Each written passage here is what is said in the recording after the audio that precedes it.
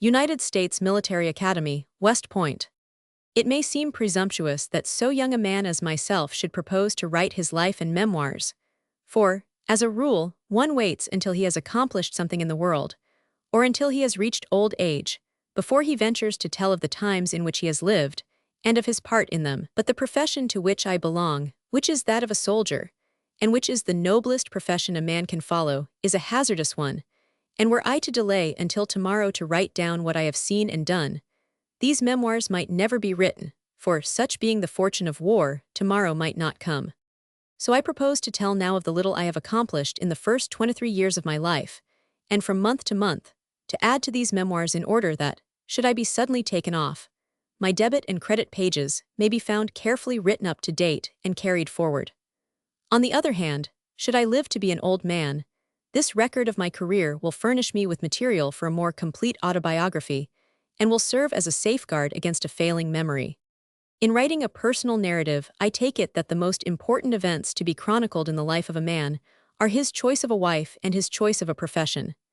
As I am unmarried, the chief event in my life is my choice of a profession, and as to that, as a matter of fact, I was given no choice, but from my earliest childhood was destined to be a soldier. My education and my daily environment each pointed to that career, and even if I had shown a remarkable aptitude for any other calling, which I did not, I doubt if I would have pursued it. I am confident that had my education been directed in an entirely different channel, I should have followed my destiny and come out a soldier in the end. For by inheritance as well as by instinct, I was foreordained to follow the fortunes of war, to delight in the clash of arms and the smoke of battle. And I expect that when I do hear the clash of arms and smell the smoke of battle, the last of the Macklins will prove himself worthy of his ancestors. I call myself the last of the Macklins for the reason that last year, on my 22nd birthday, I determined I should never marry. Women I respect and admire, several of them, especially two of the young ladies at Miss Butler's academy I have deeply loved, but a soldier cannot devote himself both to a woman and to his country. As one of our young professors said, the flag is a jealous mistress.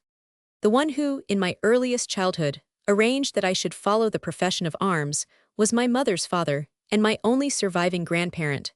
He was no less a personage than Major General John 1000. Hamilton. I am not a writer.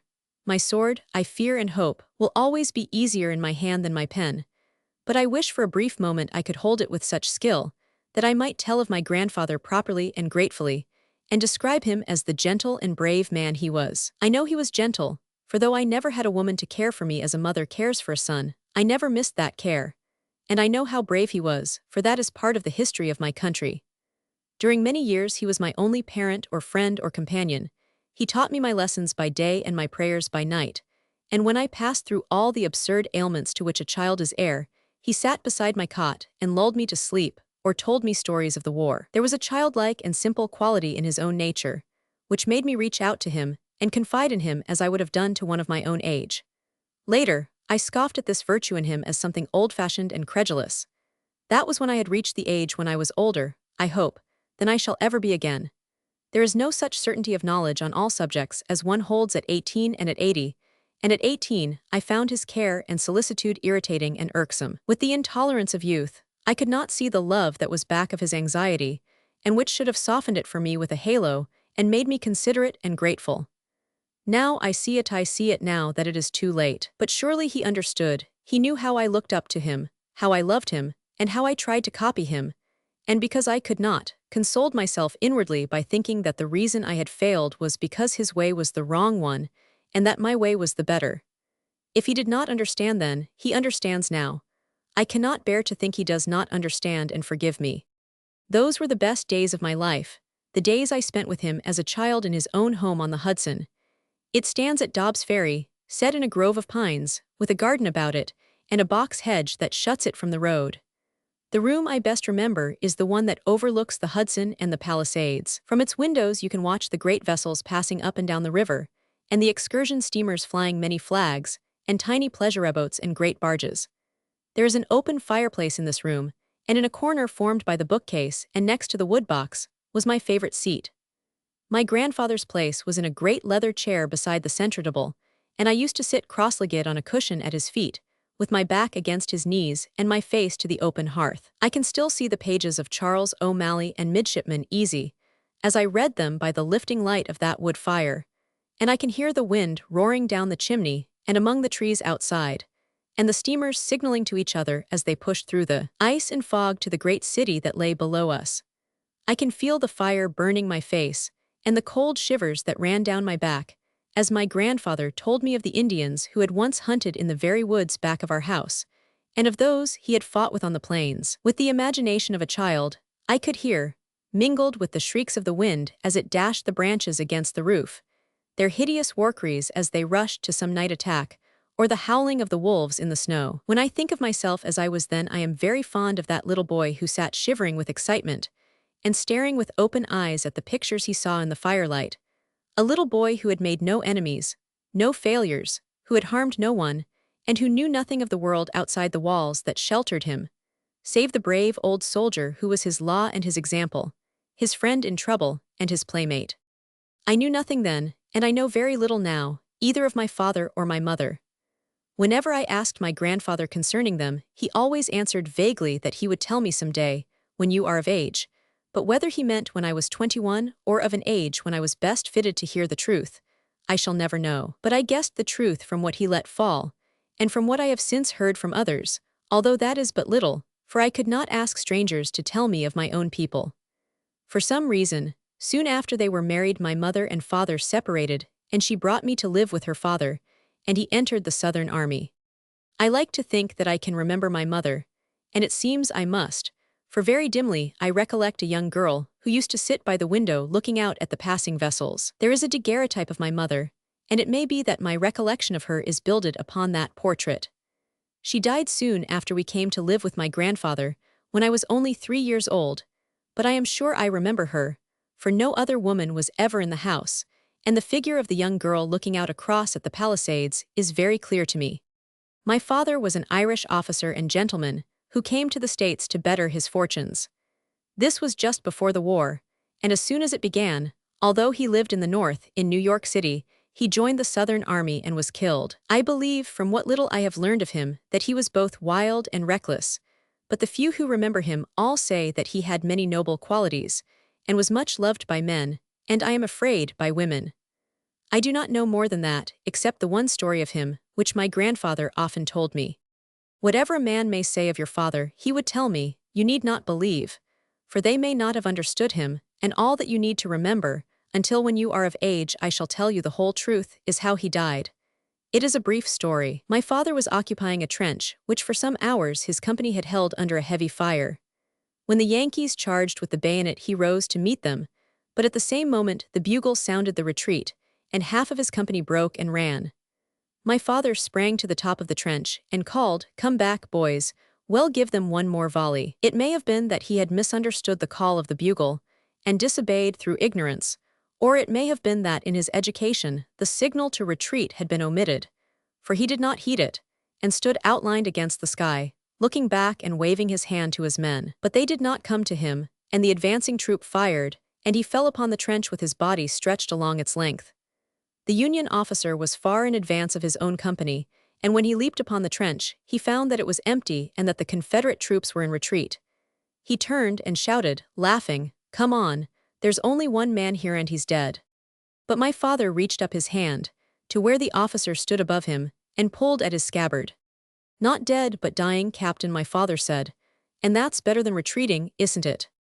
And that is the story. My grandfather used to say to me, "You must remember of your father, and whatever else he did does not count." At the age of 10, my grandfather sent me to a military academy near Dobbs Ferry, where boys were prepared for college and for West Point and Annapolis. I was a very poor scholar, and with the exception of what I learned in the drill hall and the gymnasium, the academy did me very little good, and I certainly did not, at that time at least, reflect any credit on the academy. Had I been able to take half the interest in my studies my grandfather showed in them, I would have won prizes in every branch, but even my desire to please him could not make me understand the simplest problems in long division, and later here at the point, the higher branches of mathematics, combined with other causes, have nearly deprived the United States Army of a gallant officer. I believe I have it in me to take a piece of field artillery by assault, but I know I shall never be able to work out the formula necessary to adjust its elevation. With the exception, perhaps, of Caesar's commentaries, I hated all of my studies, not only on their own account, but because they cut me out of the talks with which in the past my grandfather and I had been wont to close each day. These talks, which were made up on my part of demands for more stories, or for repetitions of those I already knew by heart, did more than any other thing to inspire me with a desire for military glory. My grandfather had served through the Mexican War, in the Indian campaigns on the plains, and during the War of the Rebellion, and his memory recalled the most wonderful and exciting of adventures. He was singularly modest, which is a virtue I never could consider as a high one, for I find that the world takes you at your own valuation, and unless the terrible trumpet of fame is sounded by yourself, no one else will blow your trumpet for you. Of that you may be sure. But I can't recall ever having heard my grandfather relate to people of his own age any of the adventures which he told me, and once I even caught him recounting a personal experience, which redounded greatly to his credit, as having happened to a man in his regiment. When with childish delight, I at once accused him of this, he was visibly annoyed, and blushed like a girl, and afterward corrected me for being so forward in the presence of my elders. His modesty went even to the length of his keeping hidden in his bedroom the 3 presentation swords, which had been given him at different times for distinguished action on the field. One came from the men of his regiment, one from his townspeople after his return from the city of Mexico, and one from the people of the state of New York, and nothing I could say would induce him to bring them downstairs to our sitting room, where visitors might see them. Personally, I cannot understand what a presentation sword is for except to show to your friends, for, as a rule, they are very badly balanced and of no use for fighting. Had it not been for the colored prints of the different battles in Mexico, which hung in our sitting room, and some Indian warbonnets and bows and arrows, and a box of dueling pistols, no one would have supposed that our house belonged to one of the most distinguished generals of his day. You may be sure I always pointed these out to our visitors, and one of my chief pleasures was to dress one of my schoolmates in the Indian warbonnet, and then scalp him with a carving knife. The dueling pistols were even a greater delight to me. They were equipped with rifle barrels and hair triggers, and were inlaid richly with silver, and more than once had been used on the field of honor. Whenever my grandfather went out for a walk, or to play whist at the house of a neighbor, I would get down these pistols and fight duels with myself in front of the looking-glass. With my left hand I would hold the handkerchief above my head, and with the other clutch the pistol at my side, and then, at the word, and as the handkerchief fluttered to the floor, I would take careful aim and pull the trigger. Sometimes I died and made speeches before I expired, and sometimes I killed my adversary and stood smiling down at him. My grandfather was a member of the Aztec Club, which was organized during the occupation of the city of Mexico by the American officers who had stormed the capital. And on the occasion of one of its annual meetings, which that year was held in Philadelphia, I was permitted to accompany him to that city. It was the longest journey from home I had ever taken, and each incident of it is still clearly fixed in my mind.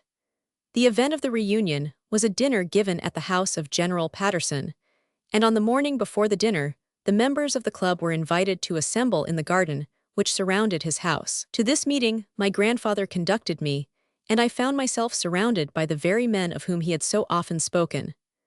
I was very frightened, and I confess I was surprised and greatly disappointed also to find that they were old and gray-haired men, and not the young and dashing warriors he had described. General Patterson alone did not disappoint me, for even at that late day, he wore a blue coat with brass buttons and a buff waistcoat and high black stock. He had a strong, fine profile and was smooth-shaven. I remember I found him exactly my ideal of the Duke of Wellington, for though I was only then 10 or 12 years of age, I had my own ideas about every soldier from Alexander and von Moltke to our own Captain Custer.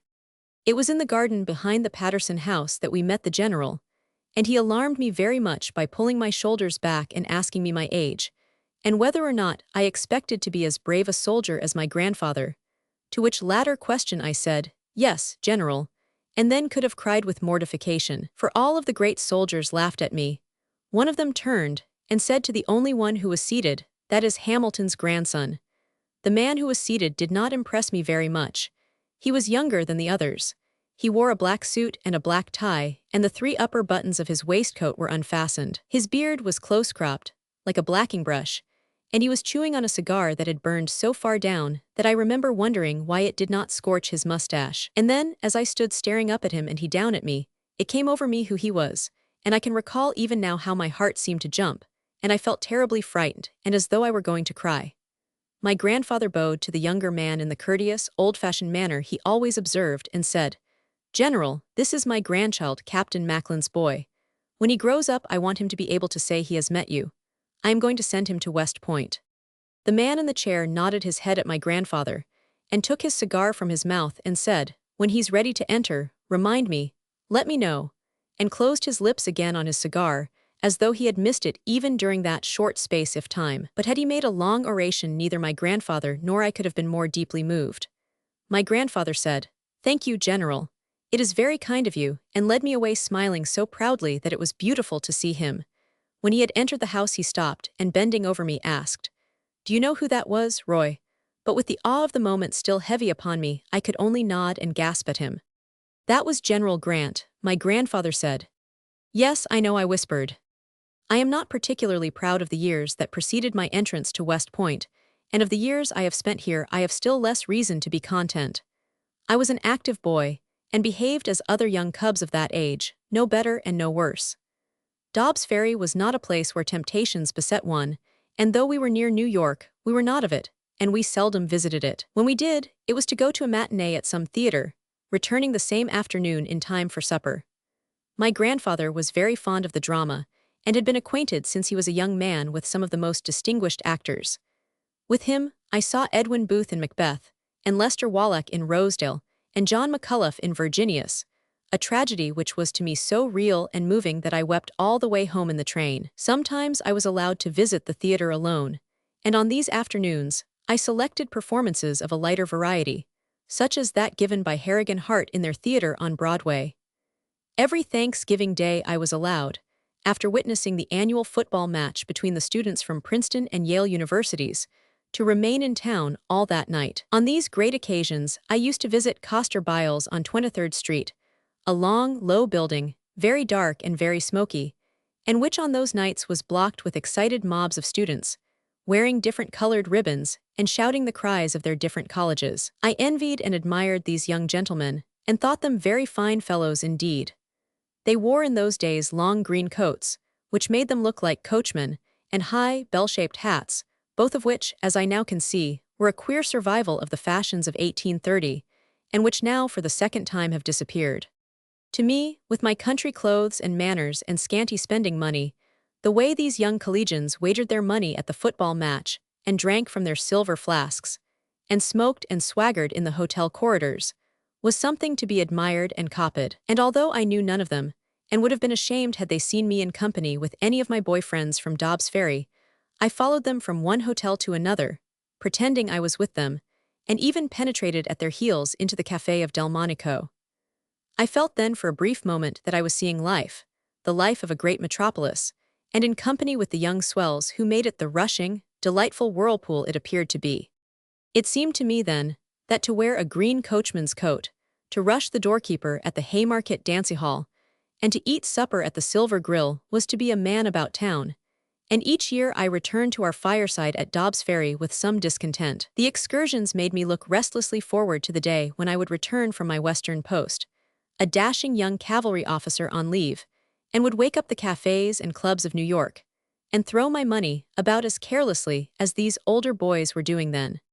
My appointment to West Point did not, after all, come from General Grant, but from President Arthur, who was in office when I reached my 19th year.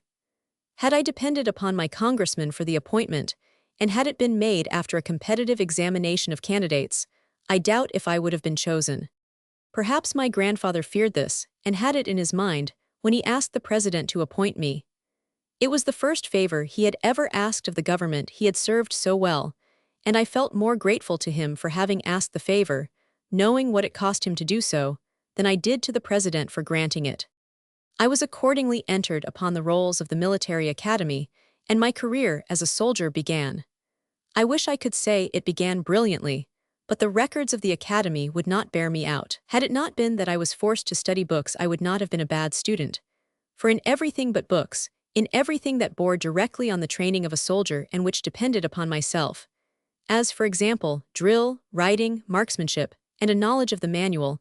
I did as well, or far better, than any of my classmates. But I could not, or would not, study, and instead of passing high in my class at the end of the plebe year, as my natural talents seemed to promise I would do, I barely scraped through, and the outlook for the second year was not encouraging. The campaign in Mexico had given my grandfather a knowledge of Spanish, and as a boy he had drilled this language into me, for it was a fixed belief of his, that if the United States ever went to war, it would be with some of her Spanish-American neighbors, with Mexico, or Central America, or with Spain on account of Cuba. In consequence, he considered it most essential that every United States officer should speak Spanish. He also argued that a knowledge of French was of even greater importance to an officer and a gentleman, as it was, as I have since found it to be, the most widely spoken of all languages. I was accordingly well drilled in these two tongues, and I have never regretted time I spent on them, for my facility in them has often served me well, has pulled me out of tight places, put money into my pocket, and gained me friends, when but for them I might have remained and departed a stranger among strangers. My French accordingly helped me much as a yearling, and in camp I threw myself so earnestly into the skirmish, artillery, and cavalry drills that in spite of my low marks, I still stood high in the opinion of the cadet officers and of my instructors. With my classmates, for some reason, although in all outofter exercises I was the superior of most of them, I was not popular. I would not see this at first, for I try to keep on friendly terms with those around me, and I want to be liked even by people of whom I have no very high opinion and from whom I do not want anything besides. But I was not popular. There was no disguising that, and in the gymnasium or the riding hall other men would win applause for performing a feat of horsemanship or a difficult trick on the parallel bars, which same feat, when I repeated it immediately after them, and even a little better than they had done, it would be received in silence. I could not see the reason for this, and the fact itself hurt me much more than anyone guessed. Then, as they would not signify by their approbation that I was the best athlete in the class, I took to telling them that I was, which did not help matters. I find it is the same in the world as it is at the academy, that if one wants recognition, he must pretend not to see that he deserves it. If he shows he does see it, everyone else will grow blind, holding, I suppose, that a conceited man carries his own comfort with him, and is his own reward. I soon saw that the cadet who was modest received more praise than the cadet who was his superior, but who, through repeated success, had acquired a self-confident, or as some people call it, a conceited manner. And so, for a time, I pretended to be modest too, and I never spoke of my athletic successes.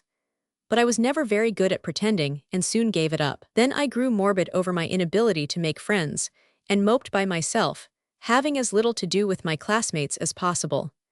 In my loneliness, I began to think that I was a much misunderstood individual. My solitary state bred in me a most unhealthy disgust for myself, and as it always is with those who are at times exuberantly light-hearted and self-assertive, I had terrible fits of depression and lack of self-confidence, during which spells I hated myself and all of those about me. Once, during one of these moods, a first-class man, who had been a sneak in his plebe year and a bully ever since, asked me sneeringly how Napoleon on the Isle of St. Helena was feeling that morning, and I told him promptly to go to the devil, and added that if he addressed me again, except in the line of his duty, I would thrash him until he could not stand or see. Of course he sent me his second, and one of my classmates acted for me. We went out that same evening after supper behind Fort Clinton, and I thrashed him so badly that he was laid up in the hospital for several days. After that, I took a much more cheerful view of life, and as it seemed hardly fair to make one cadet bear the whole brunt of my displeasure toward the entire battalion, I began picking quarrels with anyone who made pretensions of being a fighter, and who chanced to be bigger than myself. Sometimes I got badly beaten, and sometimes I thrashed the other man, but whichever way it went, those battles in the soft twilight evenings behind the grass-grown ramparts of the old fort, in the shadow of the Kosciuszko monument, will always be the brightest and pleasantest memories of my life at this place. My grandfather had one other daughter besides my mother, my Aunt Mary, who had married a Harvard professor, Dr. Endicott, and who had lived in Cambridge ever since they married. In my second year here, Dr. Endicott died, and my grandfather at once went to Cambridge to bring Aunt Mary and her daughter Beatrice back with him, installing them in our little home, which thereafter was to be theirs as well. He wrote me saying he knew I would not disapprove of this invasion of my place by my young cousin, and assured me that no one, girl or boy, could ever take the place in his heart that I had held. As a matter of fact, I was secretly pleased to hear of this addition to our little household. I knew that as soon as I was graduated, I would be sent to some army post in the West, and that the occasional visit I was now able to pay to Dobbs Ferry would be discontinued. I hated to think that in his old age my grandfather would be quite alone. On the other hand, when, after the arrival of my cousin, I received his first letter and found it filled with enthusiastic descriptions of her, and of how anxious she was to make him happy, I felt a little thrill of jealousy. It gave me some sharp pangs of remorse, and I asked myself searchingly if I had always done my utmost to please my grandfather and to give him pride and pleasure in me. I determined for the future I would think only of how to make him happy. A few weeks later, I was able to obtain a few hours' leave, and I wasted no time in running down from the Point to make the acquaintance of my cousin and to see how the home looked under the new regime. I found it changed, and except that I felt then and afterward that I was a guest, it was changed for the better. I found that my grandfather was much more comfortable in every way. The newcomers were both eager and loving, although no one could help but love my grandfather, and they invented wants he had never felt before and satisfied them, while at the same time they did not interfere with the life he had formerly led. Aunt Mary is an unselfish soul, and most content when she is by herself engaged in the affairs of the house and in doing something for those who live in it. Besides her unselfishness, which is to me the highest as it is the rarest of virtues, hers is a sweet and noble character, and she is one of the gentlest souls that I have ever known. I may say the same of my cousin Beatrice.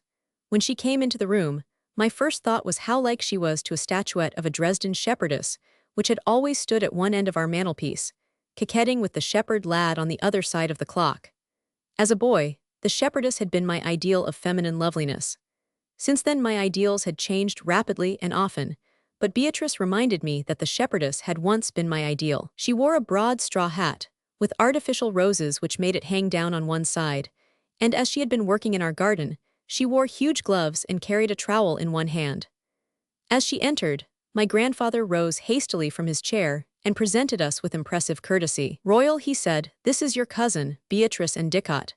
If he had not been present, I think we would have shaken hands without restraint. But he made our meeting something of a ceremony.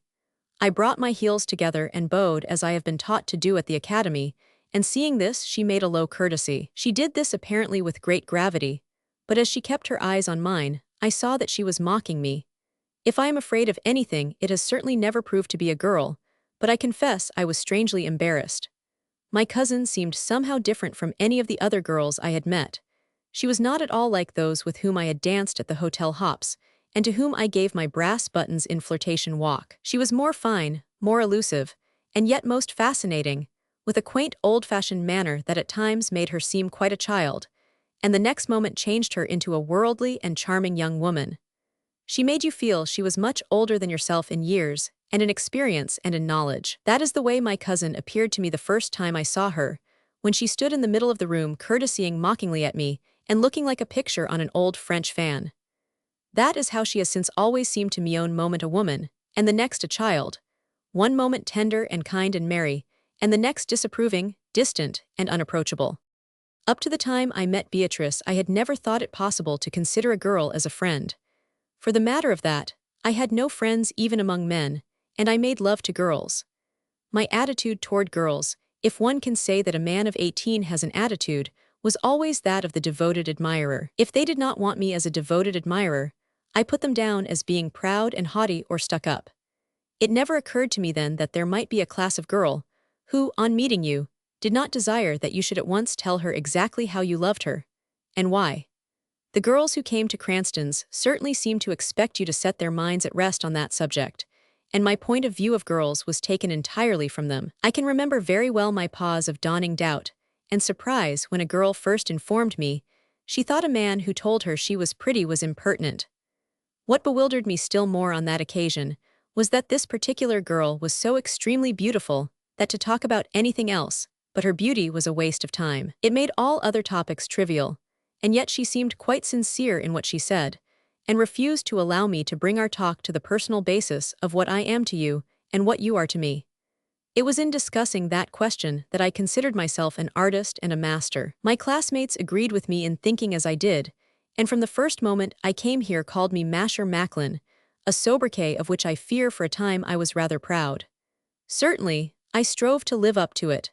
I believe I dignified my conduct to myself by calling it flirtation. Flirtation, as I understood it, was a sort of game in which I honestly believed the entire world of men and women, of every class and age, were eagerly engaged.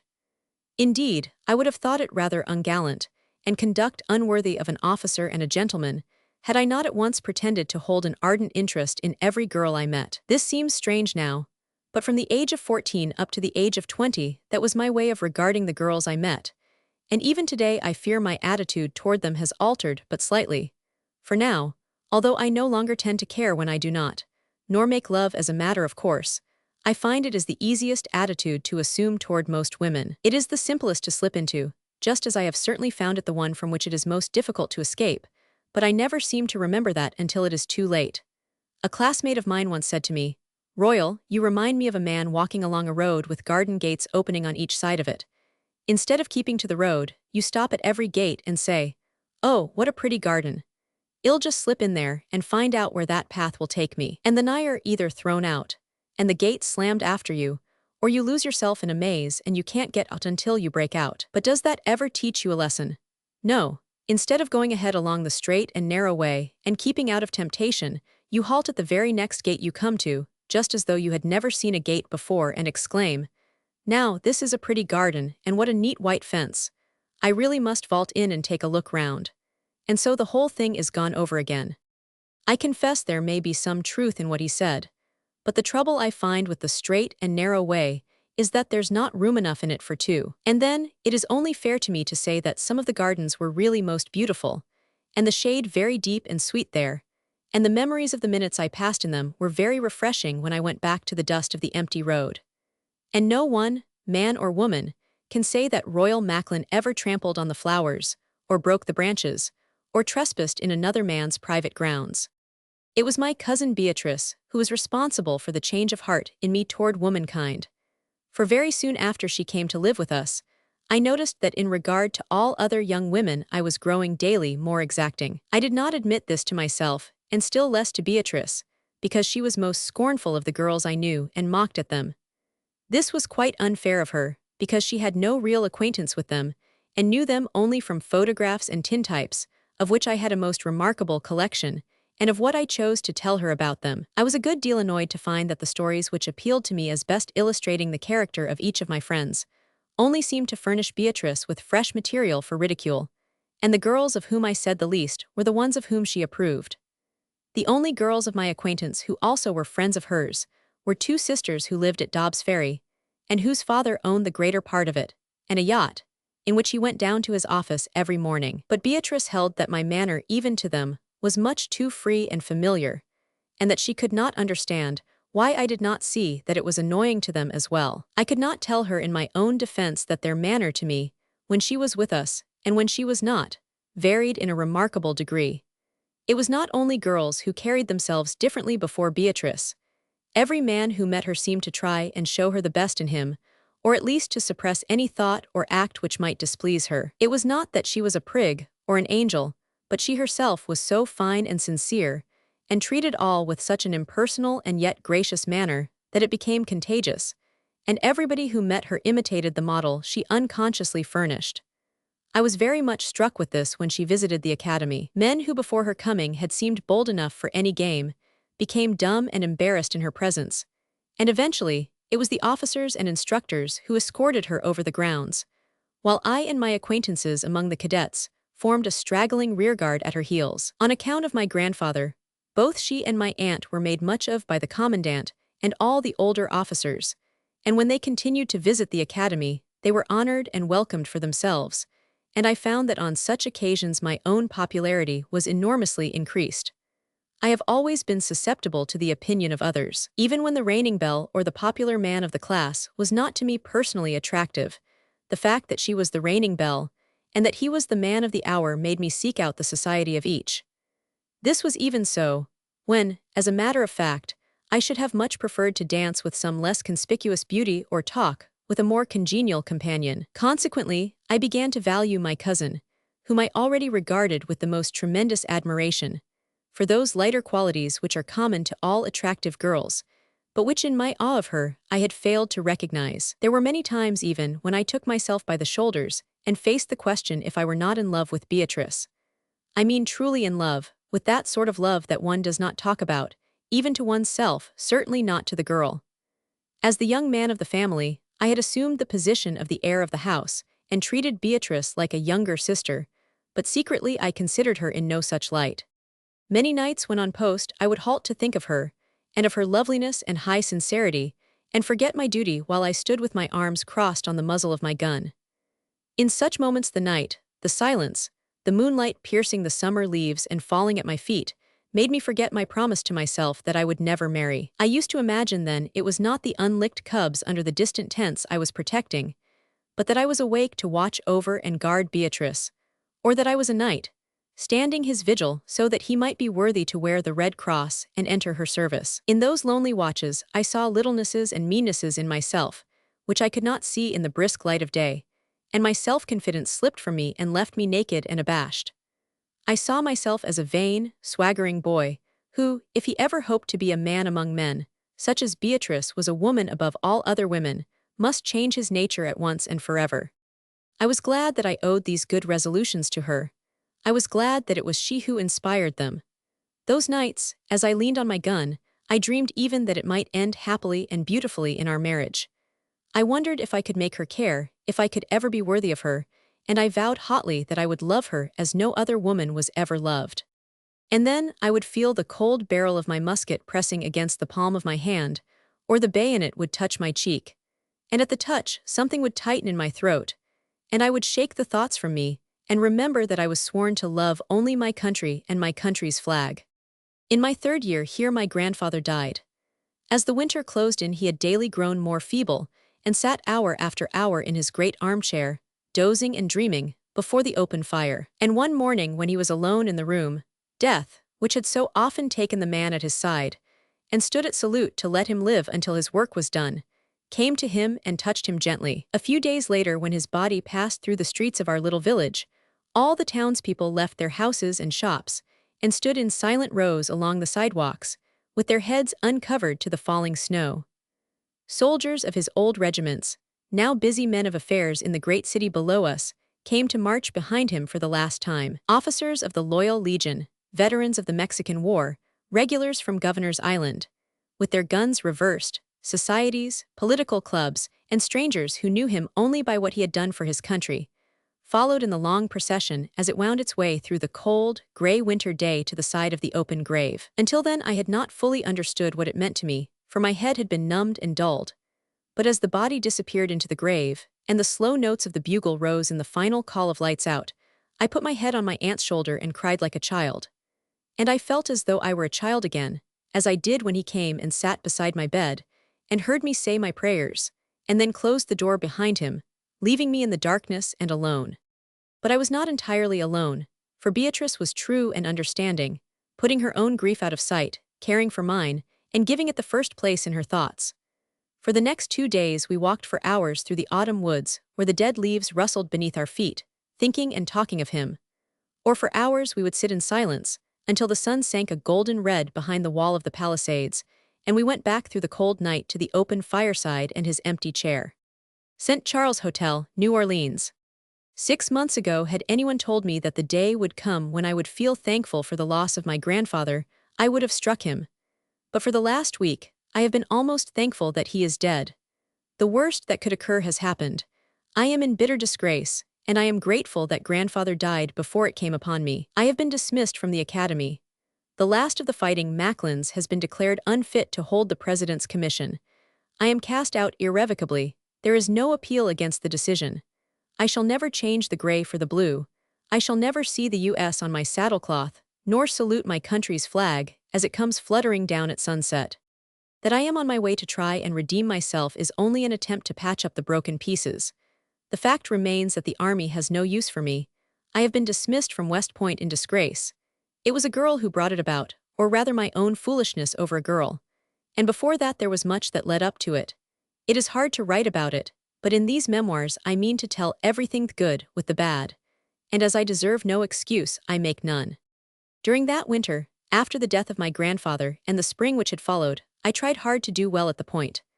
I wanted to show them that though my grandfather was gone, his example and his wishes still inspired me.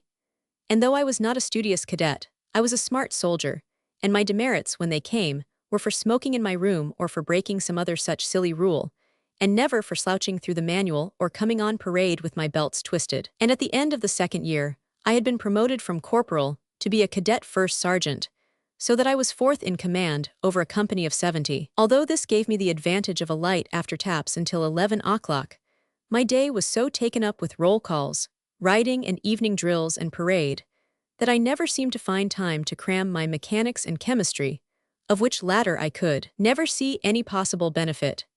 How a knowledge of what acid will turn blue litmus paper red is going to help an officer to find fodder for his troop horses, or inspire him to lead a forlorn hope, was then, and still is, beyond my youthful comprehension.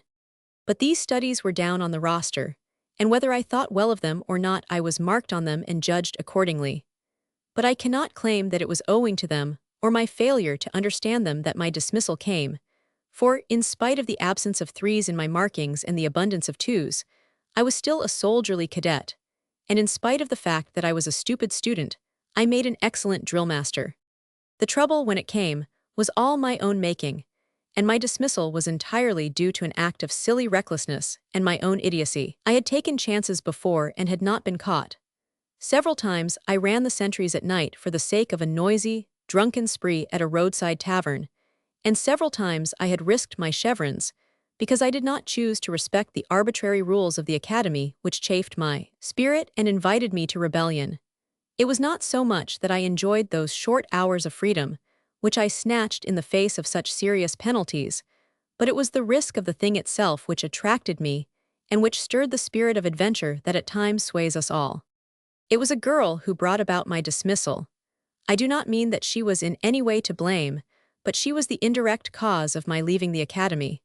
It was a piece of fool's fortune, and I had not even the knowledge that I cared in the least for the girl to console me. She was only one of the several piazza girls, as we called certain ones of those who were staying at Cranston's, with whom I had danced, to whom I had made pretty speeches, and had given the bell button that was sewn just over my heart. She certainly was not the best of them, for I can see now that she was vain and shallow, with a pert boldness, which I mistook for vivacity and wit.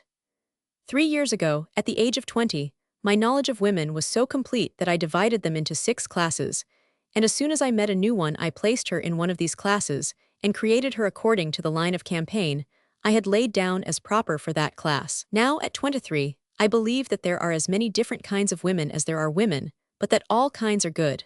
Some women are better than others, but all are good and all are different.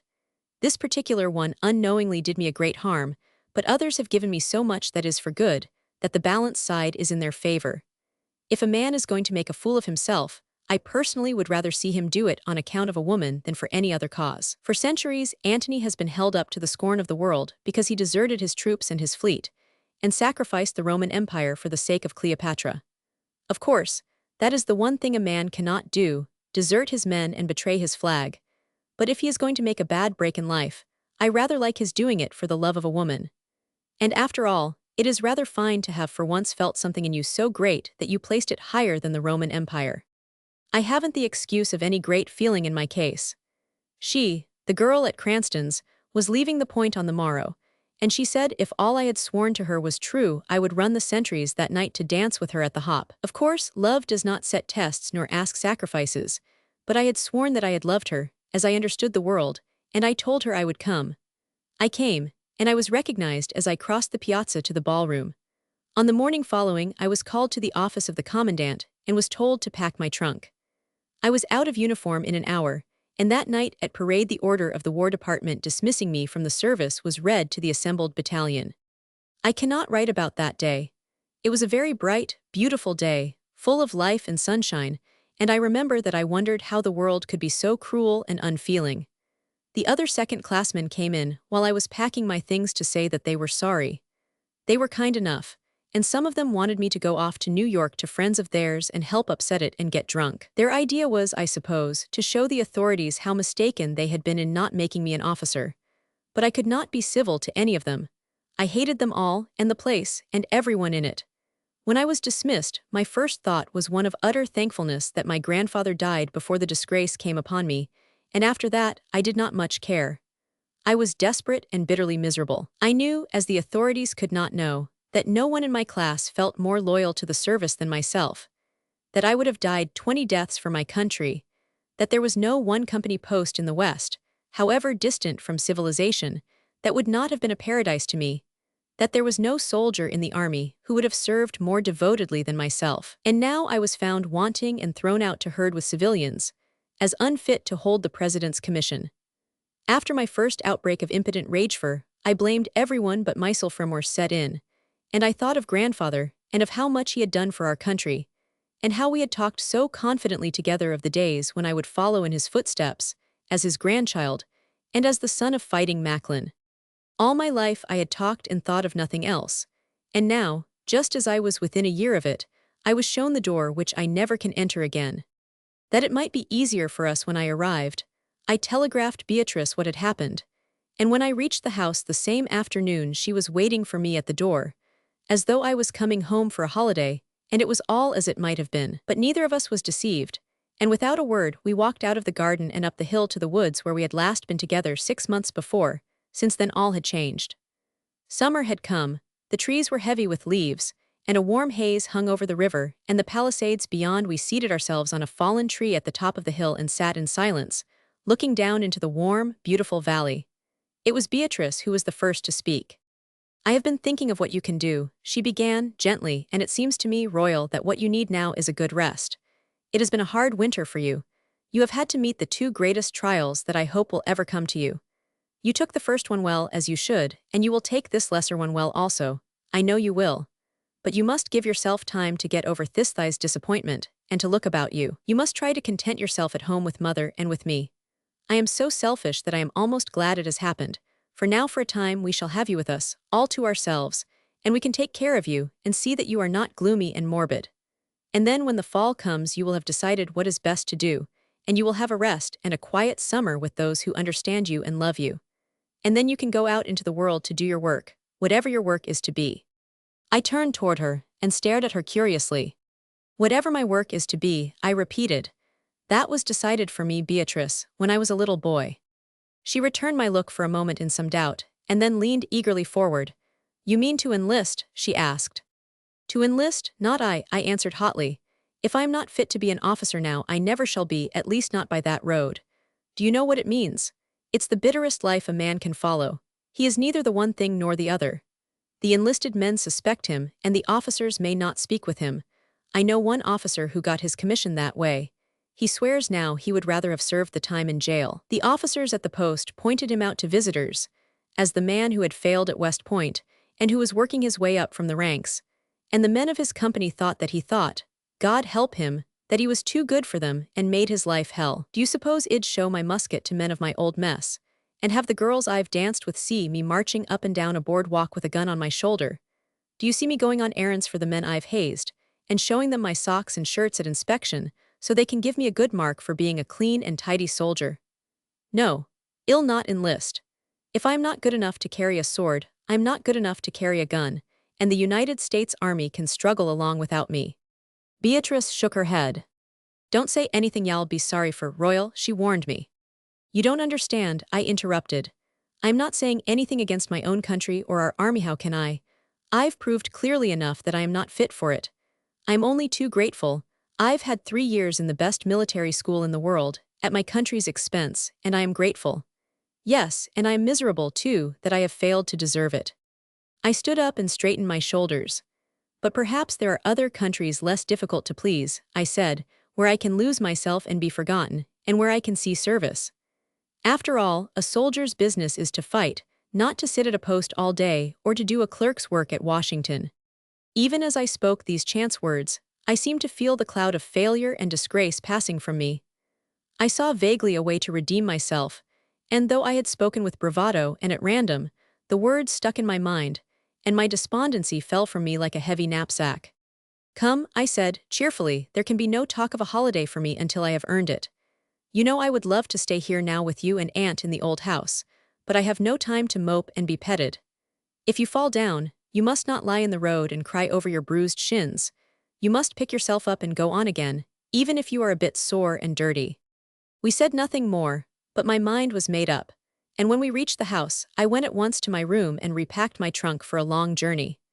It was a leather trunk in which my grandfather used to carry his sword and uniform, and in it I now proudly placed the presentation sword he had bequeathed to me in his will, and my scanty wardrobe, and 500 of the money he had left to me. All the rest of his fortune, with the exception of the 2,000 a year he had settled upon me, he had, I am glad to say, bequeathed with the house to Aunt Mary and Beatrice. When I had finished my packing, I joined them at supper, and such was my elation at the prospect of at once setting forth to redeem myself, and to seek my fortune, that to me the meal passed most cheerfully. When it was finished, I found the paper of that morning, and spreading it out upon the table began a careful search in the foreign news for what tidings there might be of war. I told Beatrice what I was doing, and without a word she brought out my old school atlas, and together under the light of the student lamp, we sought out the places mentioned in the foreign dispatches, and discussed them, and the chances they might offer me. There were, I remember, at the time that paper was printed, strained relations existing between France and China over the copper mines in Tonkin. There was a tribal war in Upper Burma with native troops. There was a threat of complications in the Balkans.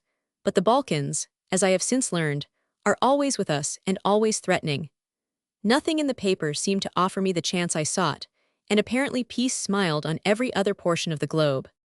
"There is always the mounted police in Canada," I said, tentatively.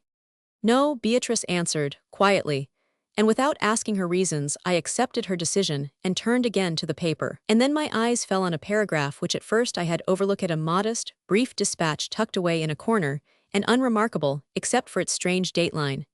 It was headed, "The Revolt in Honduras." I pointed to it with my finger, and Beatrice leaned forward with her head close to mine, and we read it together. Tegucigalpa, June 17th, it read.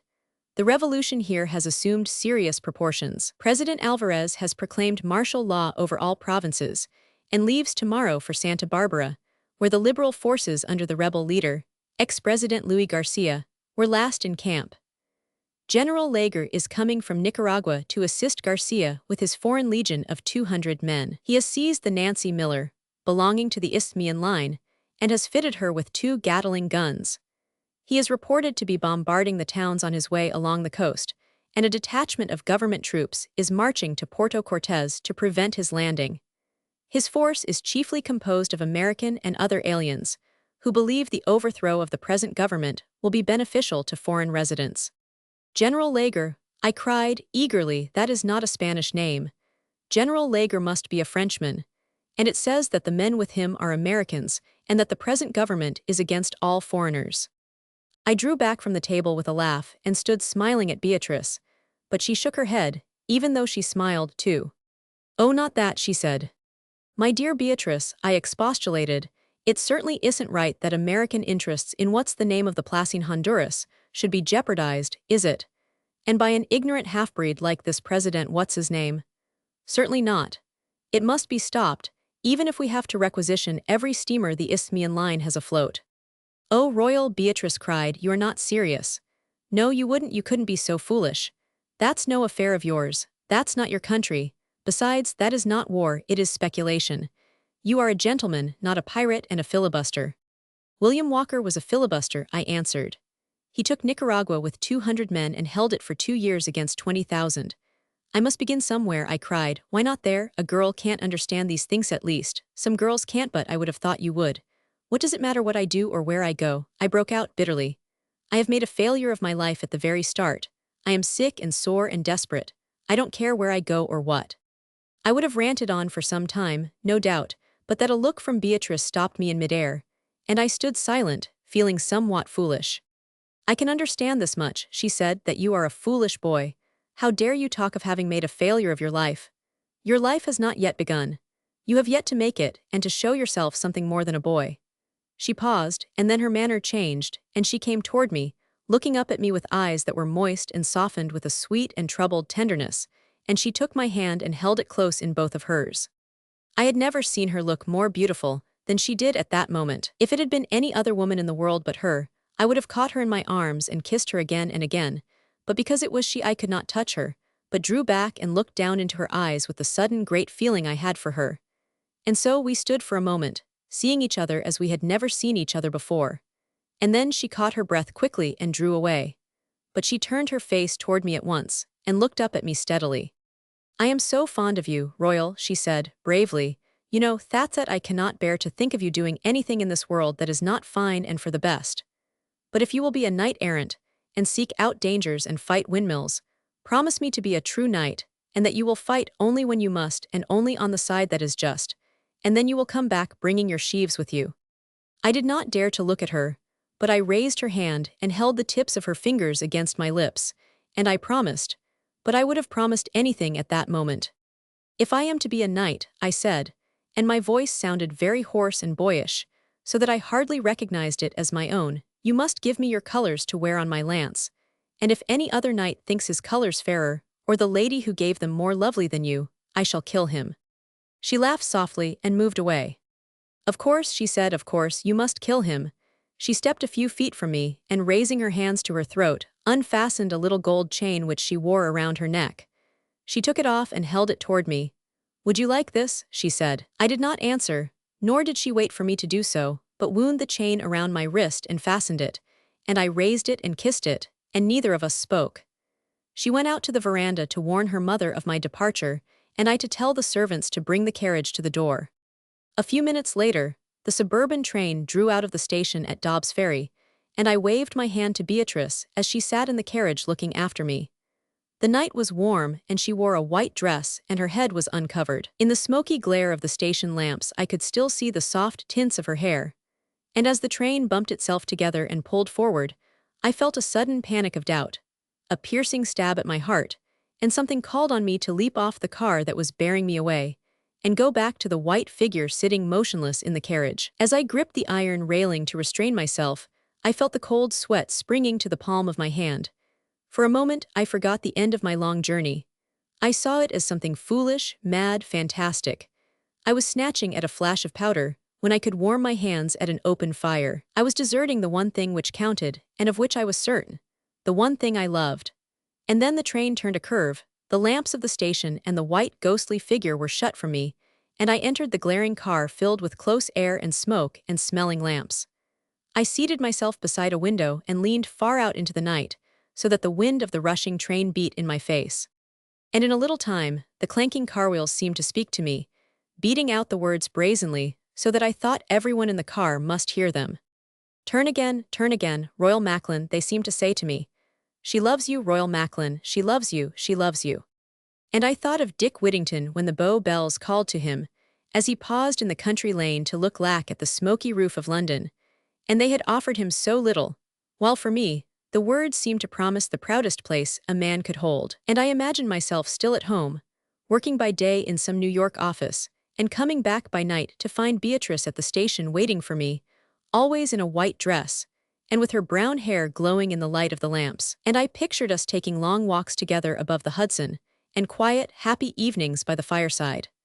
But the rhythm of the car wheels altered, and from she loves you, the refrain now came brokenly and fiercely, like the reports of muskets fired in hate and fear, and mixed with their roar and rattle, I seemed to distinguish words of command in a foreign tongue, and the groans of men wounded and dying. And I saw, rising above great jungles and noisome swamps, a long mountain range piercing a burning, naked sky. And in a pass in the mountains, a group of my own countrymen, ragged and worn and with eyes lit with fever, waving a strange flag, and beset on every side by dark-faced soldiers, and I saw my own face among them, hollow-cheeked and tanned, with my head bandaged in a scarf. I felt the hot barrel of a rifle burning my palm, I smelt the pungent odor of spent powder, my throat and nostrils were assailed with smoke. I suffered all the fierce joy and agony of battle, and the picture of the white figure of Beatrice grew dim and receded from me, and as it faded the eyes regarded me wistfully and reproached me, but I would not heed them, but turned my own eyes away. And again I saw the menacing Negro faces and the burning sunlight and the strange flag that tossed and whimpered in the air above my head, the strange flag of unknown, tawdry colors, like the painted face of a woman in the street, but a flag at which I cheered and shouted as though it were my own, as though I loved it. A flag for which I would fight and die. The train twisted its length into the great station. The men about me rose and crowded down the aisle, and I heard the cries of newsboys and hackmen and jangling car bells, and all the roar and tumult of a great city at night. But I had already made my choice. Within an hour I had crossed to the Jersey side and was speeding south, south toward New Orleans, toward the Gulf of Mexico, toward Honduras, to Colonel Lager and his Foreign Legion. Roman 2. SS Panama, off coast of Honduras. To one who never before had traveled farther than his Dobbs ferry from Philadelphia, my journey south to New Orleans was something in the way of an expedition, and I found it rich in incident and adventure. Everything was new and strange, but nothing was so strange as my own freedom. After 3 years of discipline, of going to bed by drum call, of waking by drum call, and obeying the orders of others, this new independence added a supreme flavor to all my pleasures. I took my journey very seriously, and I determined to make every little incident contribute to my better knowledge of the world. I rated the chance acquaintances of the smoking car as aids to a clear understanding of mankind, and when at Washington, I saw above the housetops the marble dome of the Capitol, I was thrilled to think that I was already so much richer in experience. To me the country through which we passed spoke with but one meaning. I saw it as the chessboard of the War of the Rebellion. I imagined the towns fortified and besieged, the hills topped with artillery, the forests alive with troops in ambush, and in my mind, on account of their strategic value to the enemy, I destroyed the bridges over which we passed. The passengers were only too willing to instruct a stranger in the historical values of their country. They pointed out to me where certain regiments had camped, where homesteads had been burned, and where real battles, not of my own imagining, but which had cost the lives of many men, had been lost and won. I found that to these chance acquaintances the events of which they spoke were as fresh after 20 years, as though they had occurred but yesterday, and they accepted my curiosity as only a natural interest in a still vital subject. I judged it advisable not to mention that General Hamilton was my grandfather. Instead, I told them that I was the son of an officer who had died for the cause of secession. This was the first time I had ever missed an opportunity of boasting of my relationship to my distinguished grandparent, and I felt meanly conscious that I was in a way disloyal. But they were so genuinely pleased when they learned that my father had fought for the South, that I lacked the courage to tell them that while he was so engaged another relative of mine had driven one of their best generals through 3 states. I am one who makes the most of what he sees, and even the simplest things filled me with delight. My first sight of cotton fields, of tobacco growing in the leaf, were great moments to me, and that the men who guarded the Negro convicts at work in the fields still clung to the uniform of gray, struck me as a fact of pathetic interest. I was delayed in New Orleans for only 1 day. At the end of that time, I secured passage on the steamer Panama. She was listed to sail for Aspinwall at 9 o'clock the next morning, and to touch at ports along the Central American coast. While waiting for my steamer, I mobilized my transport and supplies, and purchased such articles as I considered necessary for a rough campaign in a tropical climate. My purchases consisted of a revolver, a money belt, in which to carry my small fortune, which I had exchanged into gold doubleagles, a pair of fieldglasses, a rubber blanket, a canteen, riding boots, and saddlebags.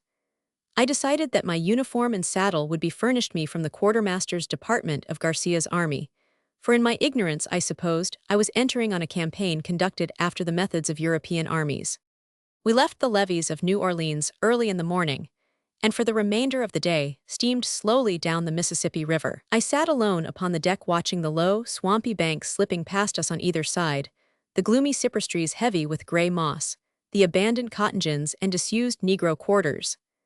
As I did so a feeling of homesickness and depression came upon me, and my disgraceful failure at the point, the loss of my grandfather, and my desertion of Beatrice, for so it began to seem to me, filled me with a bitter melancholy. The sun set the first day over great wastes of swamp, swampland, and pools of inky black, which stretched as far as the eye could reach, gloomy, silent, and barren of any form of life. It was a picture which held neither the freedom of the open sea nor the human element of the solid earth. It seemed to me as though the world must have looked so when darkness brooded over the face of the waters, and as I went to my berth that night, I felt as though I were saying good be forever to all that was dear to Memi country, my home, and the girl I loved. I was awakened in the morning by emotion which I had never before experienced. I was being gently lifted and lowered and rolled to and fro as a hammock is rocked by the breeze. For some minutes I lay between sleep and waking, struggling back to consciousness, until with a sudden gasp of delight it came to me that at last I was at sea. I scrambled from my berth and pulled back the curtains of the airport. It was as though overnight the ocean had crept up to my window. It stretched below me in great distances of a deep, beautiful blue. Tumbling waves were chasing each other over it, and millions of white caps glanced and flashed as they raced by me in the sun. It was my first real view of the ocean, and the restlessness of it and the freedom of it stirred me with a great happiness. I drank in its beauty as eagerly as I filled my lungs with the keen salt air, and thanked God for both. The 3 short days which followed were full of new and delightful surprises, some because it was all so strange, and others because it was so exactly what I had hoped it would be. I had read many tales of the sea, but ships I knew only as they moved along the Hudson at the end of the towing line. I had never felt one rise and fall beneath me, nor from the deck of one watched the sun sink into the water. I had never at night looked up at the great masts and seen them swing, like a pendulum reversed, between me and the stars. There was so much to learn that was new and so many things to see on the waters, and in the skies, that it seemed wicked to sleep. So, during nearly the whole of every night, I stood with Captain Leeds on his bridge, or asked ignorant questions of the man at the wheel. The steward of the Panama was purser, supercargo, and barkeeper in one, and a most interesting man. He apparently never slept, but at any hour was willing to sit and chat with me. It was he who first introduced me to the wonderful mysteries of the alligator pear as a salad, and taught me to prefer, in a hot country, Jamaica rum with half a lime squeezed into the glass to all other spirits. It was a most educational trip. I had much entertainment on board the Panama by pretending that I was her captain, and that she was sailing under my orders.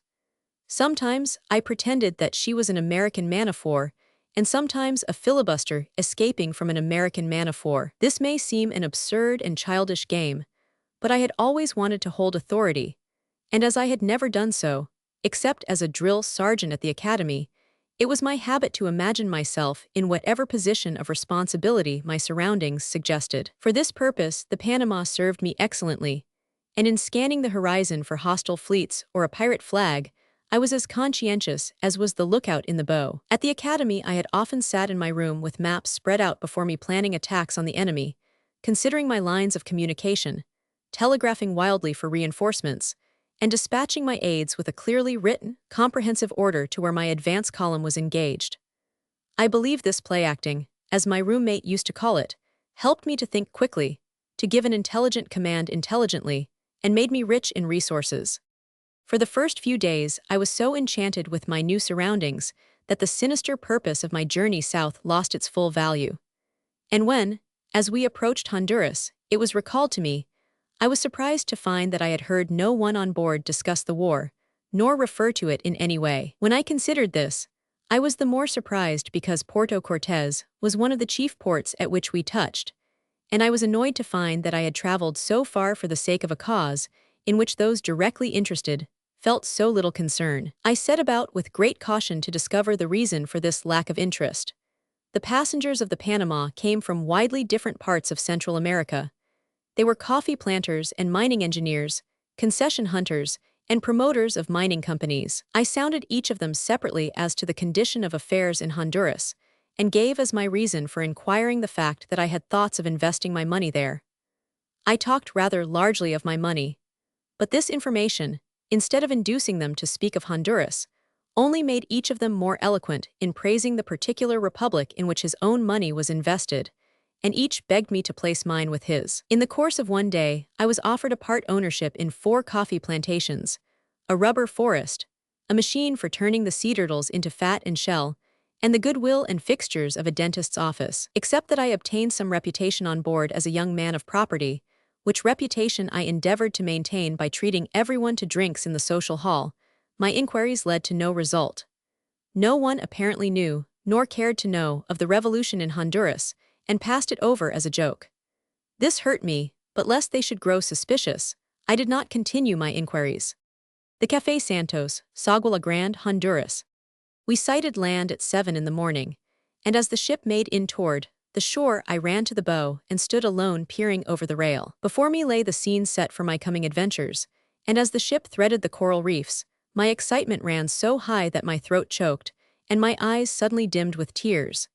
It seemed too good to be real. It seemed impossible that it could be true, that at last I should be about to act the life I had so long only rehearsed and pretended. But the pretense had changed to something living and actual. In front of me, under a flashing sun, I saw the palm-fringed harbor of my dreams, a white village of thatched mud houses, a row of ugly huts above which drooped limply the flags of foreign consuls, and far beyond, a deep blue range of mountains, forbidding and mysterious, rising out of a steaming swamp into a burning sky, and on the harbor's only pier, in blue drill uniforms and gay red caps, a group of dark-skinned, swaggering soldiers. This hot, volcano-looking land was the one I had come to free from its fetters. These swarthy barefooted brigands were the men with whom I was to fight. My trunk had been packed and strapped since sunrise, and before the ship reached the pier, I had said goodbye to everyone on board and was waiting impatiently at the gangway. I was the only passenger to leave, and no cargo was unloaded nor taken on. She was waiting only for the agent of the company to confer with Captain Leeds, and while these men were conversing on the bridge, and the hawser was being drawn on board, the custom-house officers, much to my disquiet, began to search my trunk. I had nothing with me which was dutiable, but my grandfather's presentation sword was hidden in the trunk, and its presence there, and prospective use would be difficult to explain. It was accordingly with a feeling of satisfaction that I noticed on a building on the end of the pier the sign of our consulate and the American flag, and that a young man, evidently an American, was hurrying from it toward the ship. But as it turned out, I had no need of his services, for I had concealed the sword so cleverly by burying each end of it in one of my long cavalry boots that the official failed to find it. I had locked my trunk again and was waving final farewells to those on the Panama, when the young man from the consulate began suddenly to race down the pier, shouting as he came. The gangway had been drawn up, and the steamer was underway, churning the water as she swung slowly seaward, but she was still within easy speaking distance of the pierhead. The young man rushed through the crowd, jostling the native Indians and Negro soldiers, and shrieked at the departing vessel. "Stop," he screamed, "stop, stop her." He recognized Captain Leeds on the bridge, and running along the pierhead until he was just below it, waved wildly at him. "Where's my freight?" he cried. "My freight, you haven't put off my freight." Captain Leeds folded his arms comfortably upon the rail, and regarded the young man calmly, and with an expression of amusement. "Where are my sewing machines?" the young man demanded. "Where are the sewing machines invoiced me by this steamer?" "Sewing machines, Mr. Aiken," the captain answered. "I left your sewing machines in New Orleans." "You what?" shrieked the young man. "You left them." "I left them sitting on the company's levee," the captain continued calmly. "The revenue officers have 'em by now, Mr. Aiken. Some parties said they weren't sewing machines at all. They said you were acting for Lager." The ship was slowly drawing away.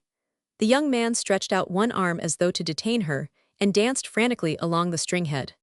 "How dare you?" he cried. "I am a commission merchant. I deal in whatever I please and I am the American consul."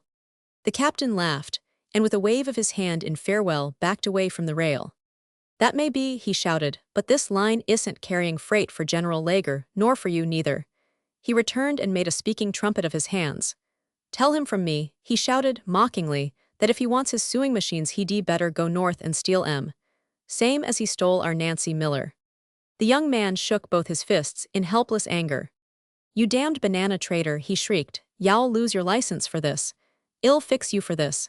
I'll dirty your card for you, you pirate." The captain flung himself far over the rail.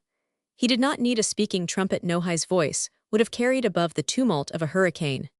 "Y'all what?" he roared. "Y'all dirty my card, you thieving filibuster. Do you know what I'll do to you? I'll have your tin sign taken away from you before I touch this port again. Y'all see how you," he ended impotently for lack of epithets, but continued in eloquent pantomime to wave his arms. With an oath, the young man recognized defeat, and shrugged his shoulders. "Oh, you go to the devil," he shouted and turned away. He saw me observing him, and as I was the only person present who looked as though he understood English, he grinned at me sheepishly and nodded. "I don't care for him," he said. "He can't frighten me." I considered this as equivalent to an introduction. "You are the United States consul?" I asked. The young man nodded briskly. Yes, I am. Where do you come from? Dobbs Ferry, near New York, I answered. I'd like to have a talk with you when you are not busy. That's all right, he said. I'm not busy now. That bumboat pirate queered the only business I had. Where are you going to stop? There is only one place, he explained. That's Pulido's. Hell knife you if he thinks you have $5 in your belt and the barroom is half underwater anyway. Or you can take a cot in my shack if you like, and I'll board and lodge you for 2 pesos a day. That's $1 in our money. And if you are going up country, he went on, I can fit you out with mules and mozos and everything you want, from canned meats to an escort of soldiers. You're sure to be robbed anyway, he urged pleasantly, and you might as well give the job to a fellow countryman. I'd hate to have one of these greasers get it. You're welcome to try, I said, laughing. In spite of his manner, which was much too familiar and patronizing, the young man amused me, and I must confess moreover that at that moment I felt very far from home and was glad to meet an American, and one not so much older than myself. The fact that he was our consul struck me as a most fortunate circumstance. He clapped his hands and directed one of the Negroes to carry my trunk to the consulate, and I walked with him up the pier, the native soldiers saluting him awkwardly as he passed. He returned their salute with a flourish, and more to impress me, I guessed, than from any regard for them. That's because I am consul, he said with satisfaction. There's only 8 white men in Puerto Cortes, he explained, and we're all consular agents. The Italian consular agent is a Frenchman, and an Italian, Gesapithe Banana King. They call him he's consular agent for both Germany and England, and the only German here is consular agent for France and Holland. You see, each of them has to represent some other country than his own, because his country knows why he left it. He threw back his head and laughed at this with great delight. Apparently, he had already forgotten the rebuff from Captain Leeds, but it had made a deep impression upon me. I had heard Leeds virtually accuse the consul of being an agent of General Lager, and I suspected that the articles he had refused to deliver were more likely to be machine guns than sewing machines. If this were true, Mr. Aiken was a person in whom I could confide with safety. The consulate was a one-story building of corrugated iron, hot, unpainted, and unlovely. It was set on wooden logs to lift it from the reach of sand jiggers and the surf, which at high tide ran up the beach, under and beyond it. Inside it was rude and bare, and the heat and the smell of the harbor, and of the swamp on which the town was built, passed freely through the open doors. Aiken proceeded to play the host in a most cordial manner. He placed my trunk in the room I was to occupy, and set out some very strong Honduran cigars and a bottle of Jamaica rum. While he did this, he began to grumble over the loss of his sewing machines, and to swear picturesquely at Captain Leeds, bragging of the awful things he meant to do to him. But when he had tasted his drink and lighted a cigar, his good humor returned, and he gave his attention to me. Now then, young one, he asked, in a tone of the utmost familiarity, what's your trouble? I explained that I could not help but hear what the captain shouted at him from the Panama, and I asked if it was contrary to the law of Honduras for one to communicate with the officer. Captain Leeds had mentioned General Lager. The old man, hey, Aiken exclaimed and stared at me apparently with increased interest. Well, there are some people who might prevent your getting to him, he answered diplomatically. For a moment he sipped his rum and water, while he examined me from over the top of the cup. Then he winked and smiled. Come now, he said encouragingly, speak up. What's the game? You can trust me. You're an agent for Collins or the Winchester Arms people, aren't you? On the contrary, I said, with some haughtiness, I am serving no one's interest but my own. I read in the papers of General Lager and his Foreign Legion, and I came here to join him and to fight with him. That's all. I am a soldier of fortune, I said. I repeated this with some emphasis, for I liked the sound of it. I am a soldier of fortune, and my name is Macklin. I hope in time to make it better known. A soldier of fortune, hey, exclaimed Aiken, observing me with a grin. What soldiering have you done? I replied, with a little embarrassment, that as yet I had seen no active service, but that for 3 years I had been trained for it at West Point. At West Point, the deuce you have, said Aiken. His tone was now one of respect, and he regarded me with marked interest. He was not a gentleman, but he was sharp-witted enough to recognize one in me, and my words and bearing had impressed him. Still, his next remark was disconcerting. But if you're a West Point soldier, he asked, why the devil do you want to mix up in a shooting match like this? I was annoyed, but I answered civilly, it's in a good cause, I said. As I understand the situation, this President Alvarez is a tyrant. He's opposed to all progress. It's a fight for liberty. Aiken interrupted me with a laugh and placed his feet on the table. "Oh come," he said in a most offensive tone. "Play fair, play fair." "Play fair, what do you mean?" I demanded. "You don't expect me to believe," he said, jeeringly, "that you came all the way down here just to fight for the sacred cause of liberty. I may occasionally exaggerate a bit in representing myself to be a more important person than I really am, but if I were taught nothing else at the point, I was taught to tell the truth, and when Aiken questioned my word, I felt the honor of the whole army rising within me and stiffening my backbone. "You had better believe what I tell you, sir," I answered him sharply. "You may not know it, but you are impertinent." I have seldom seen a man so surprised as was Aiken when I made this speech. His mouth opened and remained open while he slowly removed his feet from the table and allowed the legs of his chair to touch the floor. "Great Scott," he said at last, "but you have got a nasty temper. I'd forgotten that folks are so particular."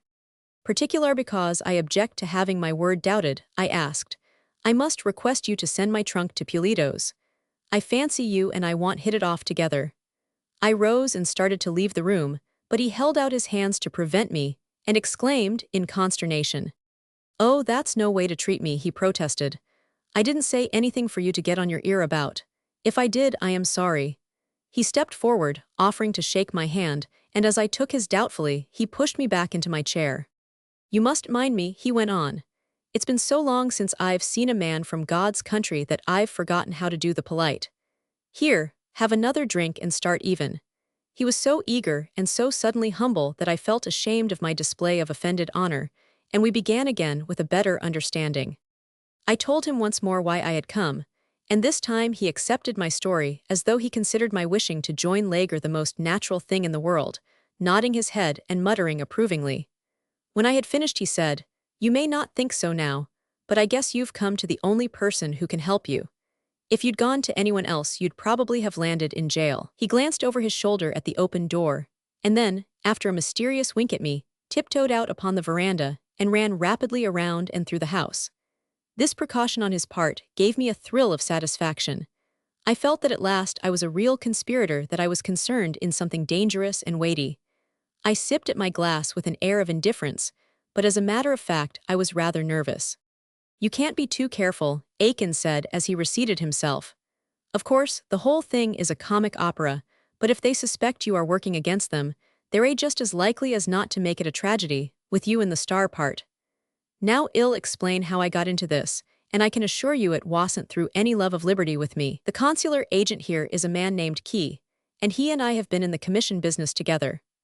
About 3 months ago, when Lager was organizing his command at Bluefields, Garcia, who is the leader of the Revolutionary Party, sent word down here to Key to go north for him and buy 2 machine guns and invoice M to me at the consulate. Key left on the next steamer and appointed me acting consul, but except for his saying so I've no more real authority to act as consul than you have. The plan was that when Lager captured this port, he would pick up the guns and carry them on to Garcia. Lager was at Bluefields, but couldn't get into the game for lack of a boat. So when the Nancy Miller touched there, he and his crowd boarded her just like a lot of old-fashioned pirates and turned the passengers out on the wharf. Then they put a gun at the head of the engineer and ordered him to take them back to Puerto Cortez. But when they reached here, the guns hadn't arrived from New Orleans. And so, after a bit of a fight on landing, Lager pushed on without them to join Garcia. He left instructions with me to bring him word when they arrived. He's in hiding up there in the mountains, waiting to hear from me now. They ought to have come the steamer day on the Panama along with you, but as you know, they didn't. I never thought they would. I knew the Isthmian line people wouldn't carry M. They've got to beat Garcia, and until this row is over they won't even carry a mailbag for fear he might capture it." "Is that because General Lager seized one of their steamers?" I asked. "No, it's an old fight," said Aiken, "and Lager stealing the Nancy Miller was only a part of it. The fight began between Garcia and the Isthmian line when Garcia became president. He tried to collect some money from the Isthmian line, and old man Fisk threw him out of the palace and made Alvarez president. I was beginning to find the politics of the revolution, into which I had precipitated myself, somewhat involved, and I suppose I looked puzzled, for Aiken laughed. "You can laugh," I said, "but it is rather confusing. Who is Fisk? Is he another revolutionist?" "Fisk?" exclaimed Aiken. "Don't tell me you don't know who Fisk is." I mean old man Fisk, the Wall Street banker Joseph Fisk, the one who owns the steam yacht and all the railroads. I had of course heard of that Joseph Fisk, but his name to me was only a word meaning money. I had never thought of Joseph Fisk as a human being. At school and at the point when we wanted to give the idea of wealth that could not be counted, we used to say, as rich as Joe Fisk. But I answered, in a tone that suggested that I knew him intimately. Oh, that Fisk, I said, but what has he to do with Honduras? He owns it, Aiken answered. It's like this, he began. You must understand that almost every republic in Central America is under the thumb of a big trading firm or a banking house or a railroad. For instance, all these revolutions you read about in the papers, it's seldom they start with the people. The Pueblo don't often elect a president or turn one out. That's generally the work of a New York business firm that wants a concession. If the president in office won't give it a concession, the company starts out to find one who will. It hunts up a rival politician or a general of the army who wants to be president, and all of them do, and makes a deal with him. It promises him if hell start a revolution it will back him with the money and the guns. Of course, the understanding is that if the leader of the fake revolution gets in hell, give his New York backers whatever they're after.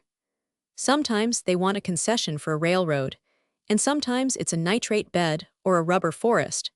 But you can take my word for it that there's very few revolutions down here that haven't got a money-making scheme at the bottom of them. Now this present revolution was started by the Isthmian Steamship Line, of which Joe Fisk is president. It runs its steamers from New Orleans to the Isthmus of Panama. In its original charter, this republic gave it the monopoly of the fruit-carrying trade from all Honduran ports. In return for this, the company agreed to pay the government $10,000 a year and 10% on its annual receipts, if the receipts ever exceeded a certain amount.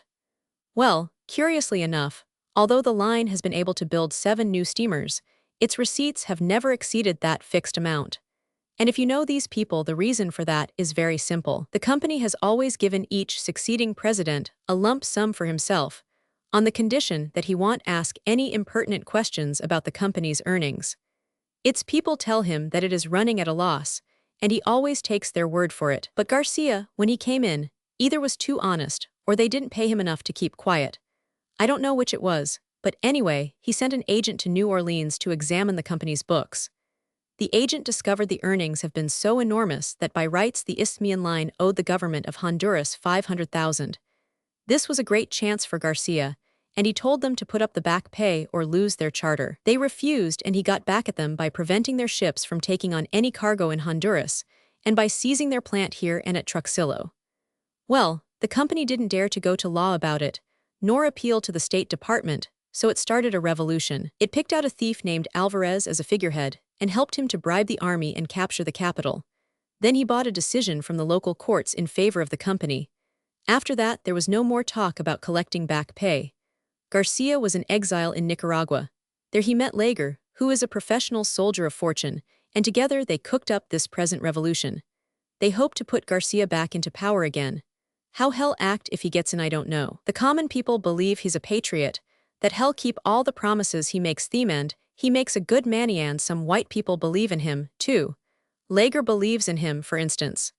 Lager told me that Garcia was a second Bolivar and Washington.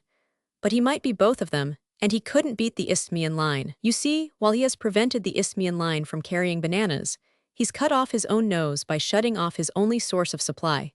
For these big corporations hang together at times, and on the Pacific side the Pacific Mail Company has got the word from Fisk, and they won't carry supplies, either. That's what I meant by saying that Joe Fisk owns Honduras. He's cut it off from the world, and only his arms and his friends can get into it. And the joke of it is he can't get out. Can't get out, I exclaimed. What do you mean? Why, he's up there at Tegucigalpa himself, said Aiken. Didn't you know that?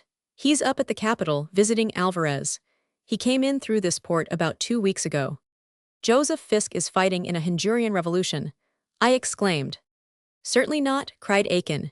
He's here on a pleasure trip, partly pleasure, partly business. He came here on his yacht. You can see her from the window, lying to the left of the buoy. Fisk has nothing to do with this row. I don't suppose he knows there's a revolution going on. I resented this pretended lack of interest on the part of the Wall Street banker. I condemned it as a piece of absurd affectation. Don't you believe it, I said. No matter how many millions a man has, he doesn't stand to lose 500,000 without taking an interest in it. Oh, but he doesn't know about that, said Aiken. He doesn't know the ins and outs of the story what I've been telling you. That's on the inside, that's cafe scandal. That side of it would never reach him. I suppose Joe Fisk is president of a dozen steamship lines, and all he does is to lend his name to this one, and preside at board meetings. The company's lawyers tell him whatever they think he ought to know.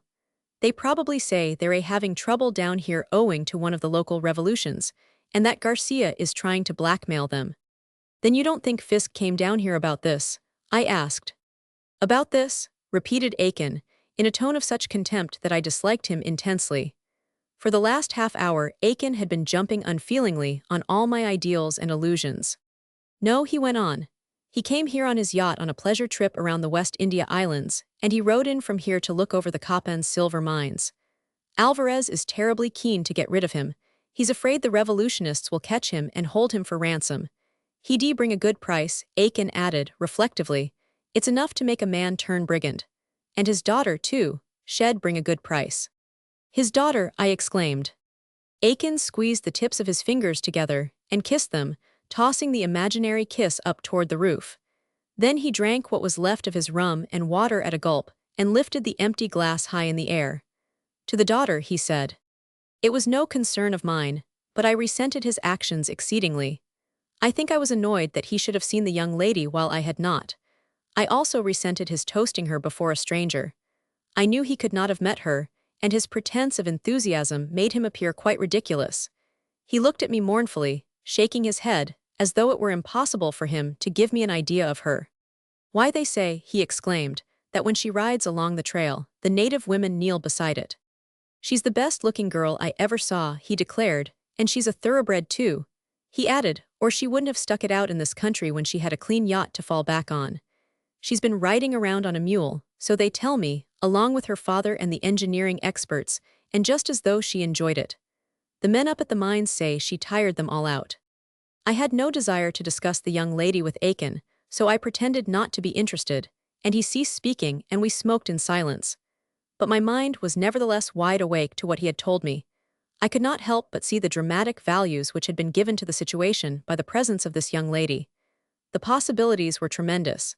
Here was I, fighting against her father, and here was she, beautiful and an heiress to many millions. In the short space of a few seconds, I had pictured myself rescuing her from brigands, denouncing her father for not paying his honest debt to Honduras, had been shot down by his escort, Miss Fisk had bandaged my wounds, and I was returning north as her prospective husband on my prospective father-in-law's yacht. Aiken aroused me from this by rising to his feet. Now then, he said briskly, if you want to go to Lager you can come with me. I've got to see him to explain why his guns haven't arrived, and I'll take you with me. He made a wry face and laughed. A nice welcome hell give me, he said. I jumped to my feet. There's my trunk, I said, it's ready and so am one. When do we start? As soon as it is moonlight, Aiken answered. The remainder of the day was spent in preparing for our journey. I was first taken to the Commandante and presented to him as a commercial traveler. Aiken asked him for a passport permitting me to proceed to the capital for purposes of trade. As consular agent, Aiken needed no passport for himself, but to avoid suspicion, he informed the Commandante that his object in visiting Tegucigalpa was to persuade Joseph Fisk, as president of the Isthmian Line, to place buoys in the harbor of Puerto Cortes and give the commission for their purchase to the Commandante. Aiken then, and always, was the most graceful liar I have ever met. His fictions were never for his own advantage, at least not obviously so. Instead, they always held out some pleasing hope for the person to whom they were addressed. His plans and promises as to what he would do were so alluring that even when I knew he was lying I liked to pretend that he was not. This particular fiction so interested the Commandante that he even offered us an escort of soldiers, which honor we naturally declined. That night when the moon had risen, we started inland, each mounted on a stout little mule, and followed by a third, on which was swung my trunk, balanced on the other side by Aiken's saddle bags. A Carib Indian whom Aiken had selected because of his sympathies for the revolution walked beside the third mule and directed its progress by the most startling shrieks and howls. To me it was a most memorable and marvelous night, and although for the greater part of it Aiken dozed in his saddle and woke only to abuse his mule, I was never more wakeful nor more happy. At the very setting forth I was pleasantly stirred, when at the limit of the town, a squad of soldiers halted us and demanded our passports. This was my first encounter with the government troops. They were barefooted and most slovenly-looking soldiers, mere boys in age and armed with old-fashioned Remingtons. But their officer, the captain of the guard, was more smartly dressed, and I was delighted to find that my knowledge of Spanish, in which my grandfather had so persistently drilled me, enabled me to understand all that passed between him and Aiken. The captain warned us that the revolutionists were camped along the trail, and that if challenged we had best answer quickly that we were Americanos. He also told us that General Lager and his legion of gringos were in hiding in the highlands some 2 days' ride from the coast. Aiken expressed the greatest concern at this, and was for at once turning back. His agitation was so convincing, he was apparently so frightened, that, until he threw a quick wink at me, I confess I was completely taken in. For some time he refused to be calmed, and it was only when the captain assured him that his official position would protect him from any personal danger that he consented to ride on. Before we crossed the town limits, he had made it quite evident that the officer himself was solely responsible for his continuing on his journey, and he denounced Lager and all his works with a picturesqueness of language and a sincerity that filled me with confusion. I even began to doubt if after all Aiken was not playing a game for both sides, and might not end my career by leading me into a trap. After we rode on, I considered the possibility of this quite seriously, and I was not reassured until I heard the mozo, with many chuckles and shrugs of the shoulder, congratulate Aiken on the way he had made a fool of the captain. "That's called diplomacy, Jose," Aiken told him. "That's my statecraft. It's because I have so much statecraft that I am a consul. You keep your eye on this American consul, Jose, and you'll learn a lot of statecraft." Jose showed his teeth and grinned, and after he had dropped into a line behind us, we could hear him still chuckling. "You would be a great success in Secret Service work, Aiken," I said, "or on the stage." We were riding in single file, and in order to see my face in the moonlight, he had to turn in his saddle. "And yet I didn't," he laughed. "What do you mean?" I asked. "Were you ever a spy or an actor?" "I was both," he said. "I was a failure at both, too. I got put in jail for being a spy, and I ought to have been hung for my acting." I kicked my mule forward in order to hear better. "Tell me about it," I asked, eagerly. "About when you were a spy." But Aiken only laughed, and rode on without turning his head. "You wouldn't understand," he said after a pause. Then he looked at me over his shoulder. "It needs a big black background of experience and hard luck to get the perspective on that story," he explained. "It wouldn't appeal to you, you're too young. There are some things they don't teach at West Point." "They teach us," I answered hotly, "that if we're detailed to Secret Service work we are to carry out our orders. It's not dishonorable to obey orders. I'm not so young as you think. Go on, tell me, in what war were you a spy?" "It wasn't in any war," Aiken said, again turning away from me. "It was in Haskell's private detective agency." I could not prevent an exclamation, but the instant it had escaped me I could have kicked myself for having made it. "I beg your pardon," I murmured, awkwardly. "I said you wouldn't understand," Aiken answered. Then, to show he did not wish to speak with me further, he spurred his mule into a trot and kept a distance between us. Our trail ran over soft, spongy ground and was shut in on either hand by a wet jungle of tangled vines and creepers. They interlaced like the strands of a hammock, choking and strangling, and clinging to each other in a great web. From the jungle we came to ill-smelling pools of mud and water, over which hung a white mist which rose as high as our heads. It was so heavy with moisture that our clothing dripped with it, and we were chilled until our teeth chattered. But by 5 o'clock in the morning, we had escaped the coast swamps, and reached higher ground and the village of Sagua La Grande, and the sun was drying our clothes and taking the stiffness out of our bones. Canal Company's Fever Hospital, Panama. The nurse brought me my diary this morning. She found it in the inside pocket of my tunic. All of its back pages were scribbled over with orders of the day, countersigns, and the memoranda I made after Lager appointed me adjutant to the Legion. But in the first half of it was what I was pleased to call my memoirs, in which I had written the last chapter the day Aiken, and I halted at Sagua La Grande. When I read it over, I felt that I was somehow much older than when I made that last entry, and yet it was only 2 months ago. It seems like 2 years. I don't feel much like writing about it, nor thinking about it, but I suppose, if I mean to keep my memoirs up to date, I shall never have more leisure in which to write than I have now. for doctor. Ezequiel says it will be another 2 weeks before I can leave this cot. Sagwa seems very unimportant now, but I must not write of it as I see it now, from this distance, but as it appealed to me then, when everything about me was new and strange and wonderful. It was my first sight of a Honduranian town, and I thought it most charming and curious. As I learned later, it was like any other Honduranian town, and indeed like every other town in Central America.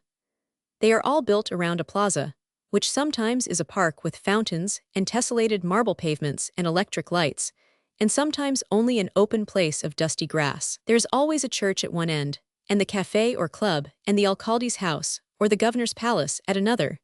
In the richer plazas there must always be the statue of some liberator, and in the poorer a great wooden cross. Sagwa La Grande was bright and warm and foreign-looking. It reminded me of the colored prints of Mexico, which I had seen in my grandfather's library. The houses were thatched clay huts with gardens around them crowded with banana palms, and trees hung with long beans, which broke into masses of crimson flowers.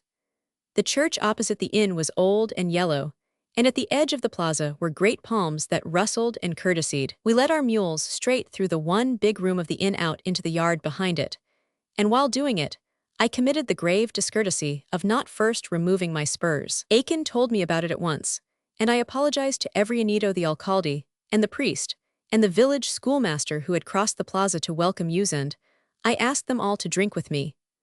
I do not know that I ever enjoyed a breakfast more than I did the one we ate in the big cool inn with the striped awning outside, and the naked brown children watching us from the street, and the palms whispering overhead. The breakfast was good in itself, but it was my surroundings which made the meal so remarkable, and the fact that I was no longer at home and responsible to someone, but that I was talking as one man to another, and in a foreign language to people who knew no other tongue. The innkeeper was a fat little person in white drill and a red sash, in which he carried 2 silver-mounted pistols. He looked like a ringmaster in a circus, but he cooked us a most wonderful omelet with tomatoes and onions and olives chopped up in it with oil. And an Indian woman made us tortillas, which are like our buckwheat cakes. It was fascinating to see her toss them up in the air and slap them into shape with her hands. Outside the sun blazed upon the white rim of huts, and the great wooden cross in the plaza threw its shadow upon the yellow facade of the church. Beside the church, there was a chime of 4 bells swinging from a low ridgepole. The dews and the sun had turned their copper a brilliant green, but had not hurt their music, and while we sat at breakfast, a little Indian boy in crumpled vestments beat upon them with a stick, making a sweet and swinging melody.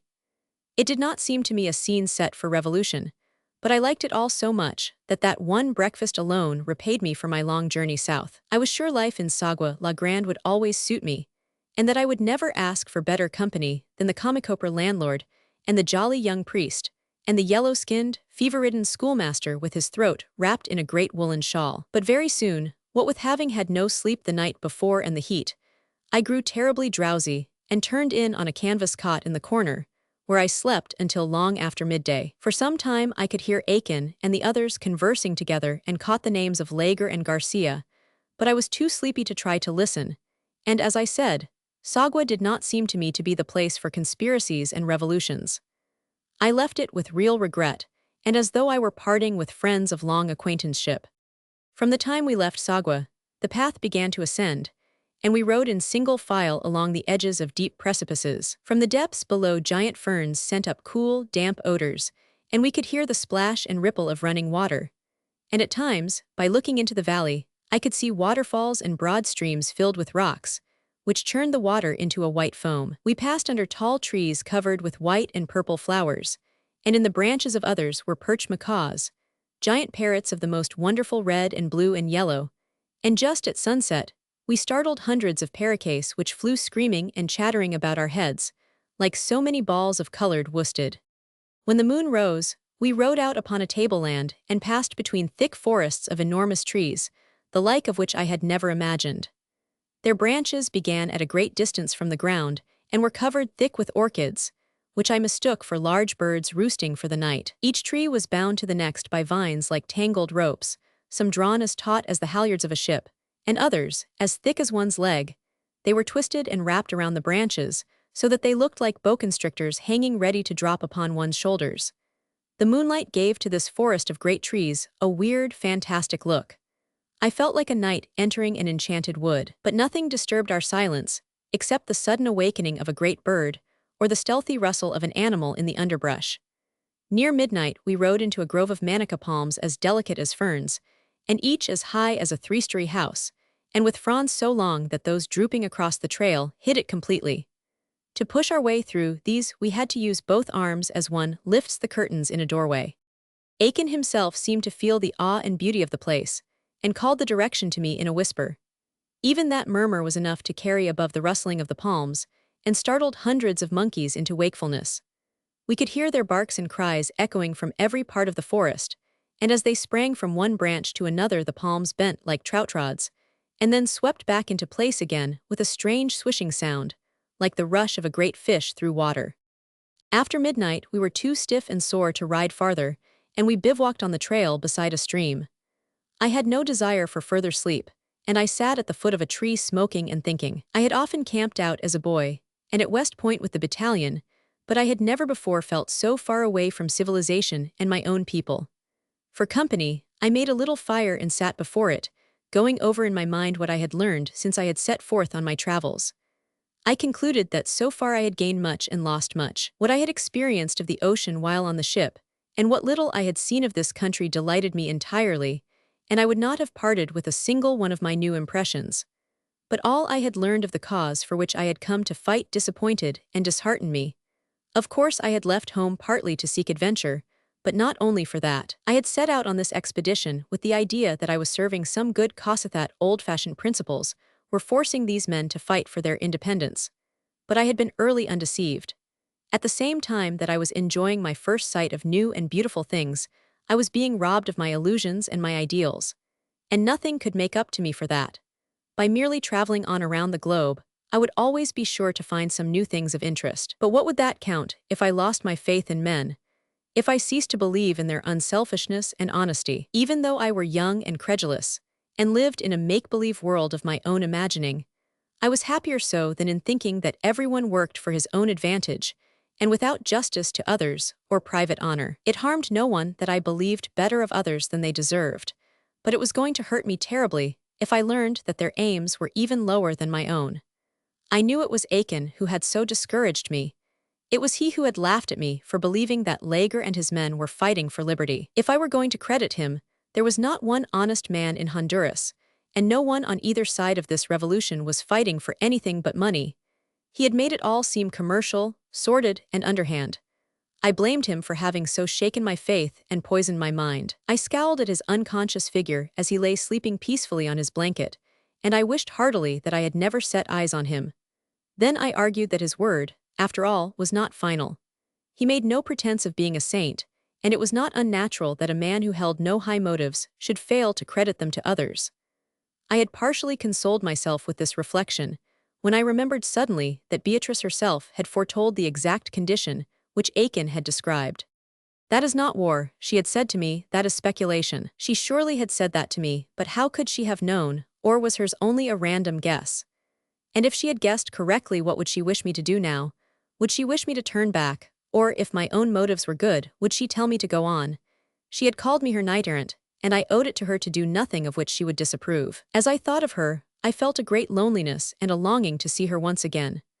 I thought of how greatly she would have delighted in those days at sea, and how wonderful it would have been if I could have seen this hot, feverish country with her at my side. I pictured her at the inn at Sagua smiling on the priest and the fat little landlord, and their admiration of her. I imagined us riding together in the brilliant sunshine with the crimson flowers meeting overhead, and the palms bowing to her and paying her homage. I lifted the locket she had wound around my wrist and kissed it. As I did so, my doubts and questionings seemed to fall away. I stood up confident and determined. It was not my business to worry over the motives of other men, but to look to my own. I would go ahead and fight Alvarez, who Aiken himself declared was a thief and a tyrant. If anyone asked me my politics, I would tell him I was for the side that would obtain the money the Isthmian line had stolen, and give it to the people, that I was for Garcia and liberty, Lager and the Foreign Legion. This platform of principles seemed to me so satisfactory that I stretched my feet to the fire and went to sleep. I was awakened by the most delicious odor of coffee, and when I rolled out of my blanket, I found José standing over me with a cup of it in his hand, and Aiken buckling the straps of my saddle girth. We took a plunge in the stream, and after a breakfast of coffee and cold tortillas, climbed into the saddle and again picked up the trail. After riding for an hour, Aiken warned me that at any moment we were likely to come upon either Lager or the soldiers of Alvarez. So you keep your eyes and ears open, he said, and when they challenge, throw up your hands quick. The challenge is halt, who lives, he explained. If it is a government soldier, you must answer, the government. But if it's one of Lager's or Garcia's pickets, you must say the revolution lives. And whatever else you do, hold up your hands. I rehearsed this at once, challenging myself several times and giving the appropriate answers. The performance seemed to afford Aiken much amusement. Isn't that right? I asked. Yes, he said. But the joke is that you won't be able to tell which is the government soldier and which is the revolutionist, and y'all give the wrong answer, and well both get shot. I can tell by our uniform, I answered. Uniform, exclaimed Aiken and burst into the most uproarious laughter. Rags and tatters, he said. I was considerably annoyed to learn by this that the Revolutionary Party had no distinctive uniform. The one worn by the government troops, which I had seen at the coast, I had thought bad enough, but it was a great disappointment to hear that we had none at all. Ever since I had started from Dobbs Ferry, I had been wondering what was the Honduranian uniform. I had promised myself to have my photograph taken in it. I had anticipated the pride I should have in sending the picture back to Beatrice, so I was considerably chagrined until I decided to invent a uniform of my own, which I would wear whether anyone else wore it or not. This was even better than having to accept one which someone else had selected. As I had thought much on the subject of uniforms, I began at once to design a becoming one. We had reached a most difficult pass in the mountain, where the trail stumbled over broken masses of rock and through a thick tangle of laurel. The walls of the pass were high, and the trees at the top shut out the sunlight. It was damp and cold and dark. We're sure to strike something here, Aiken whispered over his shoulder. It did not seem at all unlikely. The place was the most excellent man-trap, but as to that, the whole length of the trail had lain through what nature had obviously arranged for a succession of ambushes. Aiken turned in his saddle and said, in an anxious tone, Do you know, the nearer I get to the old man, the more I think I was a fool to come. As long as I've got nothing but bad news, I'd better have stayed away. Do you remember Pharaoh and the messengers of ill tidings? I nodded, but I kept my eyes busy with the rocks and motionless laurel. My mule was slipping and kicking down pebbles, and making as much noise as a gun battery. I knew, if there were any pickets about, they could hear us coming for a quarter of a mile. Garcia may think he's Pharaoh, Aiken went on, and take it into his head it's my fault the guns didn't come. Lager may say I sold the secret to the Isthmian line. Oh, he couldn't think you'd do that, I protested. Well, I've known it done, Aiken said. Key certainly sold us out at New Orleans, and Lager may think I went shares with him. I began to wonder if Aiken was not probably the very worst person I could have selected to introduce me to General Lager.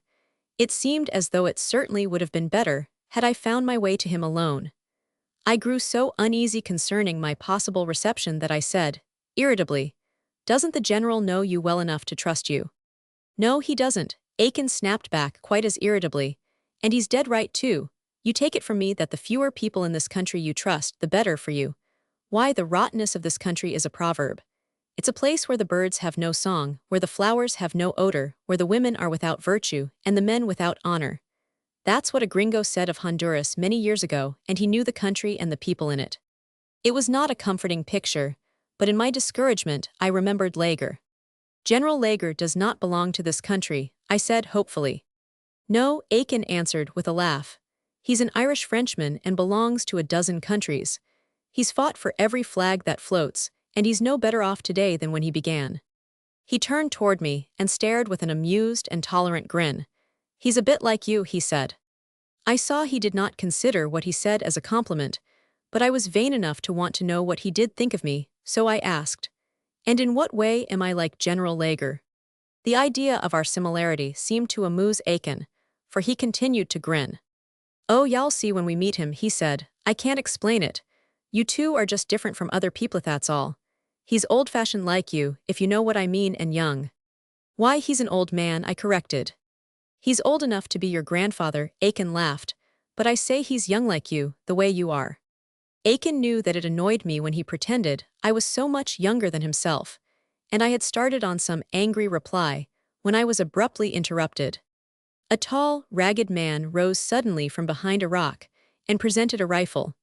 He was so close to Aiken that the rifle almost struck him in the face. Aiken threw up his hands and fell back with such a jerk that he lost his balance and would have fallen had he not pitched forward and clasped the mule around the neck. I pulled my mule to a halt and held my hands as high as I could raise them. The man moved his rifle from side to side so as to cover each of us in turn and cried in English, "Halt! Who goes there?" Aiken had not told me the answer to that challenge, so I kept silent. I could hear Jose behind me interrupting his prayers with little sobs of fright. Aiken scrambled back into an upright position, held up his hands, and cried, "Confound you, we are travelers going to the capital on business. Who the devil are you?" "Qui vive?" the man demanded over the barrel of his gun. "What does that mean?" Aiken cried petulantly. "Talk English, can't you, and put down that gun." The man ceased moving the rifle between us and settled it on Aiken. "Cry long live the government," he commanded sharply. Aiken gave a sudden start of surprise, and I saw his eyelids drop and rise again. Later, when I grew to know him intimately, I could always tell when he was lying or making the winning move in some bit of knavery by that nervous trick of the eyelids. He knew that I knew about it, and he once confided to me that, had he been able to overcome it, he would have saved himself some thousands of dollars which it had cost him at cards. But except for this drooping of the eyelids, he gave no sign. "No, I want cry long live the government," he answered. "That is," he added hastily, "I want cry long live anything. I am the American consul, and I am up here on business. So's my friend." The man did not move his gun by so much as a straw's breadth. "You will cry long live Alvarez, or I will shoot you," said the man. I had more leisure to observe the man than had Aiken, for it is difficult to study the features of anyone when he is looking at you down a gun barrel, and it seemed to me that the muscles of the man's mouth as he pressed it against the stock were twitching with a smile. As the side of his face toward me was the one farther from the gun, I was able to see this, but Aiken could not, and he answered, still more angrily, "I tell you, I am the American consul. Anyway, it's not going to do you any good to shoot me. You take me to your colonel alive, and I'll give you $200. You shoot me and you won't get a cent." The moment was serious enough, and I was thoroughly concerned both for Aiken and myself. But when he made this offer, my nervousness, or my sense of humor, got the upper hand of me, and I laughed. Having laughed, I made the best of it and said, "Offer him 500 for the two of us, hang the expense." The rifle wavered in the man's hands, he steadied it, scowled at me, bit his lips, and then burst into shouts of laughter. He sank back against one of the rocks and pointed at Aiken mockingly. "I knew it was you all the time," he cried, "for cert I 999. I knew it was you all the time." I was greatly relieved, but naturally deeply indignant. I felt as though someone had jumped from behind a door and shouted boo at me. I hoped in my heart that the colonel would give the fellow 8 hours pack drill. "What a remarkable sentry," I said. Aiken shoved his hands into his breeches pockets and surveyed the man with an expression of the most violent disgust. "You've got a damned queer idea of a joke," he said finally. "I might have shot you." The man seemed to consider this the very acme of humor, for he fairly hooted at us. He was so much amused that it was some moments before he could control himself. "I saw you at Puerto Cortes," he said. "I knew you was the American consul all the time. You came to our camp after the fight, and the general gave you a long talk in his tent. Don't you remember me? I was standing guard outside." Aiken snorted indignantly. "No, I don't remember you," he said. "But I'll remember you next time. Are you standing guard now, or just doing a little highway robbery on your own account?" "Oh, I am standing guard for keeps," said the sentry, earnestly. "Our camp's only 200 yards back of me, and our captain told me to let all parties pass except the enemy, but I thought I'd have to jump you just for fun. I am an American myself, you see, from Kansas, and being an American I had to give the American consul a scare. But say," he exclaimed, advancing enthusiastically on Aiken, with his hand outstretched, "you didn't scare for a cent." He shook hands violently with each of us in turn. "My name's Pete MacGraw," he added, expectantly. "Well now, Mr. MacGraw," said Aiken, "if y'all kindly guide us to General Lager, we'll use our influence to have you promoted. You need more room. I imagine a soldier with your original ideas must find sentry duty go very dull." MacGraw grinned appreciatively and winked. "If I take you to my general alive, do I get that $200? He asked. He rounded off his question with another yell of laughter. He was such a harmless idiot that we laughed with him, but we were silenced at once by a shout from above us and a command to stop that noise. I looked up and saw a man in semi-uniform and wearing an officer's sash and sword stepping from one rock to another and breaking his way through the laurel. He greeted Aiken with a curt wave of the hand. "Glad to see you, Consul," he called. "You will dismount, please, and lead your horses this way." He looked at me suspiciously and then turned and disappeared into the undergrowth. "The general is expecting you, Aiken," his voice called back to us. "I hope everything is all right." Aiken and I had started to draw the mules up the hill. Already both the officer and the trail had been completely hidden by the laurel. "No, nothing is all right," Aiken growled. There was the sound of an oath, the laurels parted, and the officer's face reappeared, glaring at us angrily. "What do you mean?" he demanded. "My information is for General Lager," Aiken answered sulkily. The man sprang away again, muttering to himself, and we scrambled and stumbled after him, guided by the sounds of breaking branches and rolling stones. From a glance I caught of Aiken's face, I knew he was regretting now, with even more reason than before, that he had not remained at the coast, and I felt very sorry for him. Now that he was in trouble and not patronizing me and poking fun at me, I experienced a strong change of feeling toward him. He was the only friend I had in Honduras, and as between him and these strangers who had received us so oddly, I felt that, although it would be to my advantage to be friends with the greater number, my loyalty was owing to Aiken. So I scrambled up beside him and panted out with some difficulty, for the ascent was a steep one. "If there is any row, I am with you, Aiken."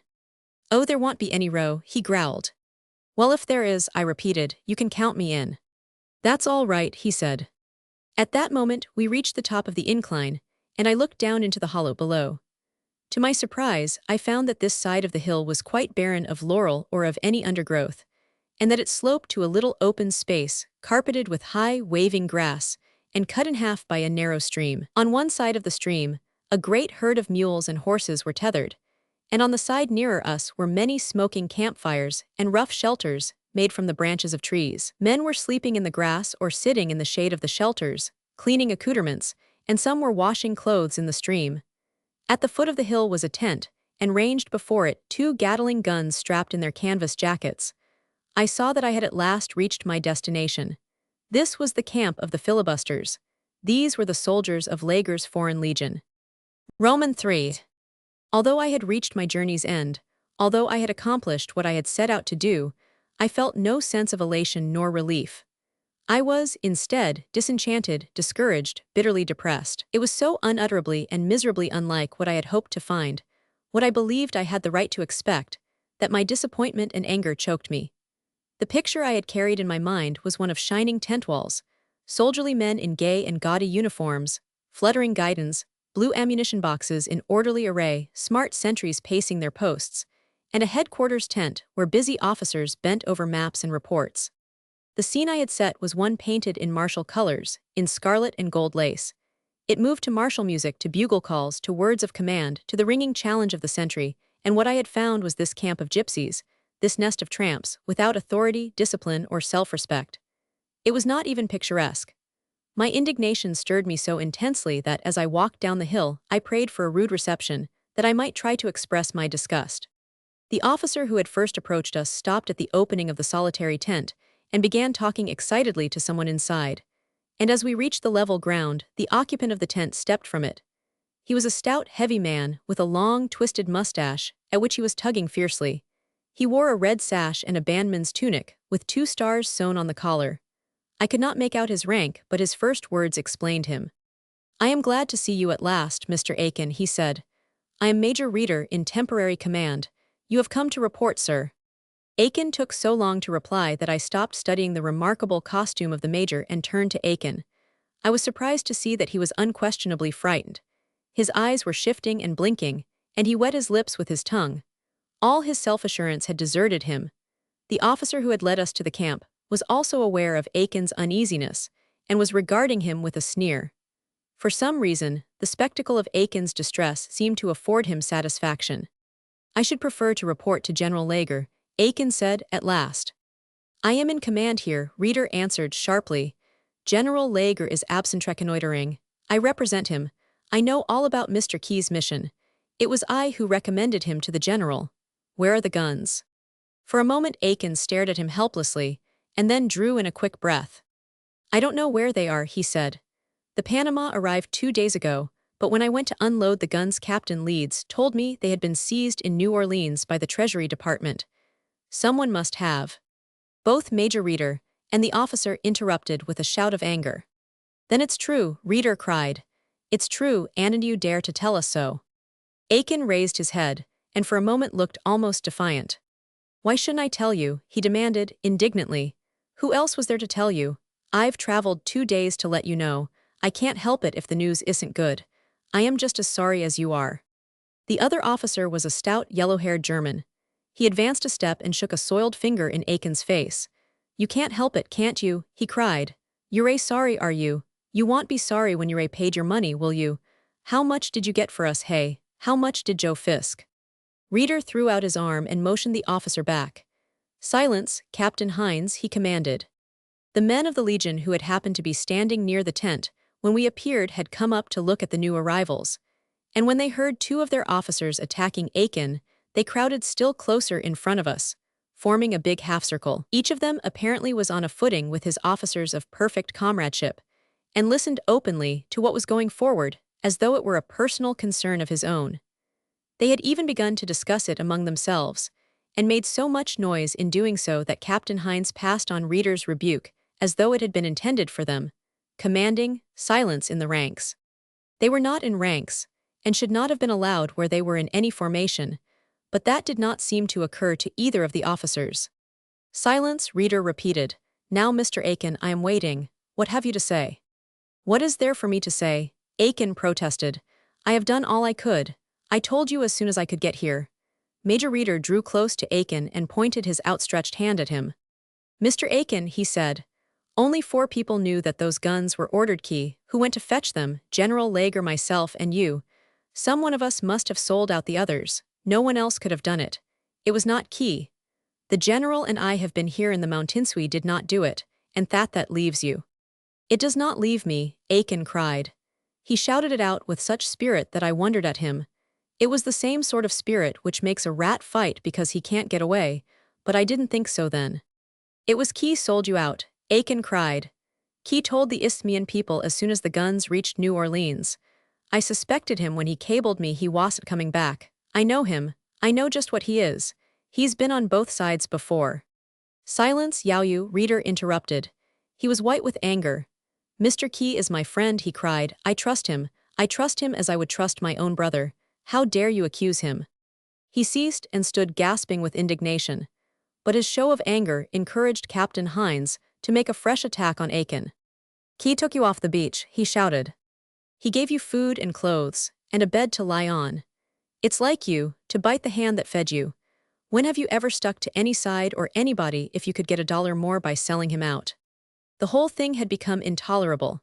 It was abject and degrading, like a falling out among thieves. They reminded me of a group of drunken women I had once seen, shameless and foul-mouthed, fighting in the street, with grinning nightbirds urging them on.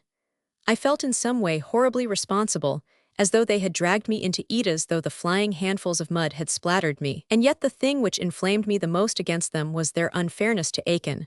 They would not let him speak, and they would not see that they were so many, and that he was alone. I did not then know that he was telling the truth. Indeed, I thought otherwise. I did not then know that on those occasions when he appeared to the worst advantage, he generally was trying to tell the truth. Captain Hines pushed nearer, and shoved his fist close to Aiken's face. "We know what you are," he jeered. "We know you're no more on our side than you're the American consul. You lied to us about that, and you've lied to us about everything else. And now we've caught you, and we'll make you pay for it." One of the men in the rear of the crowd shouted, "Ah, shoot the beggar," and others began to push forward and to jeer. Aiken heard them and turned quite white. "You've caught me," Aiken stammered. "Why, I came here of my own will. Is it likely I'd have done that if I had sold you out?" "I tell you you did sell us out," Hines roared. "And you're a coward besides, and I tell you so to your face." He sprang at Aiken, and Aiken shrank back. It made me sick to see him do it. I had such a contempt for the men against him that I hated his not standing up to them. It was to hide the fact that he had stepped back that I jumped in front of him and pretended to restrain him. I tried to make it look as though had I not interfered, he would have struck at Heinz. The German had swung around toward the men behind him, as though he were subpoenaing them as witnesses. "I call him a coward to his face," he shouted. But when he turned again, I was standing in front of Aiken, and he halted in surprise, glaring at me. I don't know what made me do it, except that I had heard enough of their recriminations and was sick with disappointment. I hated Heinz and all of them and myself for being there. "Yes, you can call him a coward," I said, as offensively as I could, with 50 men behind you. "How big a crowd do you want before you dare insult a man?" Then I turned on the others. "Aren't you ashamed of yourselves?" I cried, "to all of you set on one man in your own camp. I don't know anything about this row and I don't want to know, but there's 50 men here against one, and I am on the side of that one. You're a lot of cheap bullies," I cried, "and this German drill sergeant," I shouted, pointing at Heinz, who calls himself an officer, "is the cheapest bully of the lot." I jerked open the buckle which held my belt and revolver and flung them on the ground. Then I slipped off my coat and shoved it back of me to Aiken, for I wanted to keep him out of it. It was the luck of Royal Macklin himself that led me to take off my coat instead of drawing my revolver. At the point I had been accustomed to settle things with my fists, and it had been only since I started from the coast that I had carried a gun. A year later, in the same situation, I would have reached for it. Had I done so that morning, as a dozen of them assured me later, they would have shot me before I could have got my hand on it. But as it was, when I rolled up my sleeves, the men began to laugh and some shouted, "Give him room, make a ring, fair play now, make a ring." The semicircle spread out and lengthened until it formed a ring, with Heinz and Reeder, and Aiken holding my coat and myself in the center of it. I squared off in front of the German and tapped him lightly on the chest with the back of my hand. "Now then," I cried, taunting him, "I call you a coward to your face. What are you going to do about it?" For an instant, he seemed too enraged and astonished to move, and the next he exploded with a wonderful German oath and rushed at me, tugging at his sword. At the same moment, the men gave a shout and the ring broke. I thought they had cried out in protest when they saw Heinz put his hand on his sword, but as they scattered and fell back, I saw that they were looking neither at Heinz nor at me, but at someone behind me. Heinz, too, halted as suddenly as though he had been pulled back by a curbed bit, and bringing his heels together, stood stiffly at salute. I turned and saw that everyone was falling out of the way of a tall man who came striding toward us, and I knew on the instant that he was General Lager. At the first glance I disassociated him from his followers. He was entirely apart. In any surroundings, I would have picked him out as a leader of men.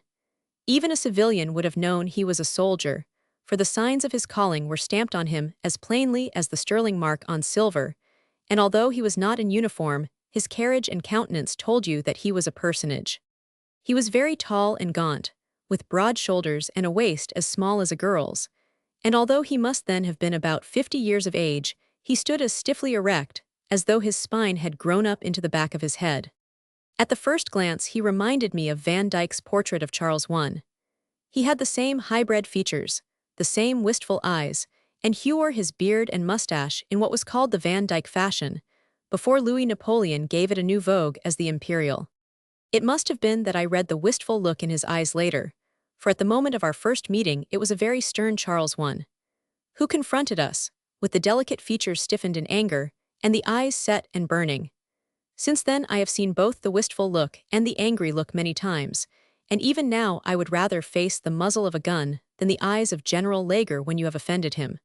His first words were addressed to Reeder. "What does this mean, sir?" he demanded. "If you cannot keep order in this camp when my back is turned, I shall find an officer who can. Who is this?" he added, pointing at me. I became suddenly conscious of the fact that I was without my hat or coat and that my sleeves were pulled up to the shoulders. Aiken was just behind me, and as I turned to him for my coat, I disclosed his presence to the general.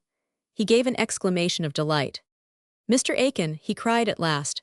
He lowered his voice to an eager whisper. "Where are the guns?" he asked. Apparently Aiken felt more confidence in General Lager than in his officers, for at this second questioning, he answered promptly. "I regret to say, sir," he began, "that the guns were seized at New Orleans. Someone informed the Honduranian consul there, and he—" "Seized?" cried Lager. "By whom? Do you mean we have lost them?" Aiken lowered his eyes and nodded. "But how do you know?" Lager demanded eagerly. "You are not sure who seized them?" "The Treasury officers," Aiken answered. "The captain of the Panama told me. he saw the guns taken on the company's wharf. For some moments Lager regarded him sternly, but I do not think he saw him. He turned and walked a few steps from us and back again. Then he gave an upward toss of his head as though he had accepted his sentence. The fortunes of war, he kept repeating to himself, the fortunes of war. He looked up and saw us regarding him with expressions of the deepest concern. I thought I had had my share of them, he said simply. He straightened his shoulders and frowned, and then looked at us and tried to smile. But the bad news had cut deeply. During the few minutes since he had come pushing his way through the crowd, he seemed to have grown 10 years older. He walked to the door of his tent and then halted and turned toward Reader. I think my fever is coming on again, he said. I believe I had better rest. Do not let them disturb me. Yes, General, Reader answered. Then he pointed at Aiken and myself. And what are we to do with these? He asked. Do with these, Lager repeated. Why, what did you mean to do with them? Reader swelled out his chest importantly. If you had not arrived when you did, General, he said, I would have had them shot. The general stopped at the entrance to the tent and leaned heavily against the pole. He raised his eyes and looked at us wearily and with no show of interest. Shoot them, he asked. Why were you going to shoot them?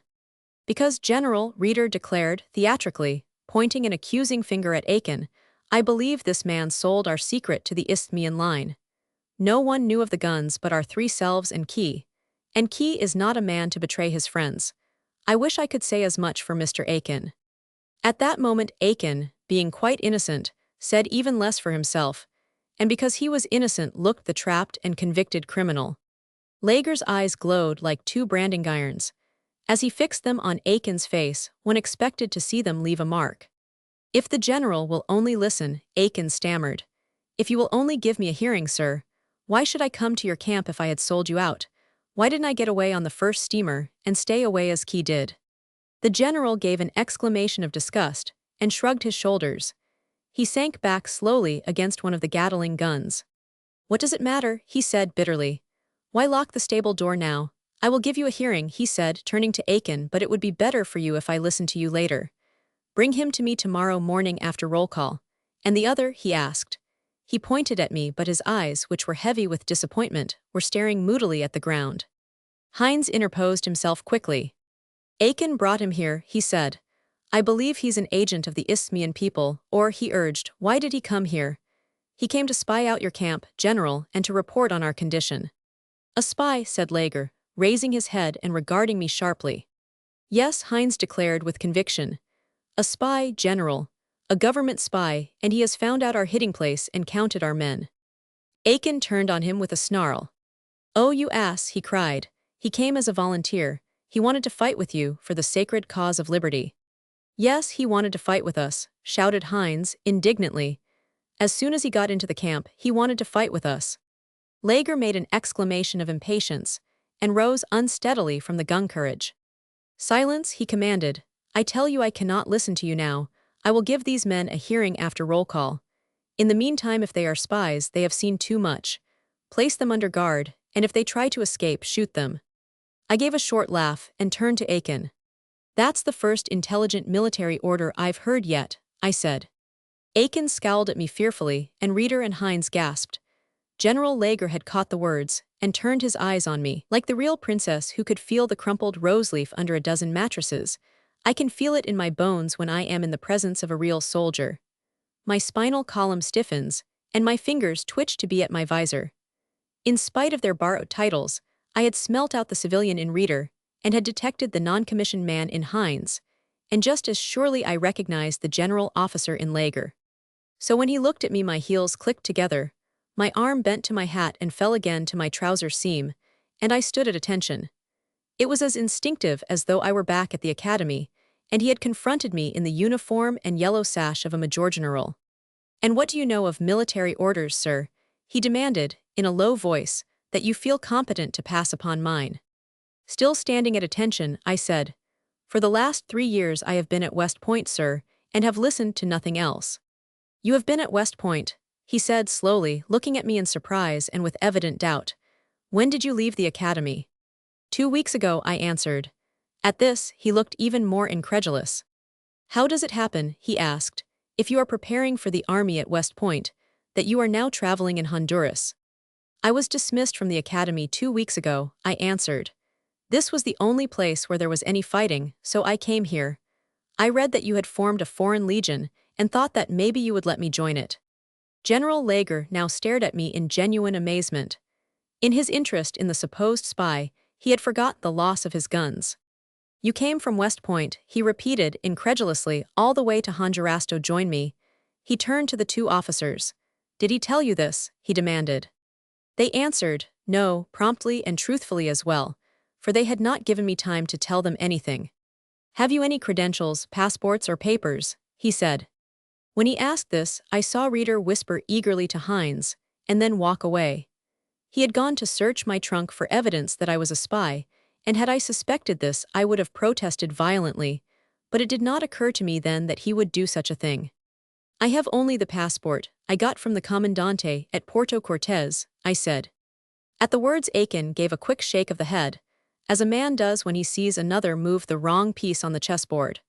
But when I stared at him inquiringly, his expression changed instantly to one of interrogation and complete unconcern. Ah, exclaimed Hines, triumphantly, he has a permit from the government. Let me see it, said the general. I handed it to him, and he drew a camp chair from the tent, and seating himself, began to compare me with the passport. In this, he said at last, you state that you are a commercial traveler, that you are going to the capital on business, and that you are a friend of the government. I was going to tell him that until it had been handed me by Aiken, I had known nothing of the passport, but I considered that in some way this might involve Aiken, and so I answered. It was necessary to tell them any story, sir, in order to get into the interior. I could not tell them that I was not a friend of the government, nor that I was trying to join you. Your stories are somewhat conflicting, said the general.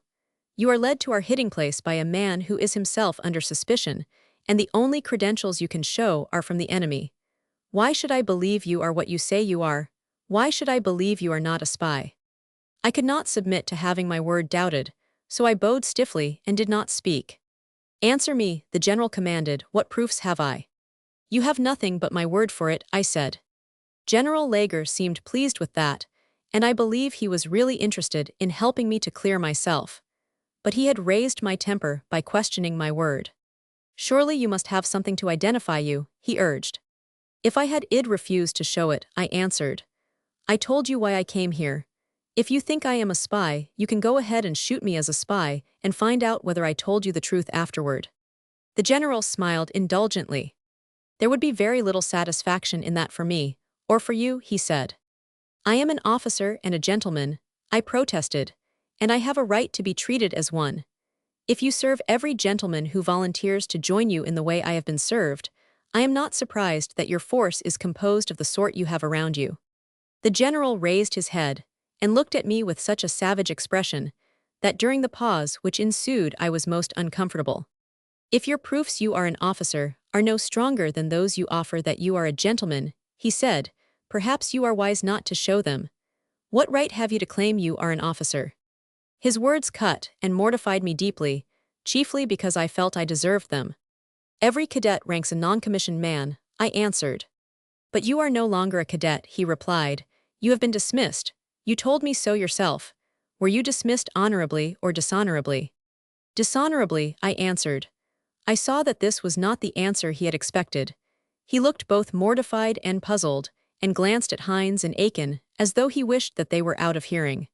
What was it for? What was the cause of your dismissal? He asked. He now spoke in a much lower tone. Of course, you need not tell me, he added. I was dismissed for being outside the limits of the academy without a permit, I answered. I went to a dance at a hotel in uniform. Was that all? He demanded, smiling. That was the crime for which I was dismissed, I said, sulkily. The general looked at me for some moments, evidently in much doubt. I believe he suspected that I had led him on to asking me the reason for my dismissal, in order that I could make so satisfactory an answer. As he sat regarding me, Hines bent over him and said something to him in a low tone, to which he replied. But that would prove nothing. He might have a most accurate knowledge of military affairs and still be an agent of the government. That is so, General, Hines answered, aloud. But it would prove whether he is telling the truth about his having been at West Point. If his story is false in part, it is probably entirely false, as I believe it to be. Captain Hines suggests that I allow him to test you with some questions, the general said, doubtfully, questions on military matters. Would you answer them? I did not want them to see how eager I was to be put to such a test, so I tried to look as though I were frightened, and said, cautiously, I will try, sir. I saw that the proposition to put me through an examination had filled Aiken with the greatest concern. To reassure him, I winked covertly. Captain Hines glanced about him, as though looking for a text. Let us suppose, he said, importantly, that you are an inspector general come to inspect this camp. It is one that I myself selected. As adjutant it is under my direction. What would you report as to its position, its advantages and disadvantages? I did not have to look about me. Without moving from where I stood, I could see all that was necessary of that camp. But I first asked, timidly, is this camp a temporary one, made during a halt on the march, or has it been occupied for some days? We have been here for 2 weeks, said Hines. Is it supposed that a war is going on? I asked politely. I mean, are we in the presence of an enemy? Of course, answered Hines. Certainly we are at war. Then, I said, triumphantly, in my report I should recommend that the officer who selected this camp should be court-martialed.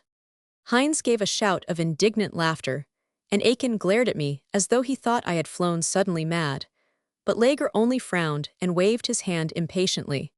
You are bold, sir, he said grimly. I trust you can explain yourself. I pointed from the basin in which we stood, to the thickly wooded hills around us. This camp has the advantage of water and grass, I said. I spoke formally, as though I were really making a report. Those are its only advantages. Captain Hines has pitched it in a hollow. In case of an attack, he has given the advantage of position to the enemy. 50 men could conceal themselves on those ridges and fire upon you as effectively as though they had you at the bottom of a well. There are no pickets out, except along the trail, which is the one approach the enemy would not take. So far as this position counts, then, I summed up, the camp is an invitation to a massacre. I did not dare look at the general, but I pointed at the guns at his side. Your 2 field pieces are in their covers, and the covers are strapped on them. It would take 3 minutes to get them into action. Instead of being here in front of the tent, they should be up there on those 2 highest points. There are no racks for the men's rifles or ammunition belts. The rifles are lying on the ground and scattered everywhere in case of an attack the men would not know where to lay their hands on them. It takes only 2 forked sticks and a ridgepole with nicks in it to make an excellent gun rack, but there is none of any sort. As for the sanitary arrangements of the camp, they are nil. The refuse from the troop kitchen is scattered all over the place, and so are the branches on which the men have been lying. There is no way for them to cross that stream without their getting their feet wet, and every officer knows that wet feet are worse than wet powder. The place does not look as though it had been policed since you came here. It's a fever swamp. If you have been here 2 weeks, it's a wonder your whole force isn't as rotten as sheep. And there, I cried, pointing at the stream which cut the camp in two, there are men bathing and washing their clothes upstream, and those men below them are filling buckets with water for cooking and drinking. Why have you no water guards? You ought to have a sentry there and there. The water above the first sentry should be reserved for drinking, below him should be the place for watering your horses, and below the second sentry would be the water for washing clothes. Why, these things are the A, B, C of camp life. For the first time since I had begun to speak, I turned on Hines and grinned at him. How do you like my report on your camp? I asked. Now, don't you agree with me that you should be court-martialed? Hines's anger exploded like a shell. You should be court-martialed yourself, he shouted. You are insulting our good general. For me, I do not care. But you shall not reflect upon my commanding officer, for him I. That will do, Captain Hines, Lager said quietly. That will do, thank you.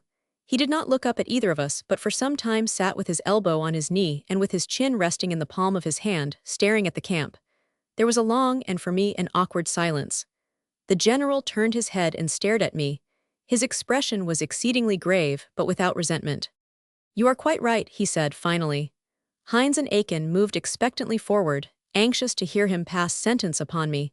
Seeing this, he raised his voice and repeated, You are quite right in what you say about the camp. All you say is quite true. He leaned forward with his elbows on his knees, and, as he continued speaking with his face averted, it was as though he were talking to himself. We grow careless as we grow older, he said. One grows less difficult to please. His tone was that of a man excusing himself to himself. The old standards, the old models, pass away and failures come and dull the energy. His voice dropped into a monotone. He seemed to have forgotten us entirely. It must have been then that for the first time I saw the wistful look come into his eyes, and suddenly felt deeply sorry for him, and wished that I might dare to tell him so. I was not sorry for any act or speech of mine. They had attacked me, and I had only defended myself. I was not repentant for anything I had said. My sorrow was for what I read in the general's eyes as he sat staring out into the valley. It was the saddest and loneliest look that I had ever seen. There was no bitterness in it, but great sadness and weariness and disappointment, and above all, loneliness, utter and complete loneliness. He glanced up and saw me watching him, and for a moment regarded me curiously, and then, as though I had tried to force my way into his solitude, turned his eyes quickly away. I had forgotten that I was a suspected spy, until the fact was recalled to me at that moment by the reappearance of Major Reader. He came bustling past me, carrying, as I saw, to my great indignation, the sword which had been presented to my grandfather, and which my grandfather had given to me. I sprang after him and twisted it out of his hand.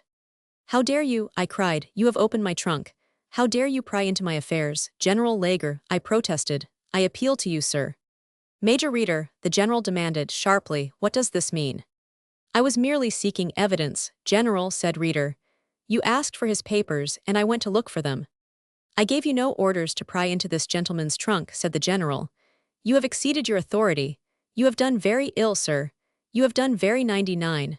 While the general was reproving Reader, his eyes, instead of looking at the officer, were fixed upon my sword. It was sufficiently magnificent to attract the attention of anyone, certainly of any soldier.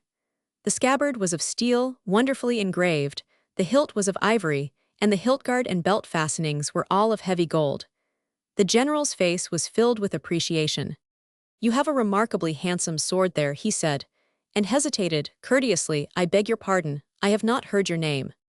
I was advancing to show the sword to him, when my eye fell upon the plate my grandfather had placed upon it, and which bore the inscription, "To Royal Macklin, on his appointment to the United States Military Academy, from his grandfather, John 1000. Hamilton, Madge, Gen. USA." "My name is Macklin, sir," I said, "Royal Macklin." I laid the sword lengthwise in his hands, and then pointed at the inscription. "You will find it there," I said. The general bowed and bent his head over the inscription, and then read the one beside it. This stated that the sword had been presented by the citizens of New York to Major General John 1000. Hamilton in recognition of his distinguished services during the war with Mexico. The general glanced up at me in astonishment. "General Hamilton," he exclaimed. "General John Hamilton, was he your grandfather?" I bowed my head, and the general stared at me as though I had contradicted him. "But let me tell you, sir," he protested, "that he was my friend. General Hamilton was my friend for many years. Let me tell you, sir," he went on excitedly, "that your grandfather was a brave and courteous gentleman, a true friend and a great soldier, sir, a great soldier. I knew your grandfather well. I knew him well." He rose suddenly, and while still holding the sword close to him, shook my hand. "Captain Hines," he said, "bring out a chair for Mr. Macklin." He did not notice the look of injury with which Hines obeyed this request.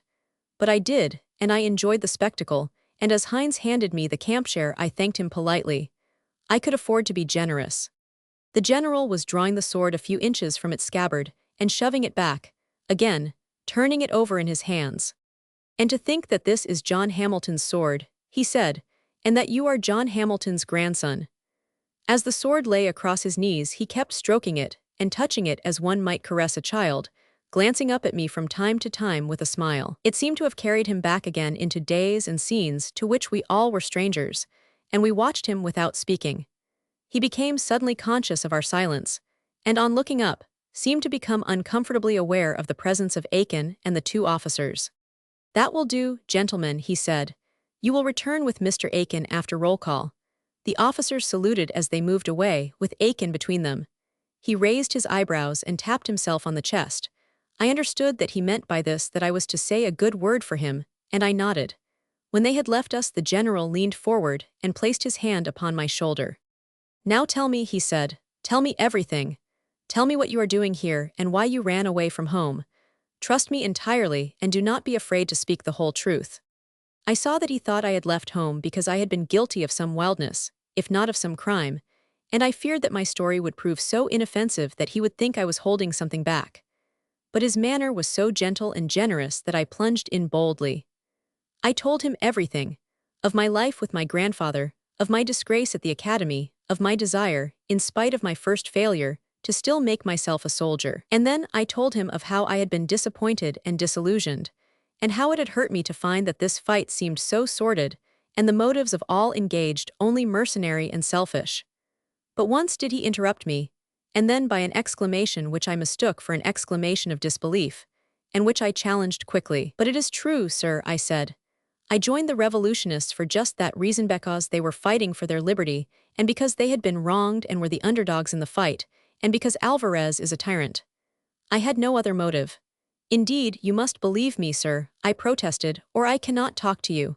It is the truth." "The truth," exclaimed Lager fiercely, and as he raised his eyes I saw that they had suddenly filled with tears. "It is the first time I have heard the truth in many years. It is what I have preached myself for half a lifetime, what I have lived for and fought for." "Why here now?" he cried, "while I have been sitting listening to you." It was as though the boy I used to be had come back to talk to me, bringing my old ideals, the old enthusiasm. His manner and his tone suddenly altered, and he shook his head and placed his hand almost tenderly upon my own. "But I warn you," he said, "I warn you that you are wrong. You have begun young, and there is yet time for you to turn back. But if you hope for money, or place, or public favor, you have taken the wrong road. You will be a rolling stone among milestones, and the way is all downhill. I began to fight when I was even younger than you. I fought for whichever party seemed to me to have the right on its side. Sometimes I have fought for rebels and patriots, sometimes for kings, sometimes for pretenders. I was out with Garibaldi because I believed he would give a republic to Italy, but I fought against the Republic of Mexico because its people were rotten and corrupt, and I believed that the emperor would rule them honestly and well. I have always chosen my own side, the one which seemed to me promised the most good. And yet, after 30 years, I am where you see me tonight. I am an old man without a country. I belong to no political party. I have no family. I have no home. I have traveled over all the world looking for that country which was governed for the greater good of the greater number. And I have fought only for those men who promised to govern unselfishly and as the servants of the people. But when the fighting was over, and they were safe in power, they had no use for me nor my advice. They laughed and called me a visionary and a dreamer. "You are no statesman, general," they would say to me. "Your line is the fighting line, go back to it."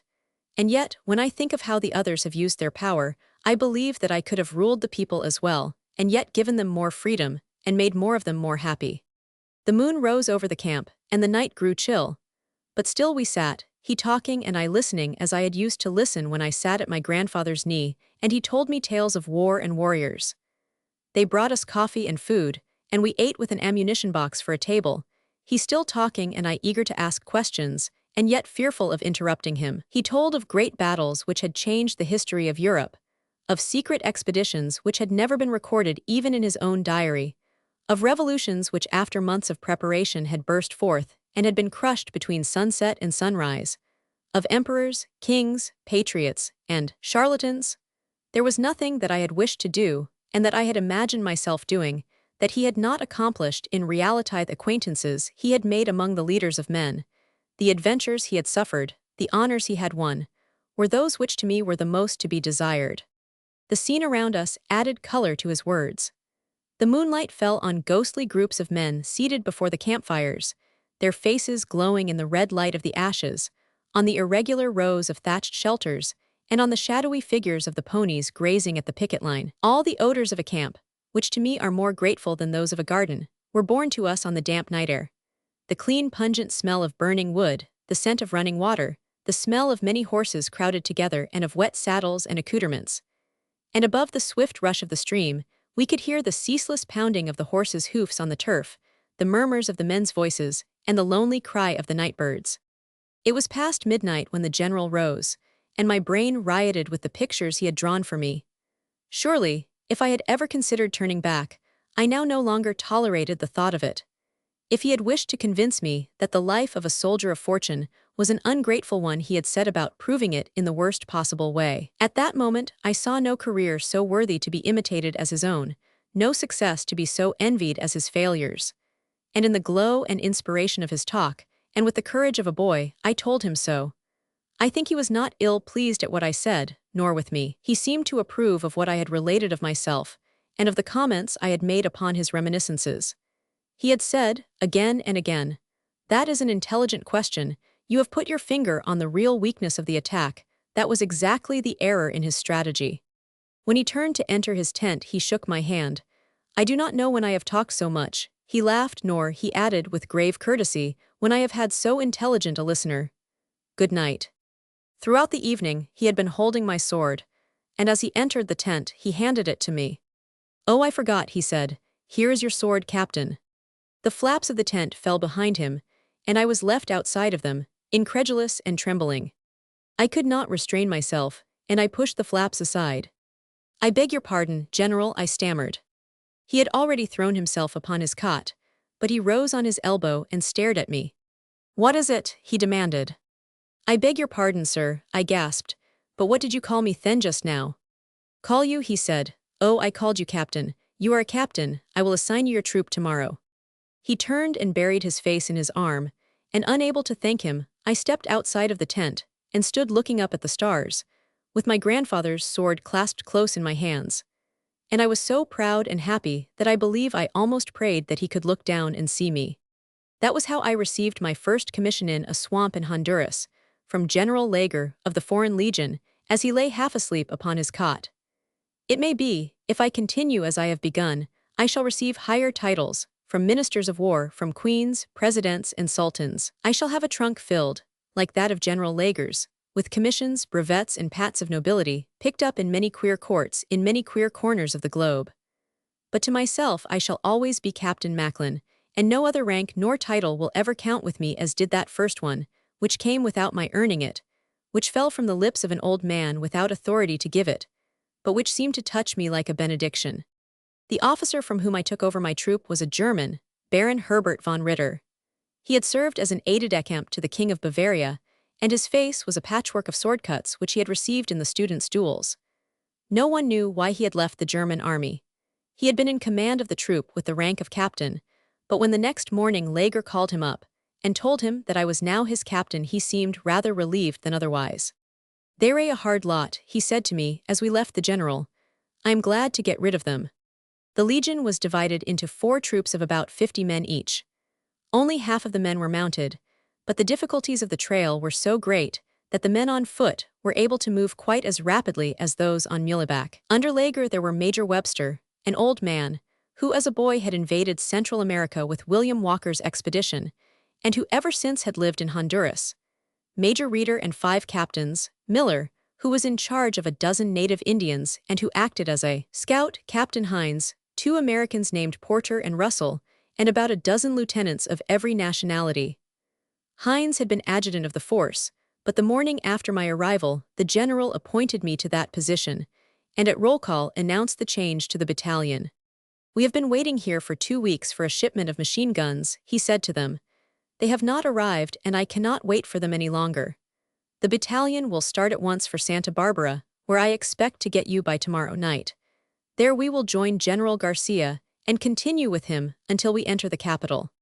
The men, who were properly weary of lying idle in the swamp, interrupted him with an enthusiastic cheer and continued shouting until he lifted his hand. "Since we have been lying here," he said, "I have allowed you certain liberties, and discipline has relaxed. But now that we are on the march again, you will conduct yourselves like soldiers, and discipline will be as strictly enforced as in any army in Europe. Since last night we have received an addition to our force in the person of Captain Macklin, who has volunteered his services. Captain Macklin comes of a distinguished family of soldiers, and he has himself been educated at West Point. I have appointed him captain of D Troop and adjutant of the Legion. As adjutant you will recognize his authority as you would my own. You will now break camp, and be prepared to march in half an hour." Soon after we had started we reached a clearing, and Lager halted us and formed the column into marching order. Captain Miller, who was thoroughly acquainted with the trail, and his natives, were sent on 200 yards ahead of us as a point. They were followed by Hines with his Gatling guns. Then came Lager and another troop, then Reeder with the 2 remaining troops and our transport between them. Our transport consisted of a dozen mules carrying bags of coffee, beans, and flour, our reserve ammunition, the general's tent, and whatever few private effects the officers possessed over and above the clothes they stood in.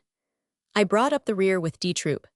We moved at a walk in single file and without flankers, as the jungle on either side of the trail was impenetrable. Our departure from camp had been so prompt that I had been given no time to become acquainted with my men, but as we tramped forward, I rode along with them, or drew to one side to watch them pass and took a good look at them. Carrying their rifles, and with their blanket rolls and cartridge belts slung across their shoulders, they made a better appearance than when they were sleeping around the camp. As the day grew on, I became more and more proud of my command. The Baron pointed out those of the men who could be relied upon, and I could pick out for myself those who had received some military training. When I asked these where they had served before, they seemed pleased at my having distinguished the difference between them and the other volunteers, and saluted properly, and answered briefly and respectfully. If I was proud of the men, I was just as pleased with myself, or I should say, with my luck. Only 2 weeks before I had been read out to the battalion at West Point, as one unfit to hold a commission, and here I was riding at the head of my own troop. I was no second lieutenant either, with a servitude of 5 years hanging over me before I could receive my first bar, but a full-fledged captain, with 50 men under him to care for and discipline and lead into battle. There was not a man in my troop who was not at least a few years older than myself, and as I rode in advance of them and heard the creak of the saddles and the jingle of the picket pins and water bottles, or turned and saw the long line stretching out behind me, I was as proud as Napoleon, returning in triumph to Paris. I had brought with me from the academy my scarlet sash, and wore it around my waist under my sword belt.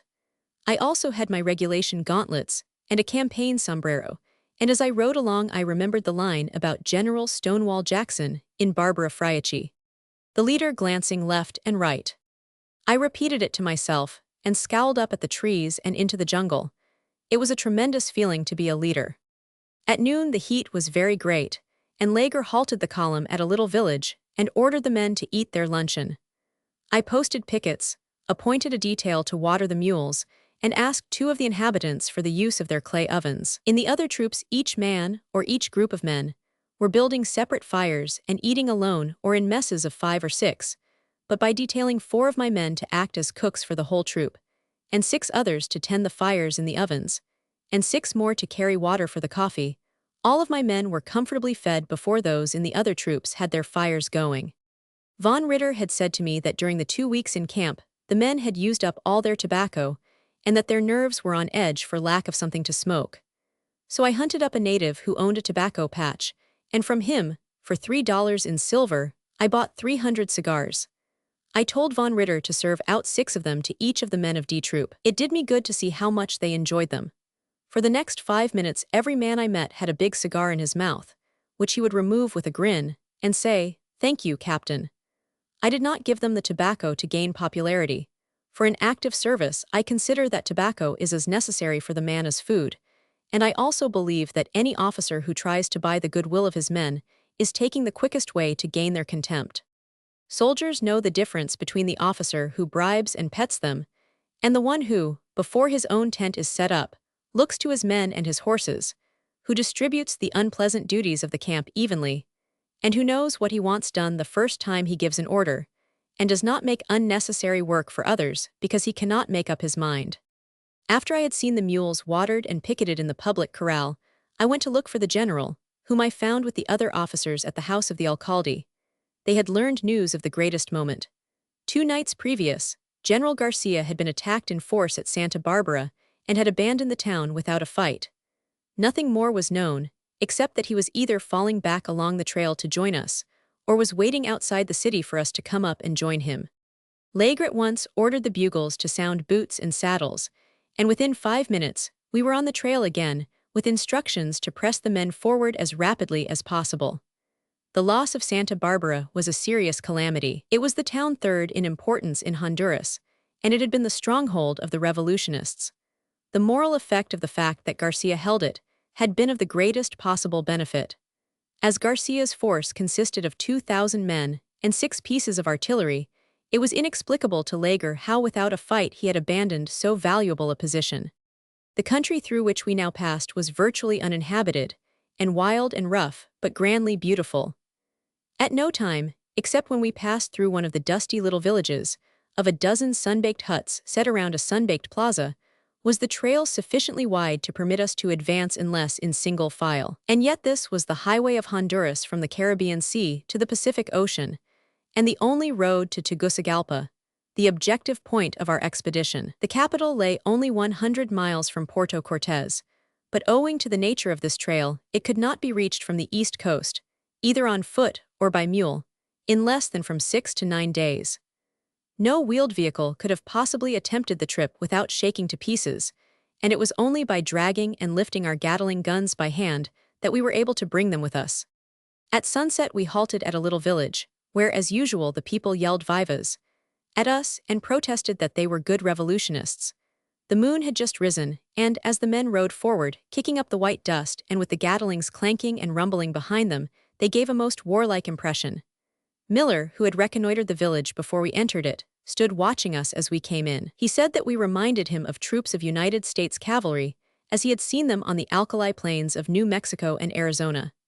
It was again my duty to station our pickets and outposts, and as I came back after placing the sentries, the fires were twinkling all over the plaza and throwing grotesque shadows of the men and the mules against the white walls of the houses.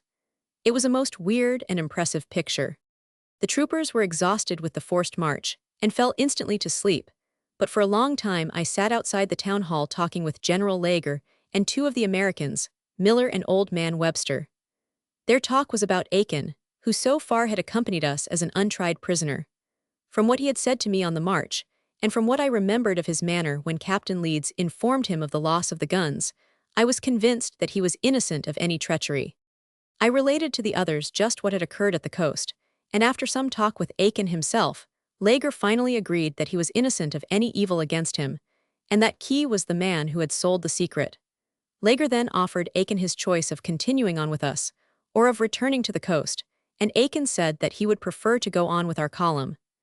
Now that the Isthmian line knew that he had tried to assist Lager, his usefulness at the coast was at an end. He added frankly that his only other reason for staying with us was because he thought we were going to win.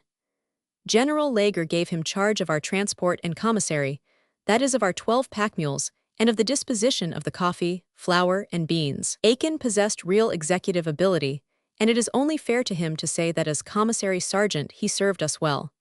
By the time we had reached Tegucigalpa, the 12 mules had increased to 20, and our stock of rations, instead of diminishing as we consumed them, increased daily. We never asked how he managed it. Possibly knowing Aiken, it was wiser not to inquire. We broke camp at 4 in the morning, but in spite of our early start, the next day's advance was marked by the most cruel heat. We had left the shade of the high lands, and now pushed on over a plain of dry, burning sand, where nothing grew but naked bushes bristling with thorns, and tall grayish-green cacti with disjointed branching arms. They stretched out before us against the blazing sky, like a succession of fantastic telegraph poles. We were marching over what had once been the bed of a great lake. Layers of tiny round pebbles rolled under our feet, and the rocks which rose out of the sand had been worn and polished by the water until they were as smooth as the steps of a cathedral. A mile away on each flank were dark green ridges, but ahead of us there was only a great stretch of glaring white sand. No wind was stirring, and not a drop of moisture. The air was like a breath from a brick oven, and the heat of the sun so fierce that if you touched your fingers to a gun barrel it burned the flesh. We did not escape out of this lime kiln until 3 in the afternoon, when the trail again led us into the protecting shade of the jungle. The men plunged into it as eagerly as though they were diving into water. About 4 o'clock, we heard great cheering ahead of us, and word was passed to the rear that Miller had come in touch with Garcia's scouts. A half-hour later, we marched into the camp of the revolutionists.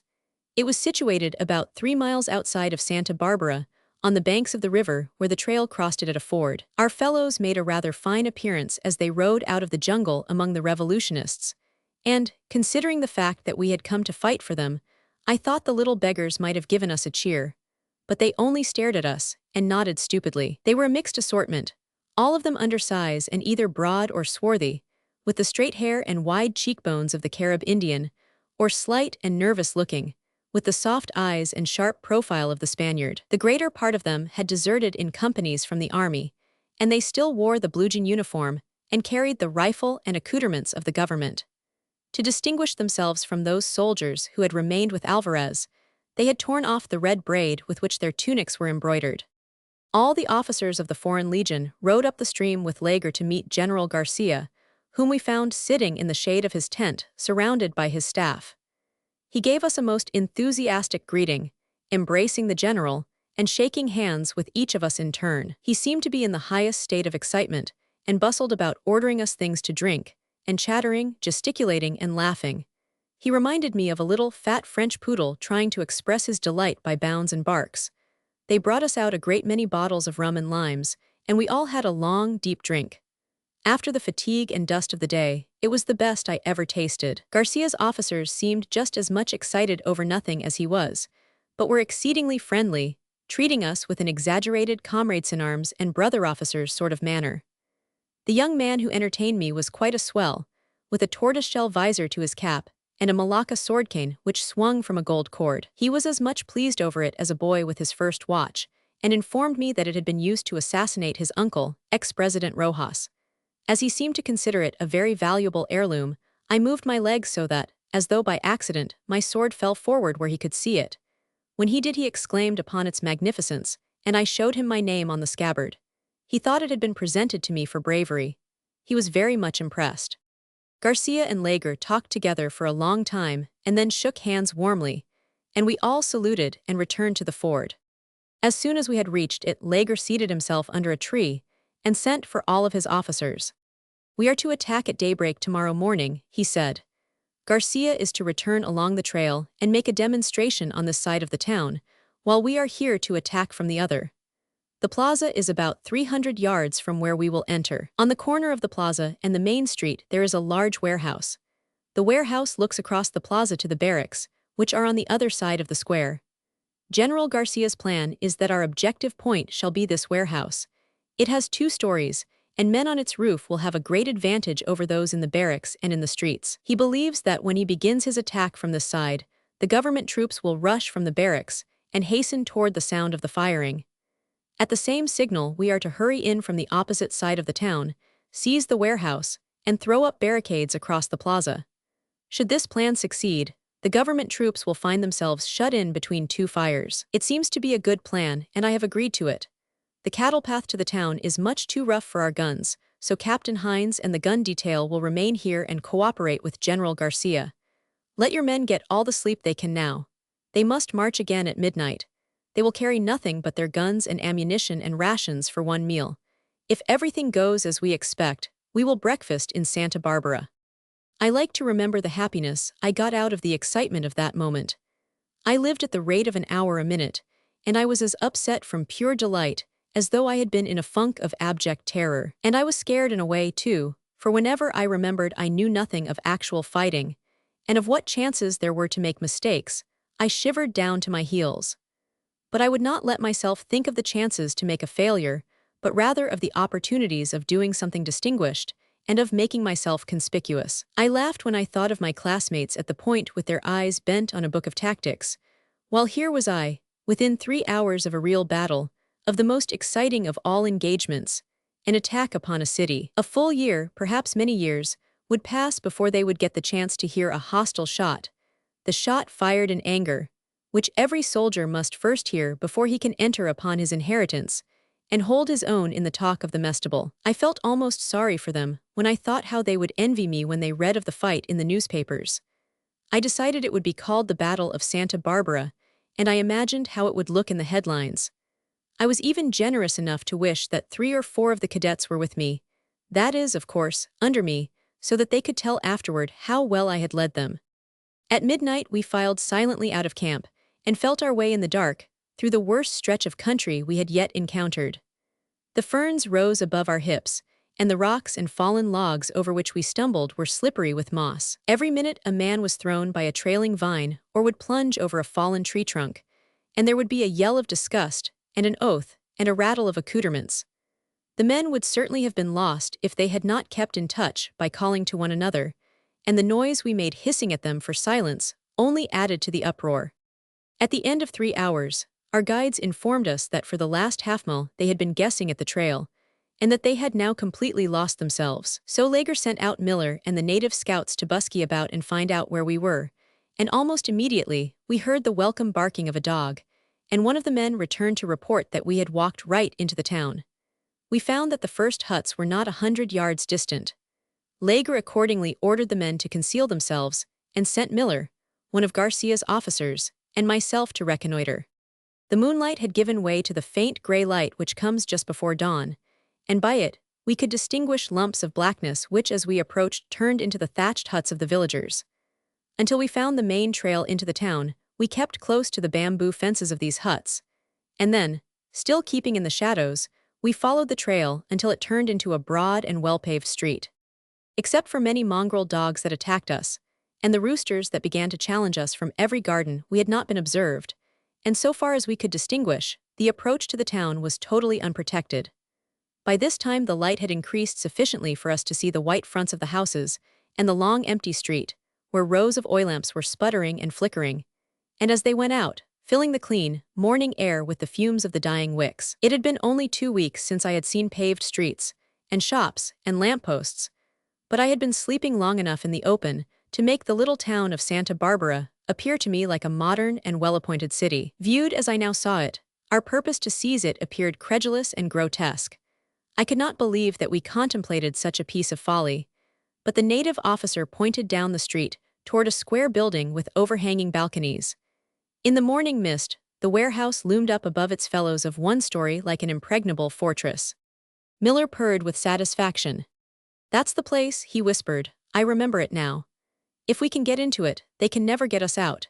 It seemed to me somewhat like burglary, but I nodded in assent, and we ran back through the outskirts to where Leger was awaiting us.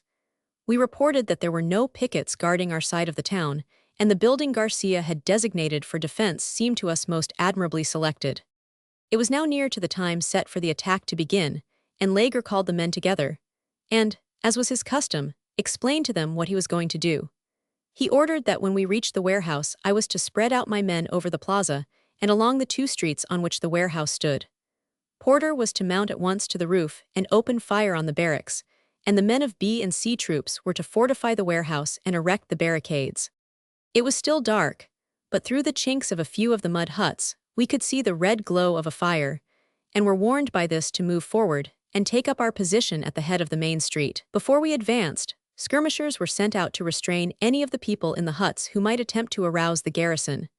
But we need not have concerned ourselves, for those of the natives who came to their doors, yawning and shivering in the cool morning air, shrank back at the sight of us and held up their hands. I suppose, as we crept out of the mist, we were a somewhat terrifying spectacle, but I know that I personally felt none of the pride of a conquering hero. The glimpse I had caught of the sleeping town, peaceful and unconscious, and the stealth and silence of our movements, depressed me greatly, and I was convinced that I had either perpetrated or was about to perpetrate some hideous crime.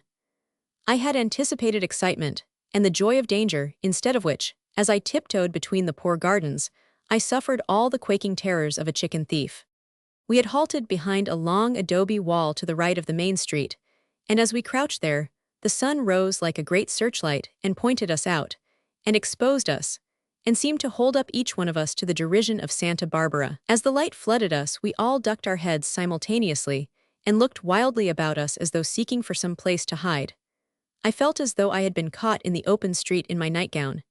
It was impossible to justify our presence.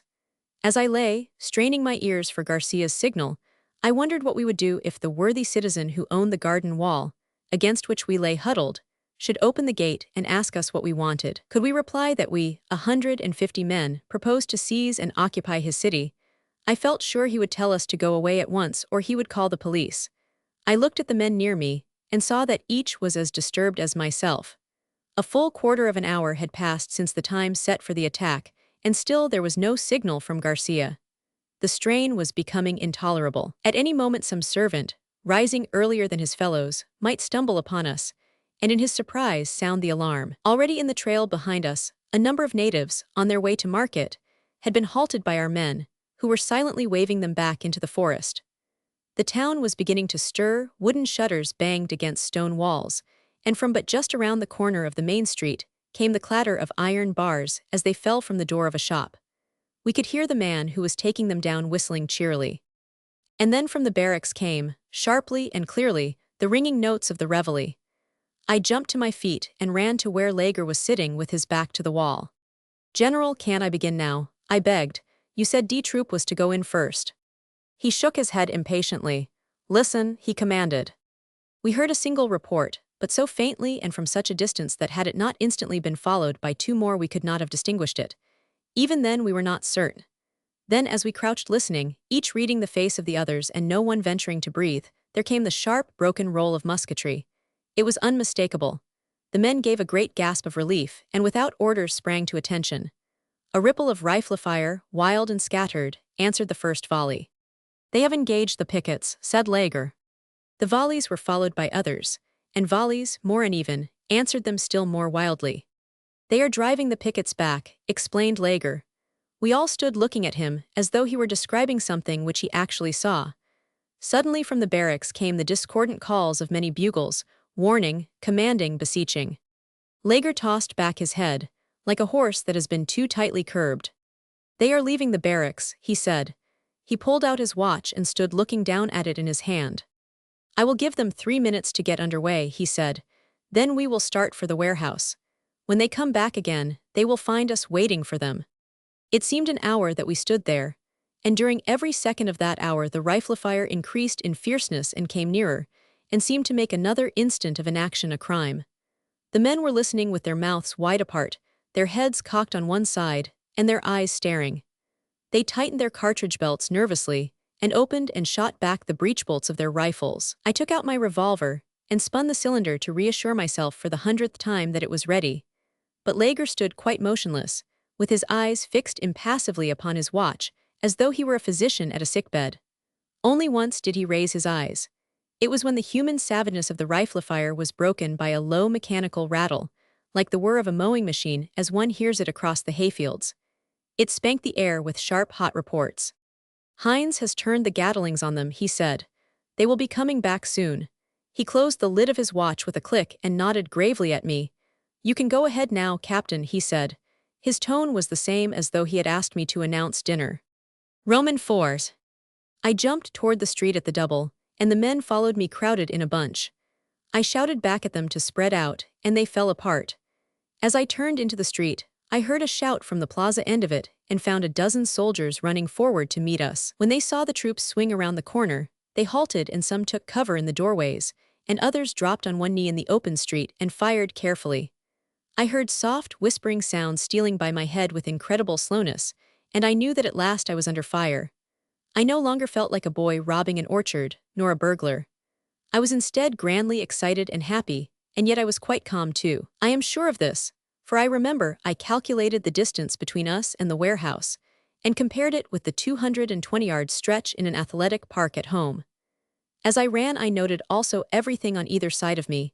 2 girls standing behind the iron bars of a window, with their hands pressed to their cheeks, and a Negro with a broom in his hand, crouching in a doorway. Some of the men stopped running and halted to fire, but I shouted to them to come on.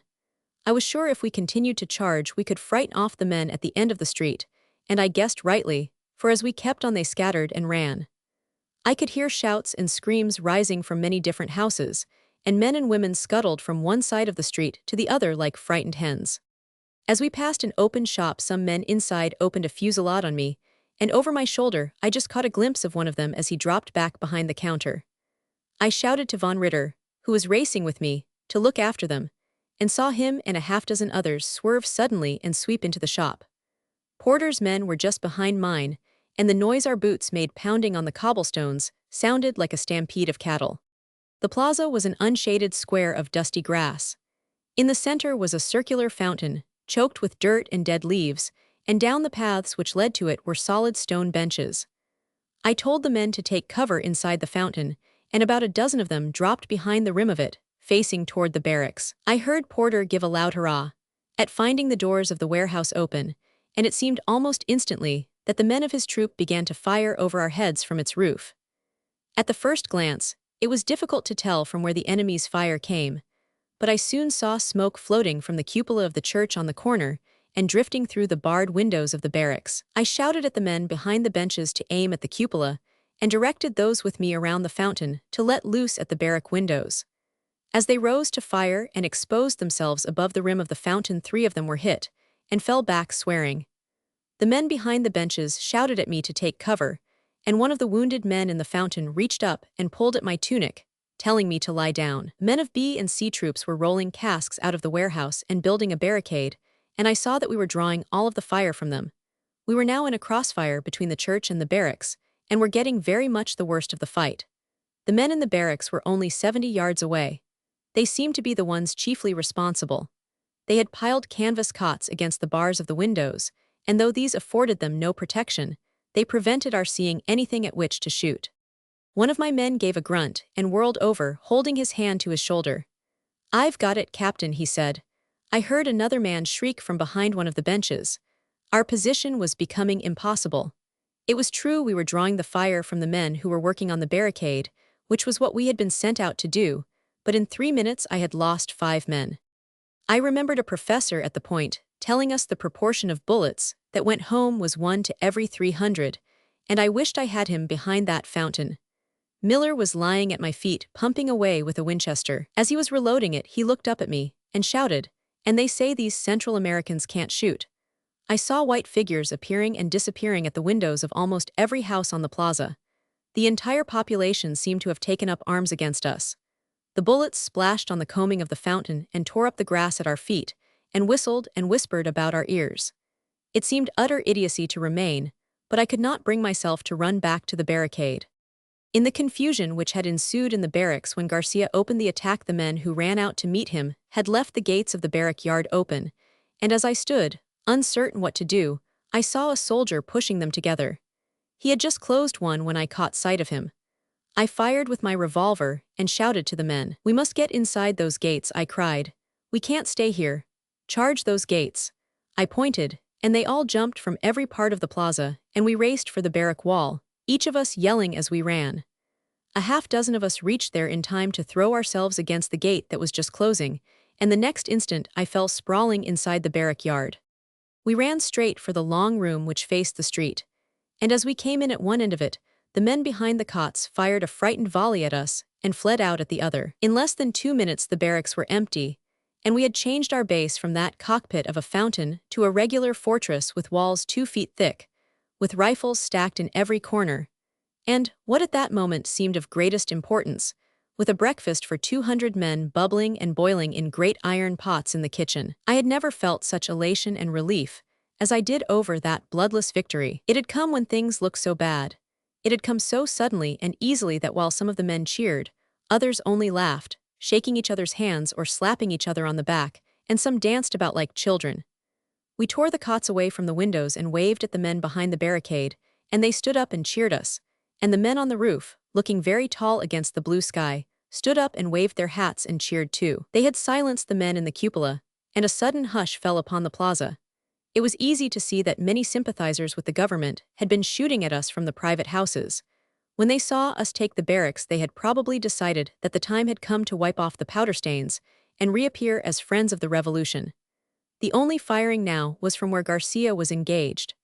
Judging from the loudness of these volleys, he had reached the outskirts of the town. I set half of my force to work piling up bags of meal behind the iron bars, and, in the event of fire, filling pails with water, and breaking what little glass still remained in the windows.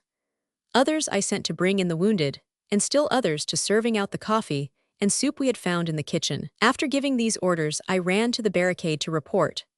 When I reached it, the men behind it began to rap on the stones with the butts of their rifles as people pound with their billiard cues when someone has made a difficult shot, and those on the roof leaned over and clapped their hands. It was most unmilitary, but I must say I was pleased by it, though I pretended I did not know what they meant. Lager came to the door of the warehouse and smiled at me. "I'm glad you're still alive, sir," he said. "After this, when you get within 70 yards of the enemy, I hope you will be able to see him without standing up." The men above us laughed, and I felt rather foolish, and muttered something about setting an example.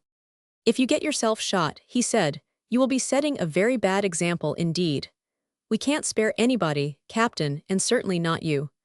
I tried to look as modest as possible, but I could not refrain from glancing around to see if the men had heard him, and I observed with satisfaction that they had. Lager asked me if I could hold the barracks, and I told him that I thought I could. He then ordered me to remain there. "Would you like a cup of coffee, General?" I asked. The general's expression changed swiftly. It became that of a very human and a very hungry man. "Have you got any?" he demanded anxiously. "If you can lend me some men," I said, "I can send you back 8 gallons." At this, the men behind the barricades gave a great cheer of delight, and the general smiled and patted me on the shoulder. "That is right," he said.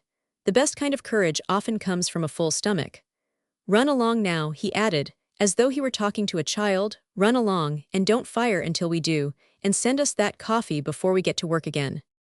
I called in all of my men from the side streets, and led them across to the barracks. I placed some of them on the roof, and some of them on tables set against the inside of the wall in the yard. As I did so, I saw Porter run across the plaza with about 50 of his men, and almost immediately after they had disappeared we heard cheering, and he returned with Captain Hines. They both ran toward General Lager, and Porter then came across to me, and told me that the government troops were in full flight, and escaping down the side streets into the jungle. They were panic-stricken, and were scattering in every direction, each man looking after his own safety. For the next 2 hours, I chased terrified little soldiers all over the side of the town, which had been assigned me, either losing them at the edge of the jungle, or dragging them out of shops and private houses. No one was hurt. It was only necessary to fire a shot after them to see them throw up their hands. By 9 o'clock I had cleaned up my side of the town, and returned to the plaza. It was now so choked with men and mules that I was 5 minutes in forcing my way across.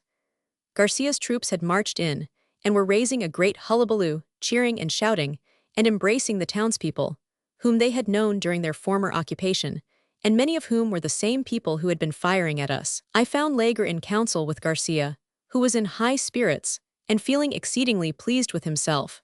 He entirely ignored our part in taking the town, and talked as though he had captured it single-handed.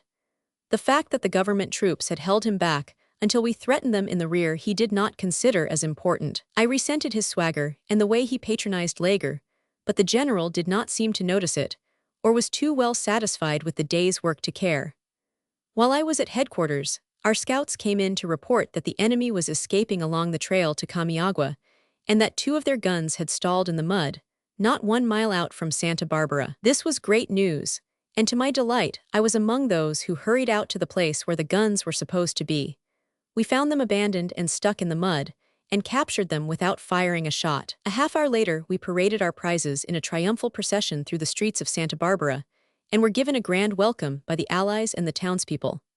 I had never witnessed such enthusiasm, but it was not long before I found out the cause of it.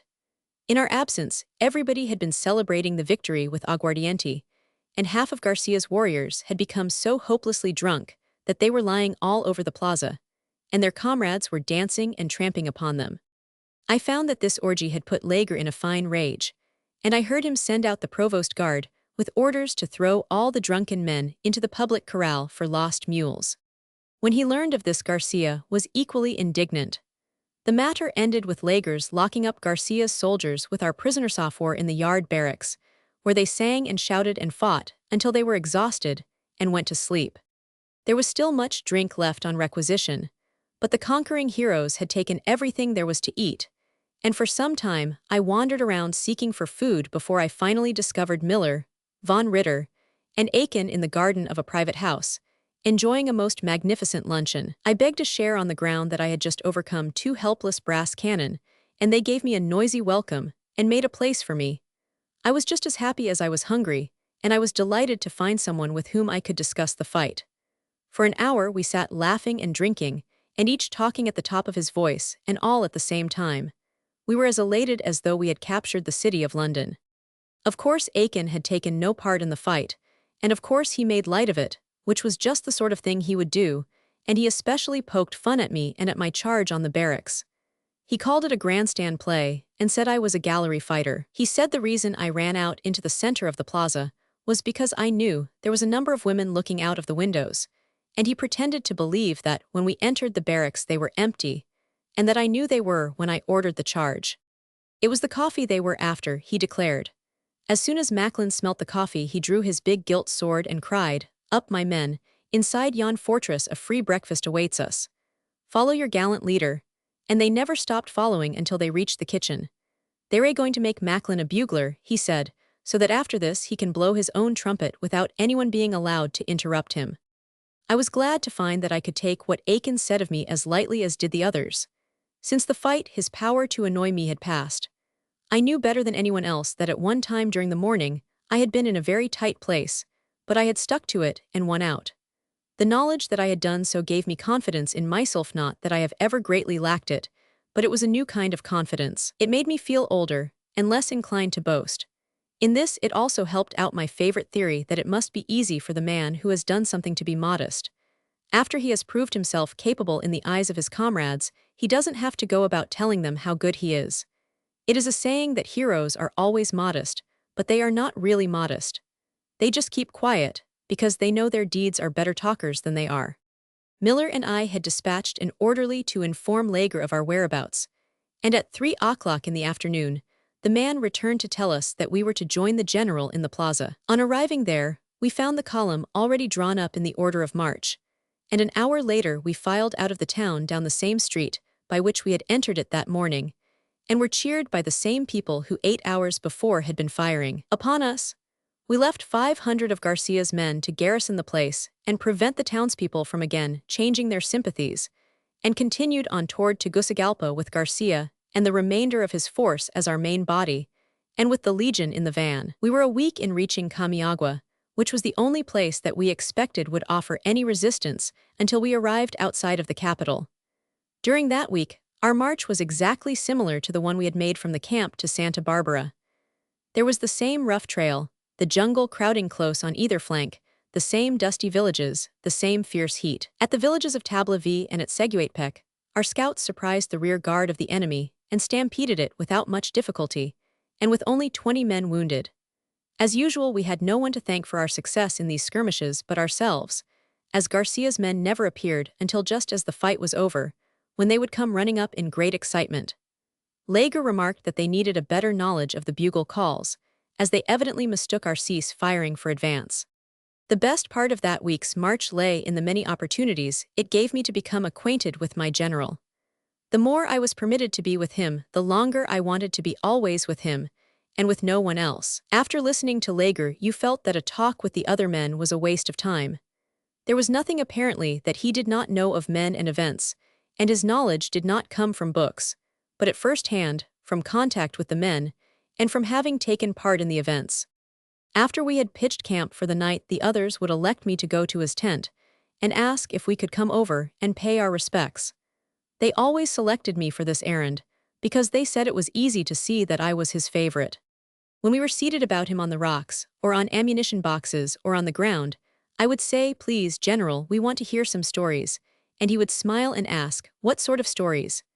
And each of us would ask for something different. Some would want to hear about the Franco-Prussian War, and others of the fall of Plevna or Don Carlos or Garibaldi, or of the Confederate generals with whom Lager had fought in Egypt. When the others had said good night, he would sometimes call me back on the pretense of giving me instructions for the morrow. And then would come the really wonderful stories that no historian has ever told. His talk was more educational than a library of histories, and it filled me with a desire to mix with great Piplito, be their companion, as he had been, to have kings and pretenders for my intimates. When one listened, it sounded easy of accomplishment. It never seemed strange to him that great rulers should have made a friend of a stray soldier of fortune. An Irish adventurer, for Lager's mother was Irish. His father had been Colonel Lager, and once military governor of Algiers, and given him their confidence. And yet I could see why they should do so, for just the very reason that he took their confidence as a matter of course, knowing that his loyalty would always be above suspicion. He had a great capacity for loyalty. There was no taint in it of self-interest, nor of snobbishness. He believed, for instance, in the divine right of kings. And from what he let fall, we could see that he had given the most remarkable devotion not only to every cause for which he had fought, but to the individual who represented it. That in time each of these individuals had disappointed him, had in no way shaken his faith in the one to whom he next offered his sword. His was a most beautiful example of modesty and of faith in one's fellowmen. It was during this week, and because of these midnight talks with him around the campfire, that I came to look up to him and love him like a son. But during that same week, I was annoyed to find that many of our men believed the version which Aiken had given of my conduct at Santa Barbara. There were all sorts of stories circulating through the Legion about me. They made me out a braggart, a bully, and a conceited Ascended. Almost everything unpleasant was said of me, except that I was a coward. Aiken, of course, kindly retold these stories to me, either with the preface that he thought I ought to know what was being said of me, or that he thought the stories would amuse me. I thanked him and pretended to laugh, but I felt more like punching his head. People who say that women are gossips, and that they delight in tearing each other to pieces, ought to hear the talk of big, broad-shouldered men around campfires. If you believe what they say, you would think that every officer had either bungled or had funked the fight. And when a man really has performed some act which cannot be denied, they call him a swipe, and say he did it to gain promotion, or to curry favor with the general. Of course, it may be different in armies officered by gentlemen, but men are pretty much alike all the world over, and I know that those in our legion were as given to gossip and slander as the inmates of any old woman's home. I used to say to myself that so long as I had the approval of Lager, and of my own men, and of my conscience, I could afford not to mind what the little souls said. But as a matter of fact, I did mind it, and it angered me exceedingly. Just as it hurt me at the point to see that I was not popular, it distressed me to find that the same unpopularity had followed me into the Legion. The truth is that the officers were jealous of me. They envied me my place as adjutant, and they were angry because Lager assigned one so much younger than themselves to all the most important duties. They said that by showing favoritism, he was weakening his influence with the men, and that he made a pet of me. If he did, I know that he also worked me 5 times as hard as anyone else, and that he sent me into places where no one but himself would go. The other officers had really no reason to object to me personally. I gave them very little of my company, and though I spoke pleasantly when we met, I did not associate with them.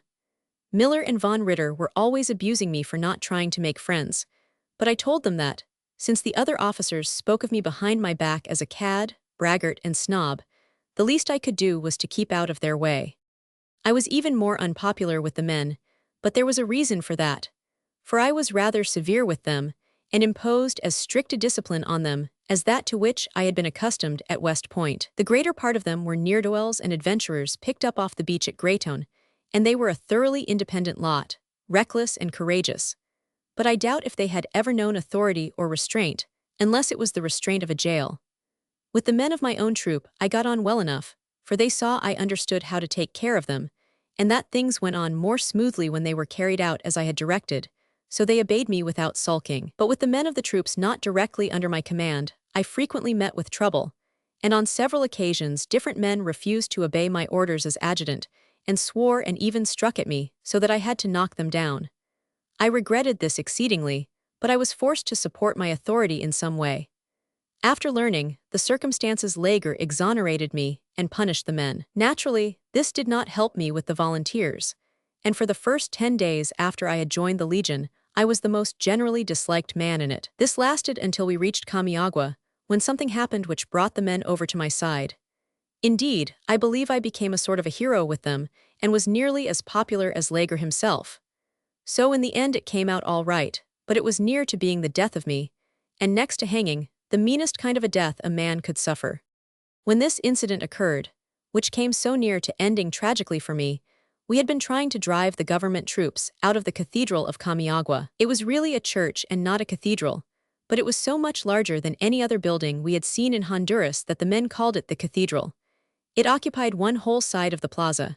There were 4 open towers at each corner, and the front entrance was as large as a barn. Their cannon, behind a barricade of paving stones, were on the steps which led to this door. I carried a message from Lager along the end of the plaza opposite the cathedral, and as I was returning, the fire grew so hot that I dropped on my face. There was a wooden watering trough at the edge of the sidewalk, and I crawled over and lay behind it. Directly back of me was a restaurant, into which a lot of Heinz's men had broken their way from the rear. They were firing up at the men in the towers of the cathedral. My position was not a pleasant one, for every time I raised my head the soldiers in the belfry would cut loose at me, and though they failed to hit me, I did not dare to get up and run. Already the trough was leaking like a sieve. There was no officer with the men in the café, so they were taking the word from one of their own number, and were firing regularly in volleys. They fired 3 times after I took shelter. They were so near me that at each volley, I could hear the sweep of the bullets passing about 2 yards above my head. But at the fourth volley, a bullet just grazed my cheek and drove itself into the wood of the trough. It was so near that the splinters flew in my eyes. I looked back over my shoulder and shouted, "Look out! You nearly hit me then. Fire higher." One of the men in the cafe called back, "We can't hear you," and I repeated, "Fire higher." "You nearly hit me," and pointed with my finger to where the big 44 caliber ball had left a black hole in the green paint of the trough. When they saw this, there were excited exclamations from the men, and I heard the one who was giving the orders repeating my warning. And then came the shock of another volley. Simultaneously with the shock, a bullet cut through the wide brim of my sombrero and passed into the box about 2 inches below my chin. It was only then that I understood that this was no accident, but that someone in the restaurant was trying to murder me. The thought was hideous and sickening.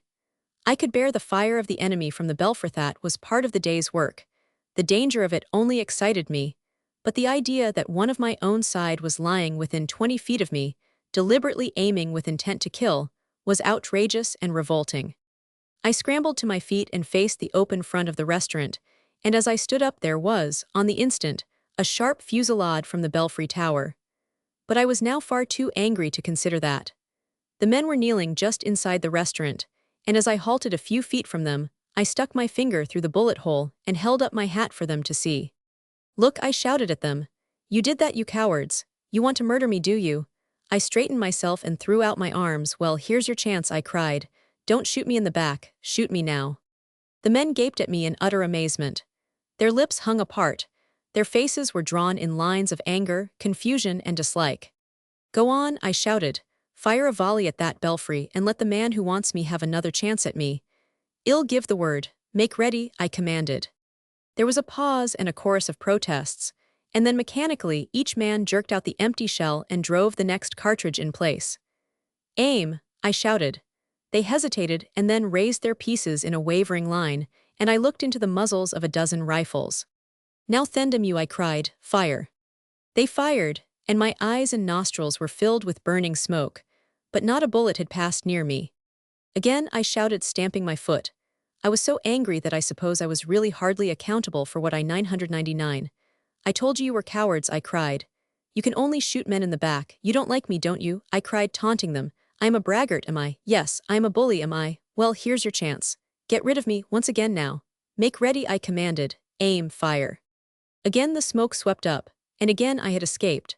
I remember that I laughed at them and that the sound was crazy and hysterical, and I remember that as I laughed I shook out my arms to show them I was unhurt. And as I did that, someone in the cafe cried, "Thank God." And another shouted, "That's enough of this damn nonsense," and a big man with a bushy red beard sprang up and pulled off his hat. "Now then," he cried. "All together, boys, 3 cheers for the little one," and they all jumped and shouted like mad people. They cheered me again and again, although all the time the bullets from the belfry were striking about them, ringing on the iron tables and on the sidewalk, and tearing great gashes in the awnings overhead. And then it seemed as though the sunlight on the yellow buildings and on the yellow earth of the plaza had been suddenly shut off, and I dropped into a well of blackness and sank deeper and deeper. When I looked up, the big man was sitting on the floor holding me as comfortably as though I were a baby, and my face was resting against his red beard, and my clothes and everything about me smelt terribly of brandy. But the most curious thing about it was that though they told everyone in the Legion that I had stood up and made them shoot at me, they never let anyone find out that I had been so weak as to faint. I do not know whether it was the brandy they gave me that later led me to charge those guns, but I appreciate now that my conduct was certainly silly and mad enough to be excused only in that way. According to the doctrine of chances, I should have lost 9 lives, and according to the rules governing an army in the field I should have been court-martialed. Instead of which, the men caught me up on their shoulders and carried me around the plaza, and Lager and Garcia looked on from the steps of the cathedral and laughed and waved to us. For 5 hours we had been lying in the blazing sun on the flat housetops, or hidden in the shops around the plaza, and the government troops were still holding us off with one hand and spanking us with the other. Their guns were so good that, when Heinz attempted to take up a position against them with his old-style Gatlings, they swept him out of the street, as a fire hose flushes a gutter. For 5 hours they had kept the plaza empty, and peppered the 3 sides of it so warmly that no one of us should have shown his head. But at every shot from the cathedral, our men grew more unmanageable, and the longer the enemy held us back, the more arrogant and defiant they became. Ostensibly to obtain a better shot, but in reality from pure deviltry, they would make individual sallies into the plaza, and, facing the embrasure, would empty their Winchesters at one of its openings as coolly as though they were firing at a painted bullseye. The man who first did this, the moment his rifle was empty, ran for cover and was tumultuously cheered by his hidden audience. But in order to surpass him, the next man, after he had emptied his gun, walked back very deliberately, and the third man remained to refill his magazine. And so a spirit of the most senseless rivalry sprang up, and one man after another darted out into the plaza to cap the recklessness of those who had gone before him. It was not until 5 men were shot dead, and lay sprawling and uncovered in the sun, that the madness seemed to pass. But my charging, the embrasure was always supposed to be a part of it, and to have been inspired entirely by vanity and a desire to do something more extravagantly reckless than any of the others. As a matter of fact, I acted on what has always seemed to me excellent reasoning, and if I went alone, it was only because, having started, it seemed safer to go ahead than to run all the way back again. I never blamed the men for running back, and so I cannot see why they should blame me for having gone ahead. The enemy had ceased firing shrapnel and were using solid shot. When their Gatlings also ceased, I guessed that it might be that the guns were jammed. If I were right, and if one avoided the solid shot by approaching the barricade obliquely, there was no danger in charging the barricade. I told my troop that I thought the guns were out of order, and that if we rushed the barricade we could take it. When I asked for volunteers, 10 men came forward, and at once, without asking permission, which I knew I could not get, we charged across the plaza. Both sides saw us at the same instant, and the firing was so fierce that the men with me thought the Gatlings had reopened on us, and ran for cover. That left me about 50 feet from the barricade, and as it seemed a toss-up whichever way I went, I kept going forward. I caught the combing of the embrasure with my hands, stuck my toes between the stones, and scrambled to the top. The scene inside was horrible. The place looked like a slaughter-yard. Only 3 men were still on their legs, the rest were heaped around the guns. I threatened the 3 men with my revolver, but they shrieked for mercy and I did not fire. The men in the belfries, however, were showing no mercy to me, so I dropped inside the wall and crawled for shelter beneath a caisson. But I recognized on the instant that I could not remain there. It was the fear of the Gatlings only which was holding back our men, and I felt that before I was shot, they must know that the guns were jammed. So I again scrambled up to the barricade and waved my hat to them to come on. At the same moment, a bullet passed through my shoulder, and another burned my neck, and one of the men who had begged for mercy beat me over the head with his sword. I went down like a bag of flour, but before my eyes closed I saw our fellows pouring out of the houses and sweeping toward me. About an hour later, when von Ritter had cleaned the hole in my shoulder and plastered my skull, I sallied out again, and at sight of me the men gave a shout and picked me up, and, cheering, bore me around the plaza. From that day we were the best of friends, and I think in time they grew to like me. 2 days later we pitched camp outside of Tegucigalpa, the promised city, the capital of the Republic. Our points of attack were 2, a stone bridge which joins the city proper with the suburbs, and a great hill of rock called El Picachua. This hill either guards or betrays the capital. The houses reach almost to its base, and from its crest one can drop a shell through the roof of any one of them. Consequently, when we arrived, we found its approaches strongly entrenched, and the hill occupied in force by the government artillery. There is a saying in Honduras, which has been justified by countless revolutions, and which dates back to the days of Morazan the Liberator, that he who takes Picachua sleeps in the palace. Garcia's plan was for 2 days to bombard the city, and if in that time Alvarez had not surrendered, to attack El Picachua by night. As usual, the work was so divided that the more dangerous and difficult part of it fell to the Foreign Legion, for in his plan, Garcia so ordered it that Leger should storm Picachua, while he advanced from the plain and attacked the city at the stone bridge. But this plan was never carried out, and after our first day in front of the capital, General Garcia never again gave an order to General Leger. After midnight on the evening of that first day, Aiken came to the hut where we had made our headquarters and demanded to see the general on a matter of life and death. With him, looking very uncertain as to the propriety of the visit, were all the officers of the Legion. The general was somewhat surprised and somewhat amused, but he invited us to enter. When the officers had lined up against the walls, he said, "As a rule, I call my own councils of war, but no doubt Mr. Aiken has some very good reason for affording me the pleasure of your company." "What is it, Mr. Aiken?"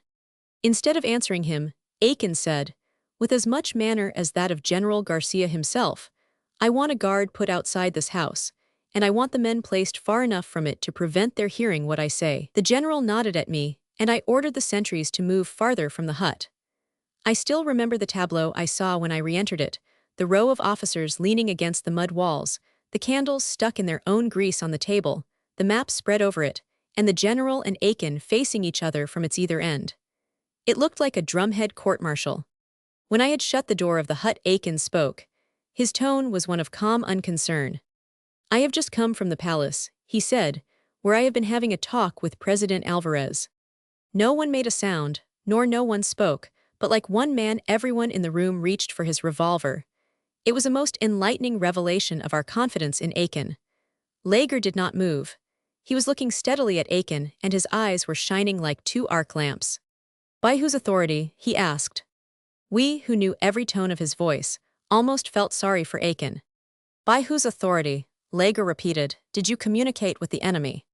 "It was an idea of my own," Aiken answered simply. "I was afraid if I told you you would interfere." "Oh, I am no soldier," he said. He was replying to the look in Lager's face.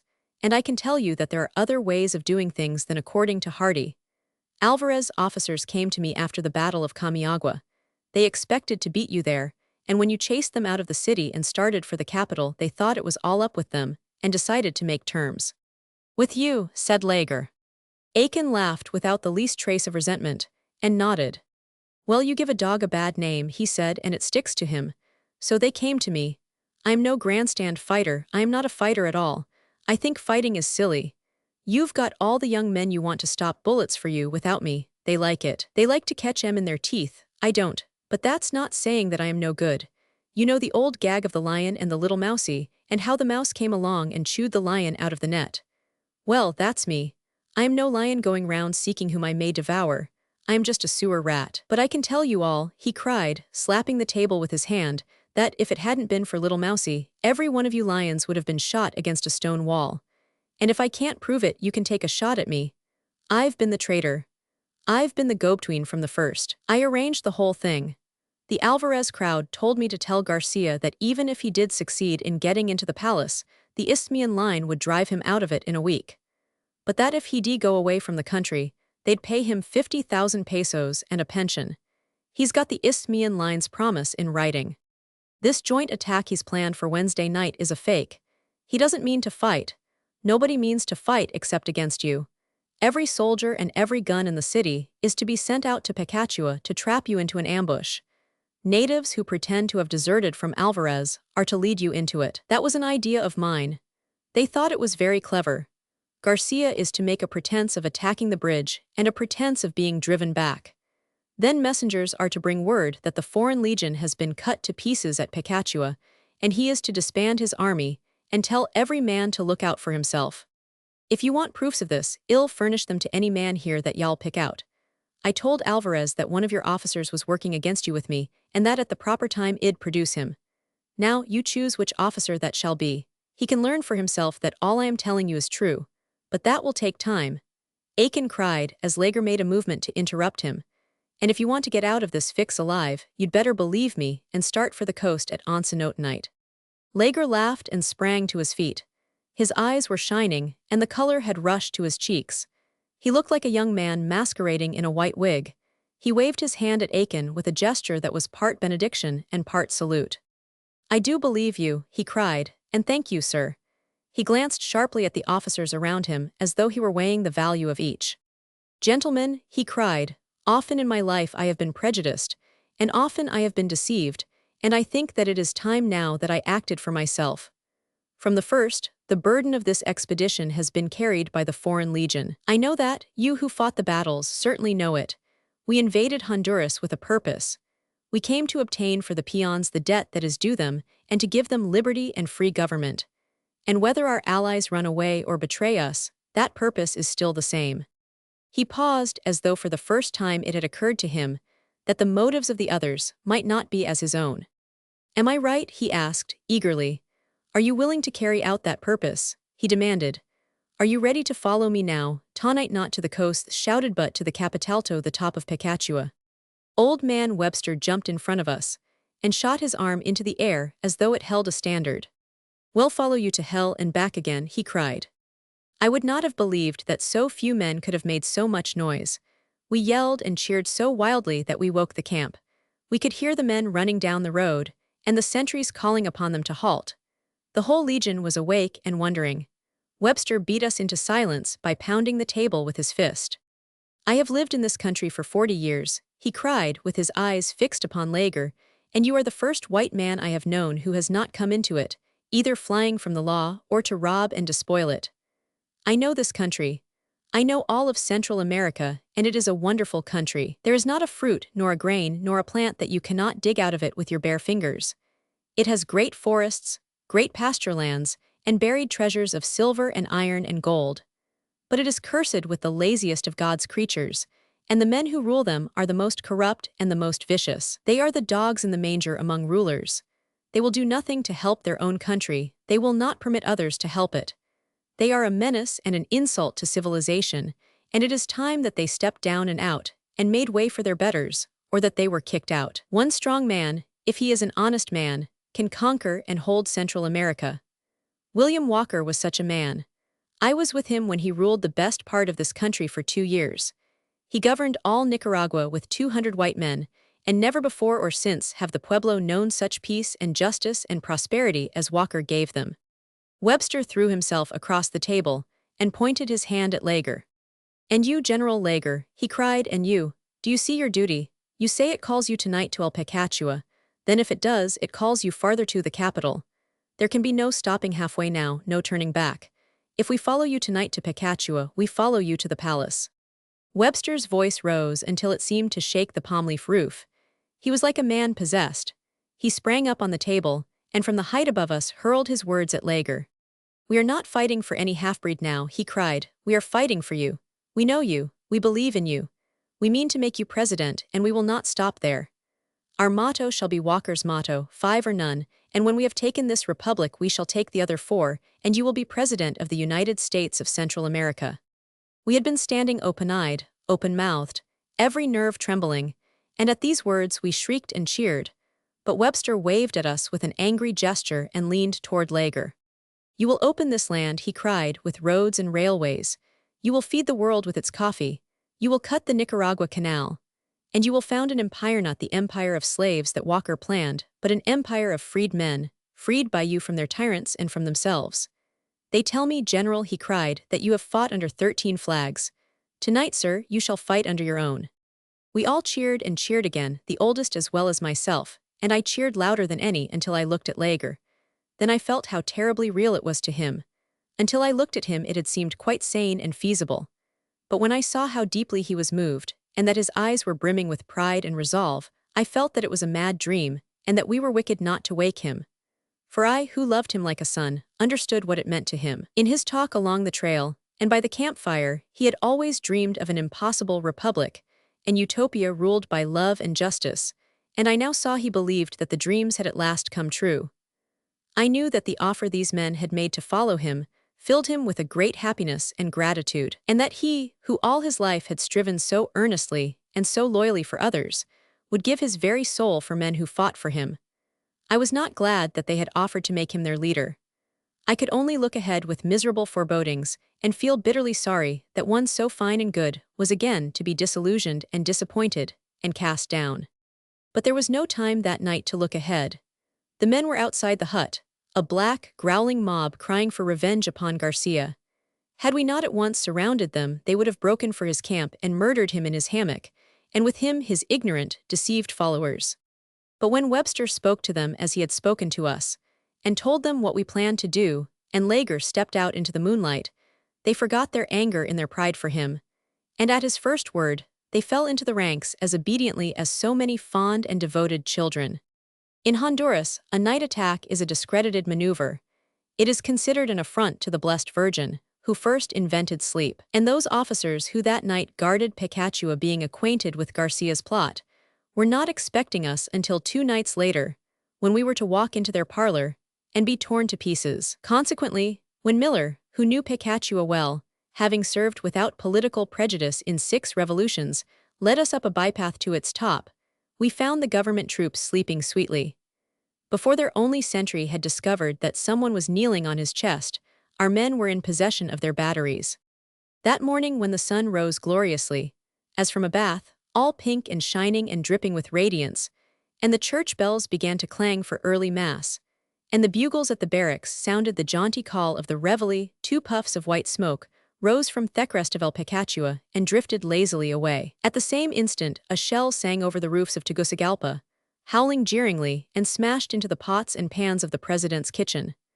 Another, falling 2 miles farther to the right, burst through the white tent of General Garcia, and the people in the streets, as they crossed themselves in fear, knew that El Picachua had again been taken, and that night a new president would sleep in the palace. All through the hot hours of the morning, the captured guns roared and echoed, until at last we saw Garcia's force crawling away in a crowd of dust toward the hills, and an hour later Alvarez, with the household troops, abandoning the capital and hastening after him. We were too few to follow, but we whipped them forward with our shells. A half-hour later a timid group of merchants and foreign consuls, led by the bishop, and bearing a great white flag, rode out to the foot of the rock and surrendered the city. I am sure no government was ever established more quickly than ours.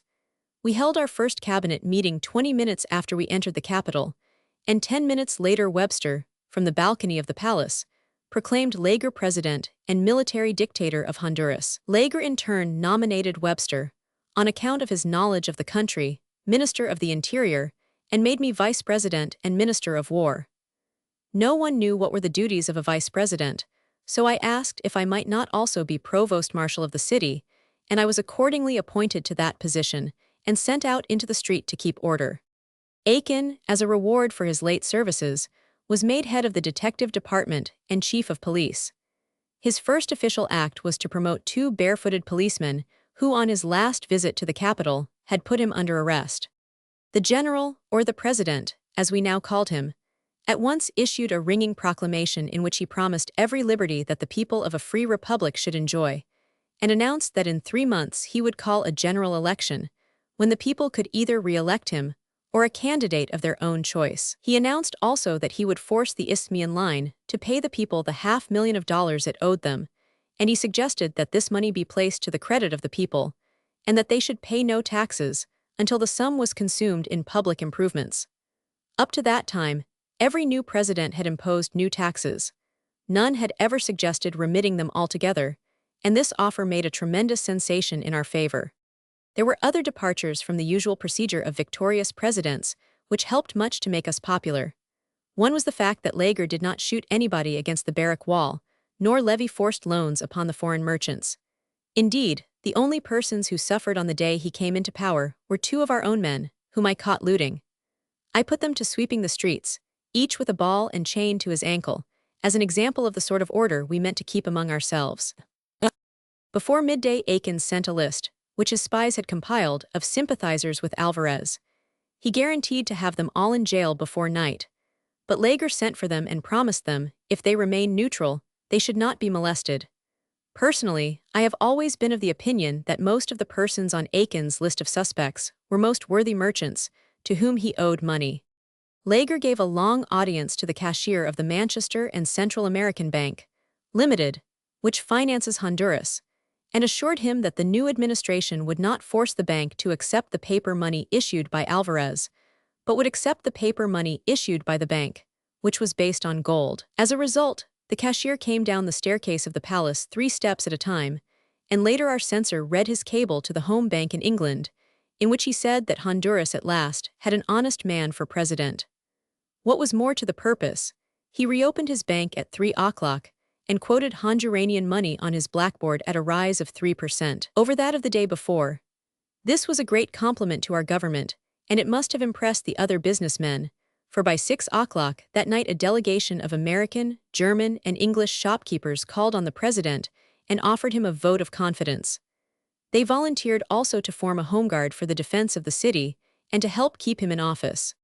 So, by dinner time, we had won over the foreign element entirely, and the consuls had cabled their several ministers, advising them to advise their governments to recognize ours.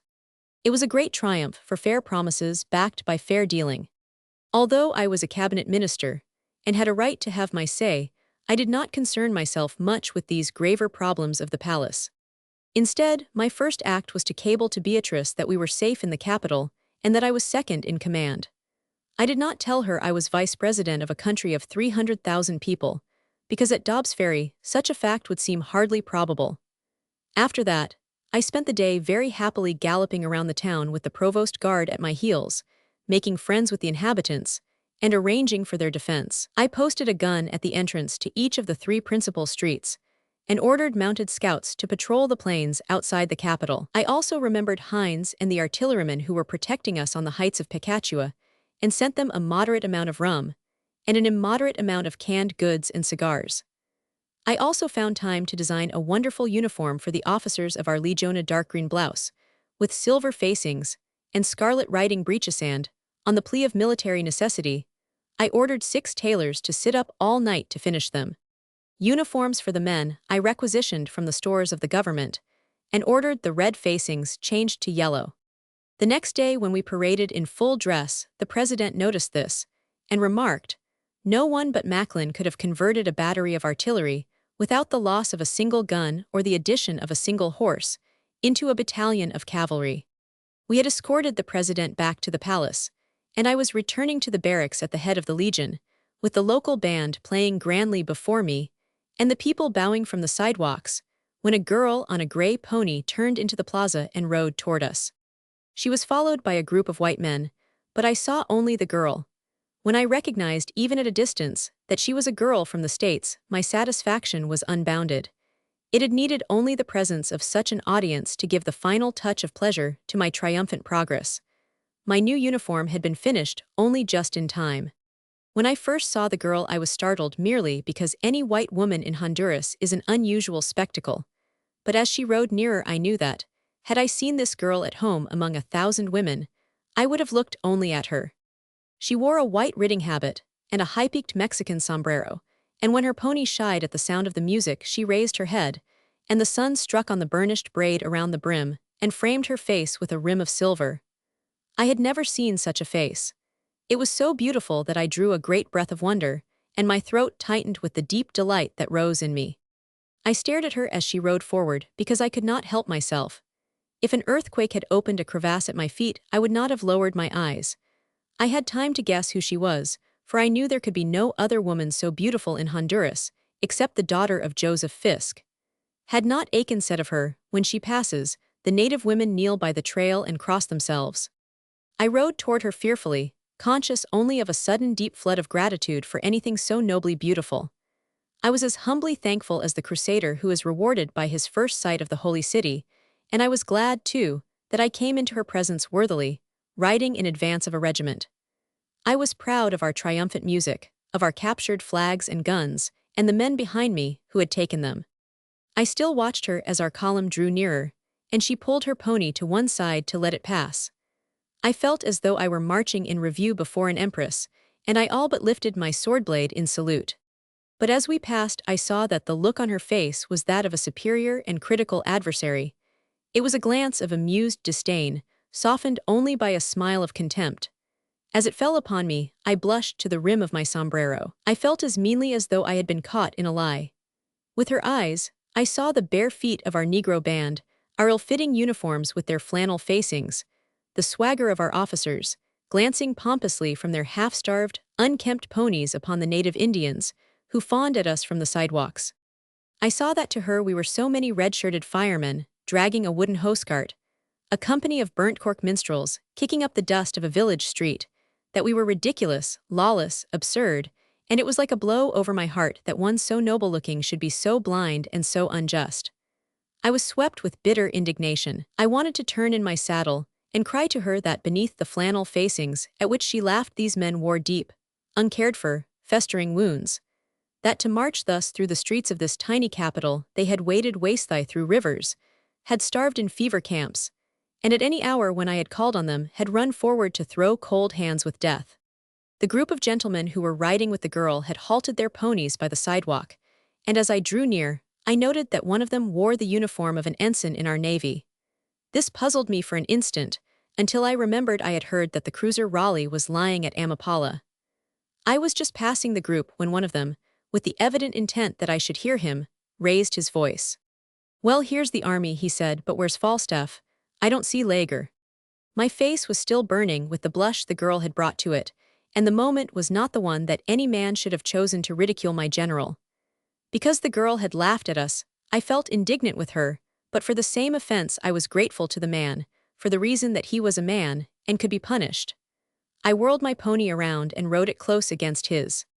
"You must apologize for that," I said, speaking in a low voice, "or I'll thrash you with this riding whip." He was a young man, exceedingly well-looking, slim and tall, and with a fine air of good breeding. He looked straight into my eyes without moving. His hands remained closed upon the pommel of his saddle. "If you raise that whip," he said, "I'll take your tin sword away from you and spank you with it." Never in my life had anyone hurt me so terribly, and the insult had come before my men and his friends and the people in the street. It turned me perfectly cold, and all the blood seemed to run to my eyes, so that I saw everything in a red haze. When I answered him, my voice sounded hoarse and shaky. "Get down," I said. "Get down, or I'll pull you down. I am going to thrash you until you can't stand or see." He struck at me with his riding crop, but I caught him by the collar, and with an old trick of the West Point riding hall threw him off into the street, and landed on my feet above him. At the same moment, Miller and Von Ritter drove their ponies in between us, and 3 of the man's friends pushed in from the other side. But in spite of them we reached each other, and I struck up under his guard and beat him savagely on the face and head, until I found his chin and he went down. There was an awful row. The whole street was in an uproar. Women screamed, the ponies were rearing and kicking, the natives jabbering, and my own men swearing and struggling in a ring around us. "My God, Macklin," I heard Von Ritter cry, "stop it, behave yourself." He rode at our men with his sword and drove them back into ranks. I heard him shout, "Fall in there! Forward, march!" "This is your idea of keeping order, is it?" Miller shouted at me. He insulted Lager, I shouted back and scrambled into the saddle. But I was far from satisfied.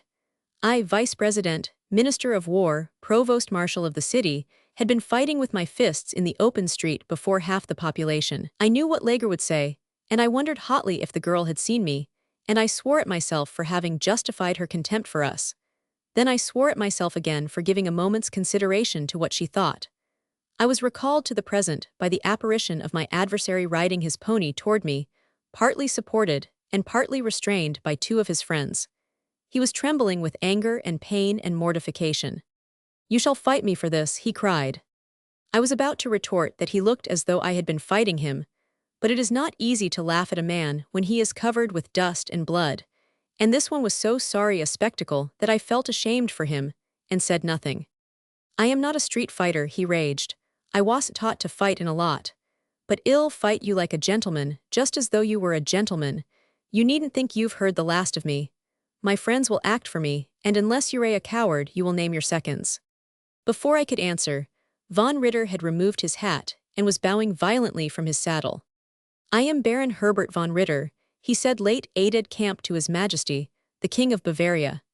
"If you are not satisfied, Captain Miller and myself will do ourselves the honor of calling on your friends." His manner was so grand that it quite calmed me to hear him. One of the men who was supporting my adversary, a big, sunburned man in a pith helmet, shook his head violently. "Hear none of that, Miller," he said. "Drop it. Can't you see the boy isn't himself? This isn't the time to take advantage of him." "We are only trying to oblige the gentleman," said Miller. "The duel is the only means of defense we've left you people. But I tell you, if any of you insult our government again, we won't even give you that satisfaction. We'll ride you out of town." The man in the pith helmet listened to Miller without any trace of emotion. When Miller had finished he laughed. "We've every means of defense that an American citizen needs when he runs up against a crowd like yours," he said. He picked up his reins and turned his horse's head down the street. "You will find us at the Hotel Continental," he added. "And as for running us out of town," he shouted over his shoulder, "there's an American man-of-war at Amapala that is going to chase you people out of it as soon as we give the word." When I saw that Miller and Von Ritter were arranging a duel, I felt no further interest in what the man said, until he threatened us with the warship. At that, I turned toward the naval ensign to see how he received it. He was a young man, some years older than myself, with a smooth face and fair, yellow hair and blue eyes. I found that the blue eyes were fixed upon me steadily and kindly. When he saw that I had caught him watching me, he raised his hand smartly to the visor. I do not know why, but it made the tears come to my eyes. It was so different from the salute of our own men. It was like being back again under the flag at the point. It was the recognition of the regular that touched me, of a bona fide commissioned officer. But I returned his salute just as stiffly as though I were a commissioned officer myself. And then a strange thing happened. The sailor boy jerked his head toward the retreating form of my late adversary and slowly stuck his tongue into his cheek and winked. Before I could recover myself, he had caught up my hand and given it a sharp shake and galloped after his friends. Miller and I fell in at the rear of the column. Who were those men? I asked. The Isthmian Line people, of course, he answered shortly. The man in the helmet is Graham, the manager of the Captain silver mines. They've just unloaded them on Fisk. That's why they're so thick with him. And who was the chap who insulted Lager? I asked, the one whose face I slapped. Face you slapped? Ha, Miller snorted. I hope y'all never slap my face. Why don't you know who he is? He exclaimed with a grin. I thought of course you 999. I thought that's why you hit him.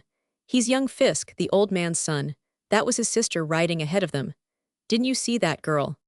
The day we attacked the capital, Joseph Fisk and his party were absent from it, visiting Graham, the manager of the Captain mines, at his country place. And when word was received there that we had taken the city, Graham urged Mr. Fisk not to return to it, but to ride at once to the coast and go on board the yacht. They told him that the capital was in the hands of a mob. But what really made Graham, and the rest of the Captain people, and the Isthmian crowd, who now were all working together against us, so anxious to get Fisk out of Honduras, was that part of Lager's proclamation in which he said he would force the Isthmian Line to pay its just debts. They were most anxious that Fisk should not learn from us the true version of that claim for back pay. They had told him we were a lot of professional filibusters, that the demand we made for the $500,000 was a gigantic attempt at blackmail. They pointed out to him that the judges of the highest courts of Honduras had decided against the validity of our claim. But they did not tell him that Alvarez had ordered the judges to decide in favor of the company, nor how much money they had paid Alvarez and the judges for that decision. Instead, they urged that Garcia, a native of the country, had submitted to the decree of the courts and had joined Alvarez, and that now the only people fighting against the Isthmian Line were foreign adventurers. They asked, was it likely such men would risk their lives to benefit the natives? Was it not evident that they were fighting only for their own pockets?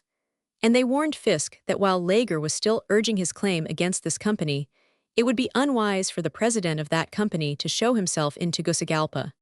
But Fisk laughed at the idea of danger to himself. He said a revolution, like cockfighting, was a national pastime, and no more serious, and that should anyone attempt to molest the property of the company, he would demand the protection of his own country as represented by the Raleigh. He accordingly rode back to the capital, and with his son and daughter, and the company's representatives and the Captain people, returned to the same rooms in the Hotel Continental he had occupied 3 days before, when Alvarez was president. This made it embarrassing for us, as the Continental was the only hotel in the city, and as it was there we had organized our officers' mess. In consequence, while there was no open war, the dining room of the hotel was twice daily the meeting place of the two opposing factions, and von Ritter told me that, until matters had been arranged with the seconds of young Fisk, I could not appear there, as it would be contrary to the code. But our officers were not going to allow the Captain and Isthmian people to drive them out of their headquarters, so at the table d'hôte luncheon that day our fellows sat at one end of the room, and Fisk and Miss Fisk, Graham and his followers at the other. They entirely ignored each other. After the row I had raised in the street, each side was anxious to avoid further friction. As I sat in the barracks over my solitary luncheon, my thoughts were entirely on the duel. It had been forced on me, so I accepted it, but it struck me as a most silly proceeding. Young Fisk had insulted my general and my comrades. He had done so publicly and with intent. I had thrashed him as I said I would, and as far as I could see the incident was closed. But Miller and von Ritter, who knew Honduras from Fonseca Bay to Truxillo, assured me that, unless I met the man who had insulted me before the people, our prestige would be entirely destroyed. To the Honduranian mind, the fact that I had thrashed him for so doing would not serve as a substitute for a duel. It only made a duel absolutely necessary. As I had determined, if we did meet, that I would not shoot at him, I knew I would receive no credit from such an encounter. And so far as I could see, I was being made ridiculous and stood a very fair chance of being killed. I sincerely hoped that young Fisk would apologize. I assured myself that my reluctance to meet him was due to the fact that I scorned to fight a civilian. I always classed civilians, with women and children, as non-combatants. But in my heart, I knew that it was not this prejudice which made me hesitate. The sister was the real reason. That he was her brother was the only fact of importance. Had his name been Robinson or Brown, I would have gone out and shot at the calves of his legs most cheerfully, and taken considerable satisfaction in the notoriety that would have followed my having done so.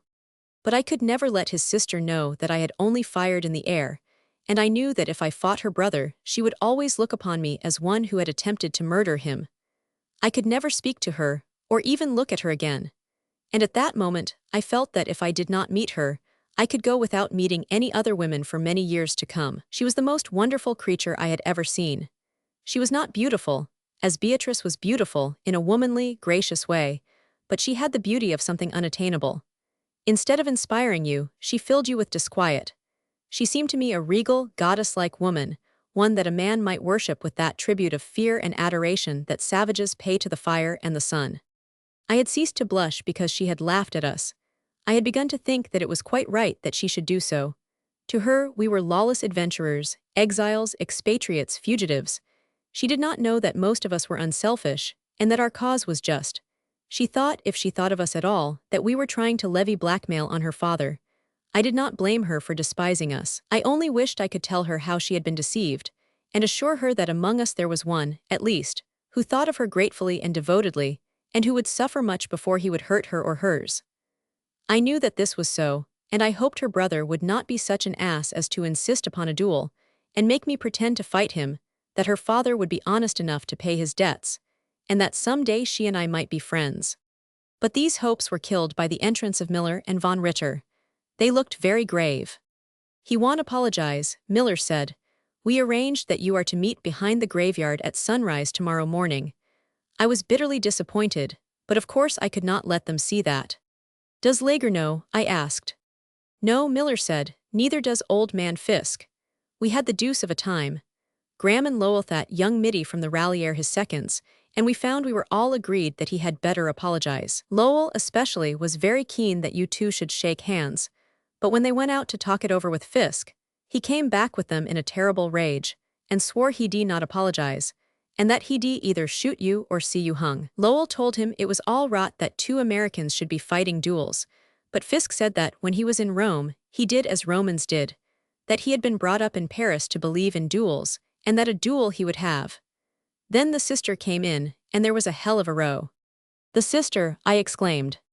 Miller nodded, and von Ritter and he shook their heads sadly at each other, as though the recollection of the interview weighed heavily. "Yes, his sister," said Miller. "You know how these Honduranian places are built. If a parrot scratches his feathers in the patio, you can hear it in every room in the house. Well, she was reading on the balcony, and when her brother began to rage around and swear he'd have your blood, she heard him and opened the shutters and came in.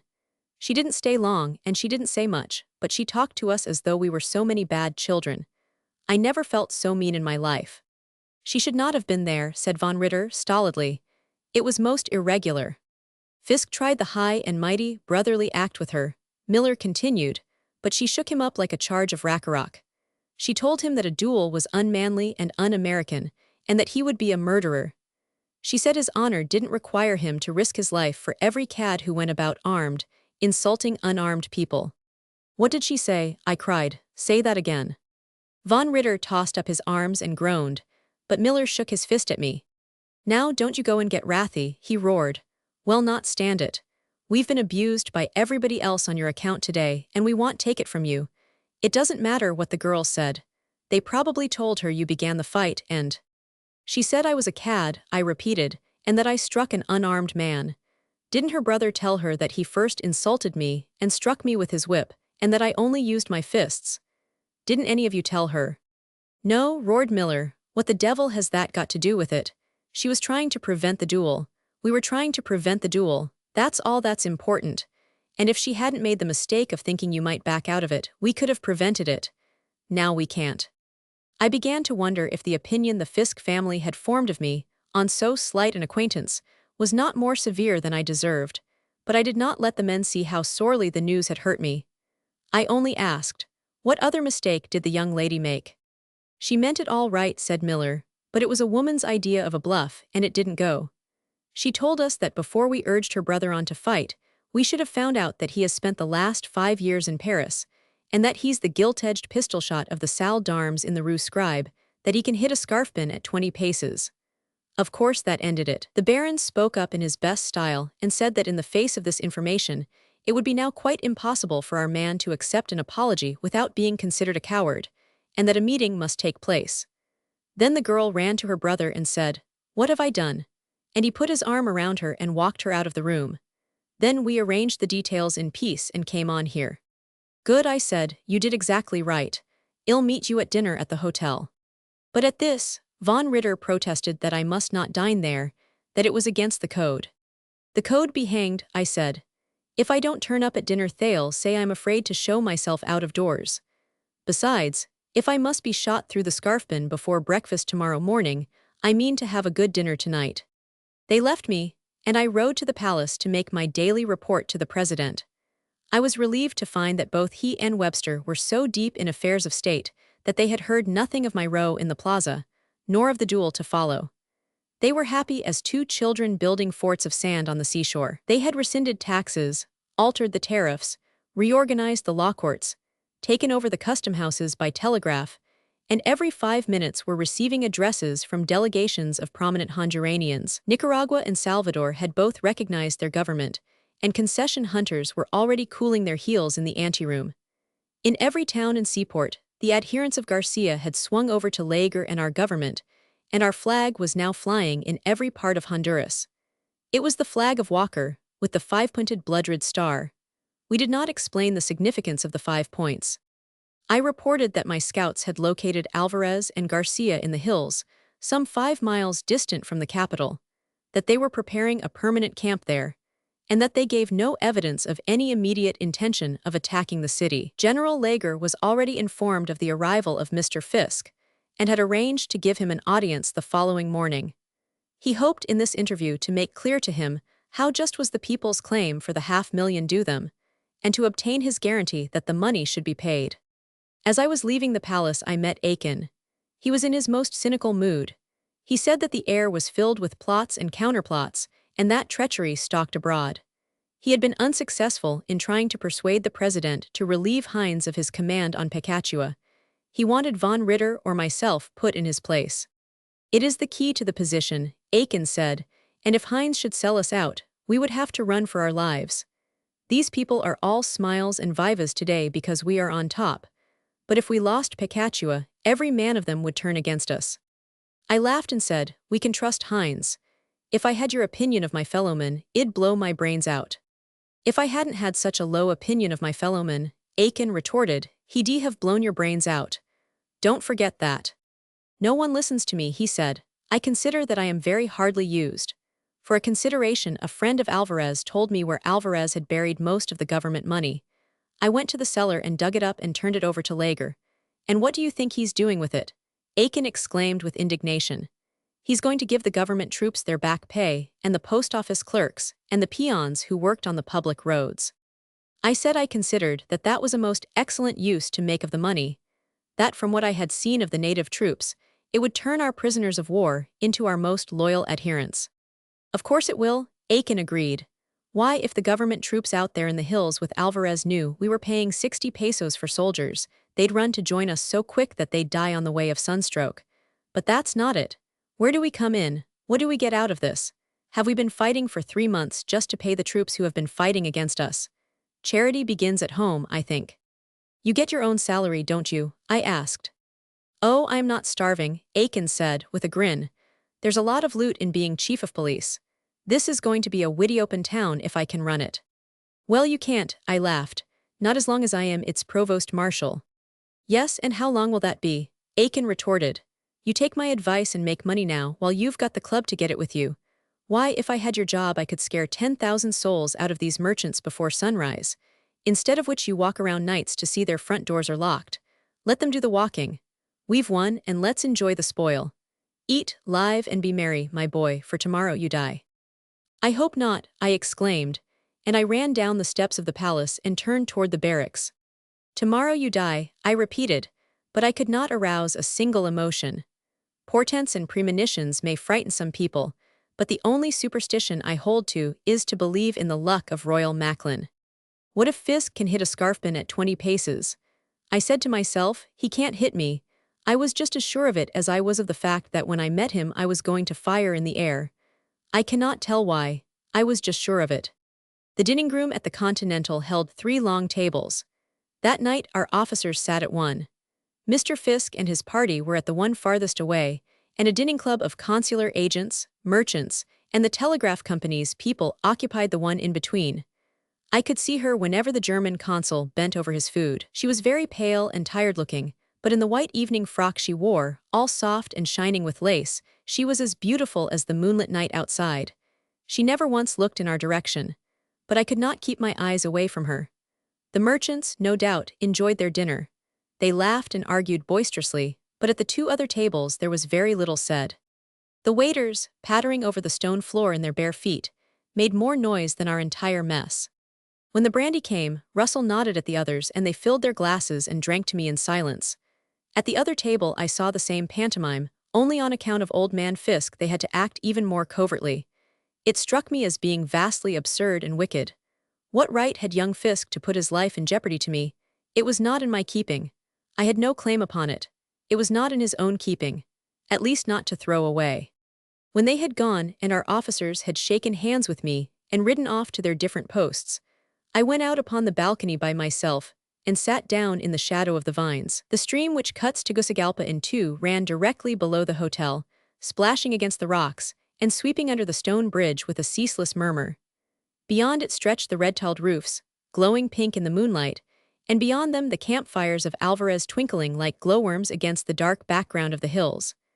The town had gone to sleep, and the hotel was as silent as a church. There was no sound except the whistle of a policeman calling the hour, the bark of the street dogs in answer, and the voice of one of our sentries, arguing with some jovial gentleman who was abroad without a pass. After the fever and anxieties of the last few days, the peace of the moment was sweet and grateful to me, and I sank deeper into the long wicker chair and sighed with content.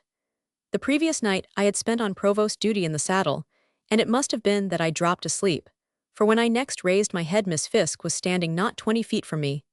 She was leaning against one of the pillars, a cold and stately statue in the moonlight. She did not know anyone was near her, and when I moved and my spurs clanked on the stones, she started, and turned her eyes slowly toward the shadow in which I sat. During dinner, they must have told her which one of us was to fight the duel, for when she recognized me, she moved sharply away.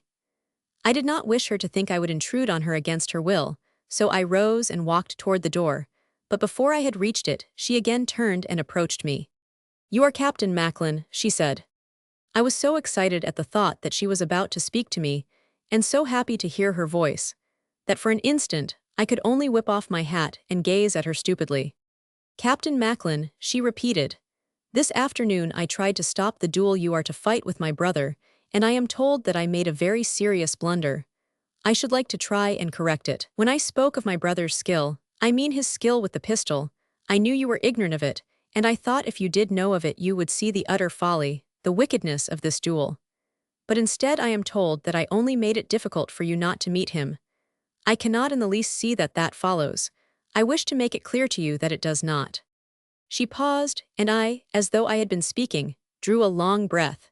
Had she been reading from a book her tone could not have been more impersonal. I might have been one of a class of schoolboys to whom she was expounding a problem. At the point I have heard officers' wives use the same tone to the enlisted men. Its effect on them was to drive them into a surly silence. But Miss Fisk did not seem conscious of her tone. After I had spoken, she went on evenly. "They told me of your reputation in this country, that you are known to be quite fearless. They told me of your ordering your own men to shoot you, and of how you took a cannon with your hands. Well, I cannot see, since your reputation for bravery is so well established that you need to prove it further, certainly not by engaging in a silly duel. You cannot add to it by fighting my brother, and if you should injure him, you would bring cruel distress to others. I assure you, I began. Pardon me, she said, raising her hand, but still speaking in the same even tone. Let me explain myself fully. Your own friends said in my hearing, she went on, that they did not desire a fight. It is then my remark only which apparently makes it inevitable. She drew herself up, and her tone grew even more distant and disdainful. Now it is not possible, she exclaimed, that you and your friends are going to take advantage of my mistake and make it the excuse for this meeting. Suppose any harm should come to my brother. For the first time her voice carried a touch of feeling. It would be my fault. I would always have myself to blame, and I want to ask you not to fight him. I want to ask you to withdraw from this altogether. I was completely confused. Never before had a young lady of a class which I had so seldom met spoken to me even in the words of everyday civility, and now this one, who was the most wonderful and beautiful woman I had ever seen, was asking me to grant an impossible favor, was speaking of my reputation for bravery as though it were a fact which everyone accepted, and was begging me not to make her suffer. What added to my perplexity was that she asked me to act only as I desired to act, but she asked it in such a manner that every nerve in me rebelled.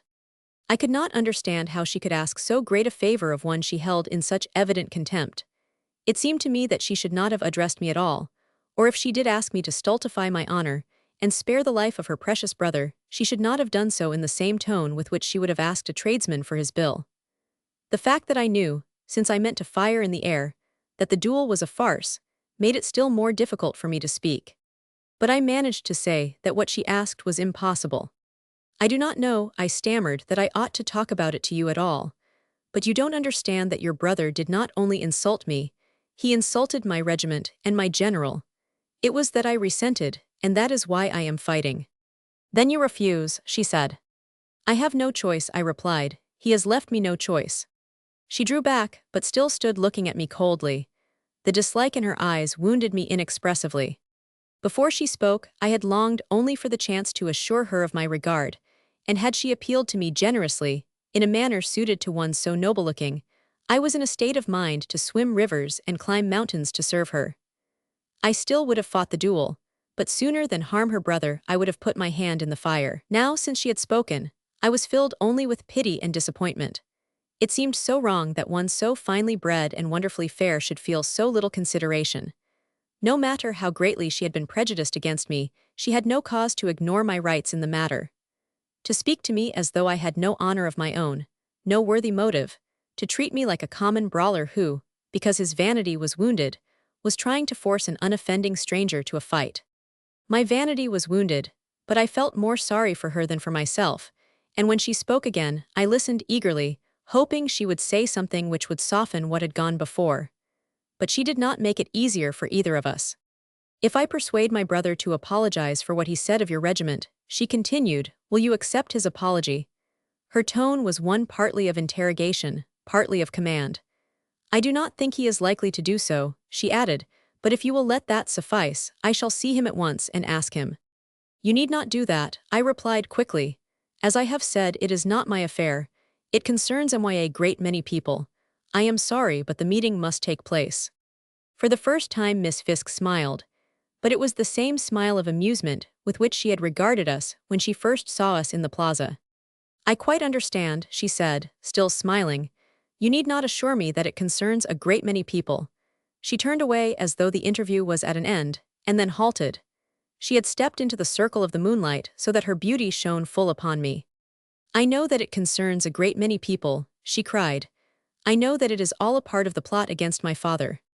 I gave a gasp of consternation which she misconstrued, for she continued, bitterly. Oh, I know everything, she said. Mr. Graham has told me all that you mean to do. I was foolish to appeal to any one of you. You have set out to fight my father, and your friends will use any means to win. But I should have thought, she cried, her voice rising and ringing like an alarm, that they would have stopped at assassinating his son. I stepped back from her, as though she had struck at me. Miss Fisk, I cried. What she had charged was so monstrous, so absurd that I could answer nothing in defense. My brain refused to believe that she had said it. I could not conceive that any creature so utterly lovely could be so unseeing, so bitter, and so unfair. Her charge was ridiculous, but my disappointment in her was so keen that the tears came to my eyes. I put my hat back on my head, saluted her and passed her quickly. "Captain Macklin," she cried. "What is it? What have I said?" She stretched out her hand toward me, but I did not stop. "Captain Macklin," she called after me in such a voice that I was forced to halt and turn. "What are you going to do?" she demanded. "Oh yes, I see," she exclaimed. "I see how it sounded to you. And you," she cried, her voice was trembling with concern, "because I said that, you mean to punish me for it through my brother, you mean to make him suffer, you will kill him." Her voice rose to an accent of terror. "But I only said it because he is my brother, my own brother. Cannot you understand what that means to me? Cannot you understand why I said it?" We stood facing each other, I staring at her miserably, and she breathing quickly, and holding her hand to her side as though she had been running a long distance. "No," I said in a low voice. It was very hard for me to speak at all. "No, I cannot understand."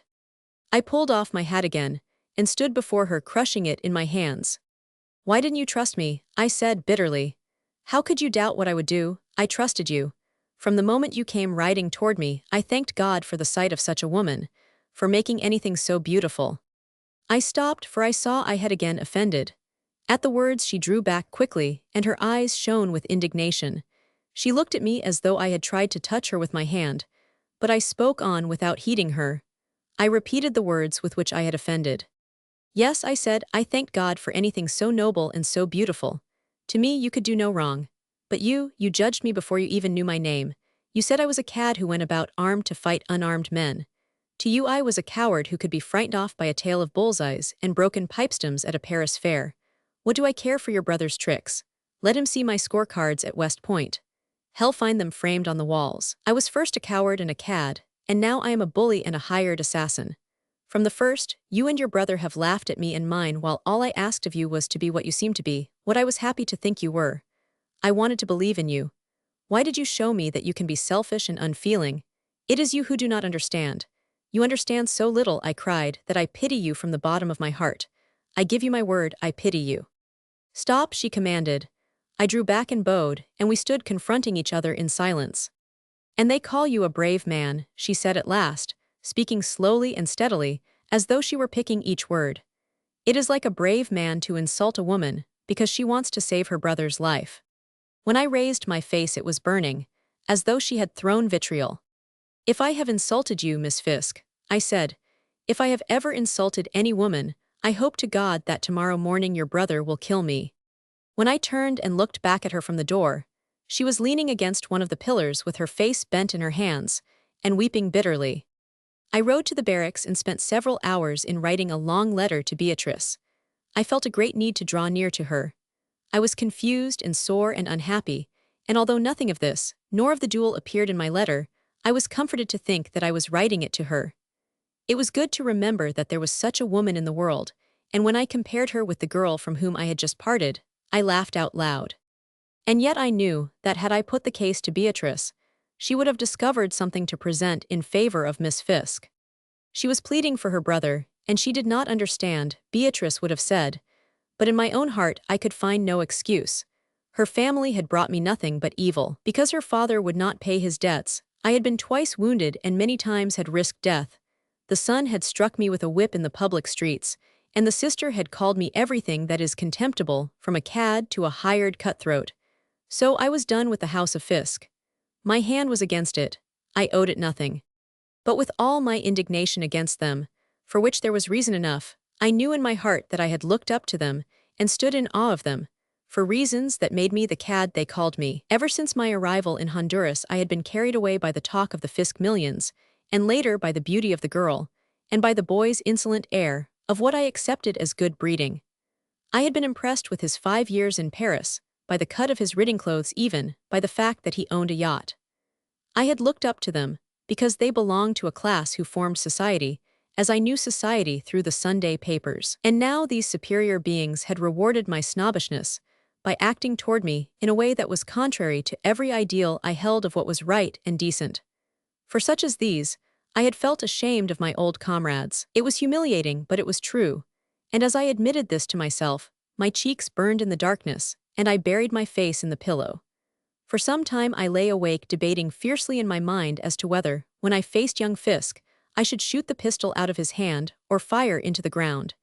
And it was not until I had decided that the latter act would better show our contempt for him and his insult that I fell asleep.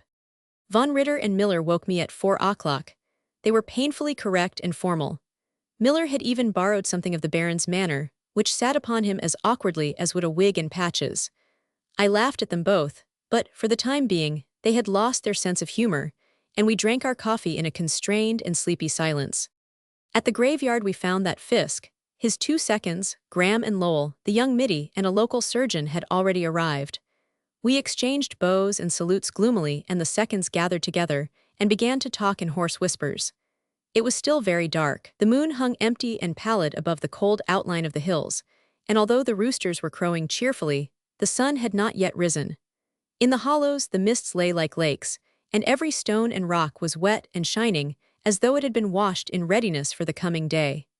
The gravestones shone upon us like freshly scrubbed doorsteps. It was a most dismal spot, and I was so cold that I was afraid I would shiver, and Fisk might think I was nervous. So I moved briskly about among the graves, reading the inscriptions on the tombstones. Under the circumstances, the occupation, to a less healthy mind, would have been depressing. My adversary, so it seemed to me, carried himself with a little too much unconcern. It struck me that he overdid it. He laughed with the local surgeon, and pointed out the moon and the lakes of mist as though we had driven out to observe the view. I could not think of anything to do which would show that I was unconcerned too, so I got back into the carriage and stretched my feet out to the seat opposite, and continued to smoke my cigar. Incidentally, by speaking to Lowell, I hurt Von Ritter's feelings. It seems that as one of the other man's seconds I should have been more haughty with him. But when he passed me, pacing out the ground, he saluted stiffly, and as I saluted back, I called out, "I suppose you know y'all catch it if they find out about this at Washington." And he answered with a grin, "Yes, I know, but I couldn't get out of it." "Neither could I replied cheerfully, and in so loud a tone that everyone heard me. Von Ritter was terribly annoyed. At last all was arranged and we took our places. We were to use pistols. They were double-barreled affairs with very fine hair-triggers. Graham was to give the word by asking if we were ready, and was then to count 1, 2, 3. After the word 1 we could fire when we pleased. When each of us had emptied both barrels, our honor was supposed to be satisfied. Young Fisk wore a blue yachting suit with the collar turned up, and no white showing except his face, and that in the gray light of the dawn was a sickly white, like the belly of a fish. After he had walked to his mark, he never took his eyes from me. They seemed to be probing around under my uniform for the vulnerable spot. I had never before had anyone look at me who seemed to so frankly dislike me. Curiously enough, I kept thinking of the story of the man who boasted he was so good a shot that he could break the stem of a wineglass, and how someone said, "Yes, but the wineglass isn't holding a pistol." Then, while I was smiling at the application I had made of this story to my scowling adversary, there came up a picture, not of home and of Beatrice, nor of my past sins, but of the fellow's sister as I last saw her in the moonlight, leaning against the pillar of the balcony with her head bowed in her hands. And at once it all seemed contemptible and cruel. No quarrel in the world, so it appeared to me then, was worthwhile if it were going to make a woman suffer. And for an instant I was so indignant with Fisk for having dragged me into this one, to feed his silly vanity, that for a moment I felt like walking over and giving him a sound thrashing. But at the instant I heard Graham demand, "Are you ready?" And I saw Fisk fasten his eyes on mine and nod his head. The moment had come.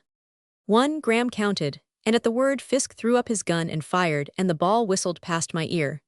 My pistol was still hanging at my side, so I merely pulled the trigger and the ball went into the ground. But instantly I saw my mistake. Shame and consternation were written on the faces of my 2 seconds, and to the face of Fisk there came a contemptuous smile. I at once understood my error. I read what was in the mind of each. They dared to think I had pulled the trigger through nervousness, that I had fired before I was ready, that I was frightened and afraid. I am sure I never was so angry in my life, and I would have cried out to them, if a movement on the part of Fisk had not sobered me. Still smiling, he lifted his pistol slightly and aimed for, so it seemed to me, some seconds, and then fired. I felt the bullet cut the lining of my tunic and burn the flesh over my ribs, and the warm blood tickling my side. But I was determined he should not know he had hit me, and not even my lips moved. Then a change, so sudden and so remarkable, came over the face of young Fisk, that its very agony fascinated me. At first it was incomprehensible, and then I understood. He had fired his last shot, he thought he had missed, and he was waiting for me, at my leisure, to kill him with my second bullet. I raised the pistol, and it was as though you could hear the silence. Every waking thing about us seemed to suddenly grow still. I brought the barrel slowly to a level with his knee, raised it to his heart, passed it over his head, and aiming in the air, fired at the moon and then tossed the gun away. The waking world seemed to breathe again, and from every side there came a chorus of quick exclamations. But without turning to note who made them, nor what they signified, I walked back to the carriage and picked up my cigar. It was still burning. Von Ritter ran to the side of the carriage. "You must wait," he protested. "Mr. Fisk wishes to shake hands with you. It is not finished yet." "Yes, it is finished," I replied savagely. "I have humored you too long enough, a pest on both your houses. I am going back to breakfast." Poor Von Ritter drew away, deeply hurt and scandalized. But my offense was nothing to the shock he received when young Lowell ran to the carriage and caught up my hand. He looked at me with a smile that would have softened a Spanish duenna. "See here," he cried. "Whether you like it or not, you've got to shake hands with me. I want to tell you that was one of the finest things I ever saw." He squeezed my fingers until the bones crunched together.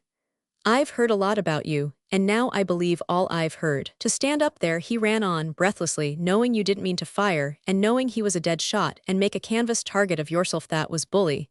You were an ass to do it, but it was great. You going back to breakfast?" he demanded suddenly with the same winning, eager smile. "So am one. I speak to go with you." Before I could reply, he had vaulted into the carriage, and was shouting at the driver. "Cachero to the barracks. Full speed ahead, vamos, give way, alles vite." "But my seconds," I protested. "They can walk," he said. Already the horses were at a gallop, and as we swung around the wall of the graveyard and were hidden from the sight of the others, Lowell sprang into the seat beside me. With the quick fingers of the sailor, he cast off my sword belt and tore open my blouse. "I wanted to get you away," he muttered, "before he found out he had hit you." "I am not hit," I protested. "Just as you like," he said. "Still, it looks rather damp to the left here." But as I knew, the bullet had only grazed me, and the laugh of relief Lowell gave when he raised his head and said, "Why, it's only a scratch," meant as much to me as though he had rendered me some great service. For it seemed to prove a genuine, friendly concern, and no one except Lager had shown that for me since I had left home. I had taken a fancy to Lowell from the moment he had saluted me like a brother officer in the plaza, and I had wished he would like me. I liked him better than any other young man I had ever met. I had never had a man for a friend, but before we had finished breakfast, I believe we were better friends than many boys who had lived next door to each other from the day they were babies. As a rule, I do not hit it off with men, so I felt that his liking me was a great piece of good fortune and a great honor. He was only 3 years older than myself, but he knew much more about everything than I did, and his views of things were as fine and honorable as they were amusing. Since then we have grown to be very close friends indeed, and we have ventured together into many queer corners, but I have never ceased to admire him, and I have always found him the same conscious of himself and sufficient to himself. I mean that if he were presented to an empress he would not be impressed, nor if he chatted with a barmaid would he be familiar. He would just look at each of them with his grave blue eyes and think only of what she was saying, and not at all of what sort of an impression he was making, or what she thought of him. Aiken helped me a lot by making me try not to be like Aiken. Lowell helped me by making me wish to be like Lowell. We had a very merry breakfast, and the fact that it was 7 in the morning did not in the least interfere with our drinking each other's health in a quart of champagne. Nearly all of our officers came in while we were at breakfast to learn if I were still alive, and Lowell gave them most marvelous accounts of the affair, sometimes representing me as an idiot and sometimes as an heroic martyr. They all asked him if he thought Fisk had sufficient influence at Washington to cause the government to give him the use of the Raleigh against us, but he would only laugh and shake his head. Later, to Lager, he talked earnestly on the same subject, and much to the point. The news of the duel had reached the palace at 8 o'clock, and the president at once started for the barracks. We knew he was coming when we heard the people in the cafes shouting "Viva," as they always did when he appeared in public, and though I was badly frightened as to what he would say to me, I ran to the door and turned out the guard to receive him. He had put on one of the foreign uniforms he was entitled to, where it did not seem to fancy the one I had designed, and, as he rode across the plaza, I thought I had never seen a finer soldier. Lowell said he looked like a field marshal of the Second Empire. I was glad Lowell had come to the door with me, as he could now see for himself that my general was one for whom a man might be proud to fight a dozen duels. The president gave his reins to an orderly and mounted the steps, touching his chapeau to the salute of guard and the shouting citizens, but his eyes were fixed sternly on me. I saw that he was deeply moved, and I wished fervently, now that it was too late, that I had told him of the street fight at the time and not allowed him to hear of it from others. I feared the worst. I was prepared for any reproof, any punishment, even the loss of my commission, and I braced myself for his condemnation. But when he reached the top step where I stood at salute, although I was inwardly quaking, he halted and his lips suddenly twisted, and the tears rushed to his eyes. He tried to speak, but made only a choking, inarticulate sound, and then, with a quick gesture, before all the soldiers and all the people, he caught me in his arms. "My boy," he whispered, "my boy. For you were lost," he murmured, "and have returned to me." I heard Lowell running away, and the door of the guardroom banging behind him. I heard the cheers of the people who, it seems, already knew of the duel and understood the tableau on the barrack steps. But the thought that Lager cared for me even as a son made me deaf to everything, and my heart choked with happiness. It passed in a moment, and in manner he was once more my superior officer, but the door he had opened was never again wholly shut to me. In the guardroom, I presented Lowell to the president, and I was proud to see the respect with which Lowell addressed him. At the first glance, they seemed to understand each other, and they talked together as simply as would friends of long acquaintance.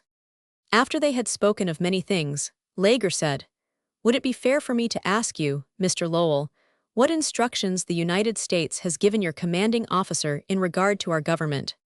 To this Lowell answered, "All I know, sir, is that when we arrived at Amapala, Captain Miller telegraphed the late President, Dr. Alvarez, that we were here to protect American interests.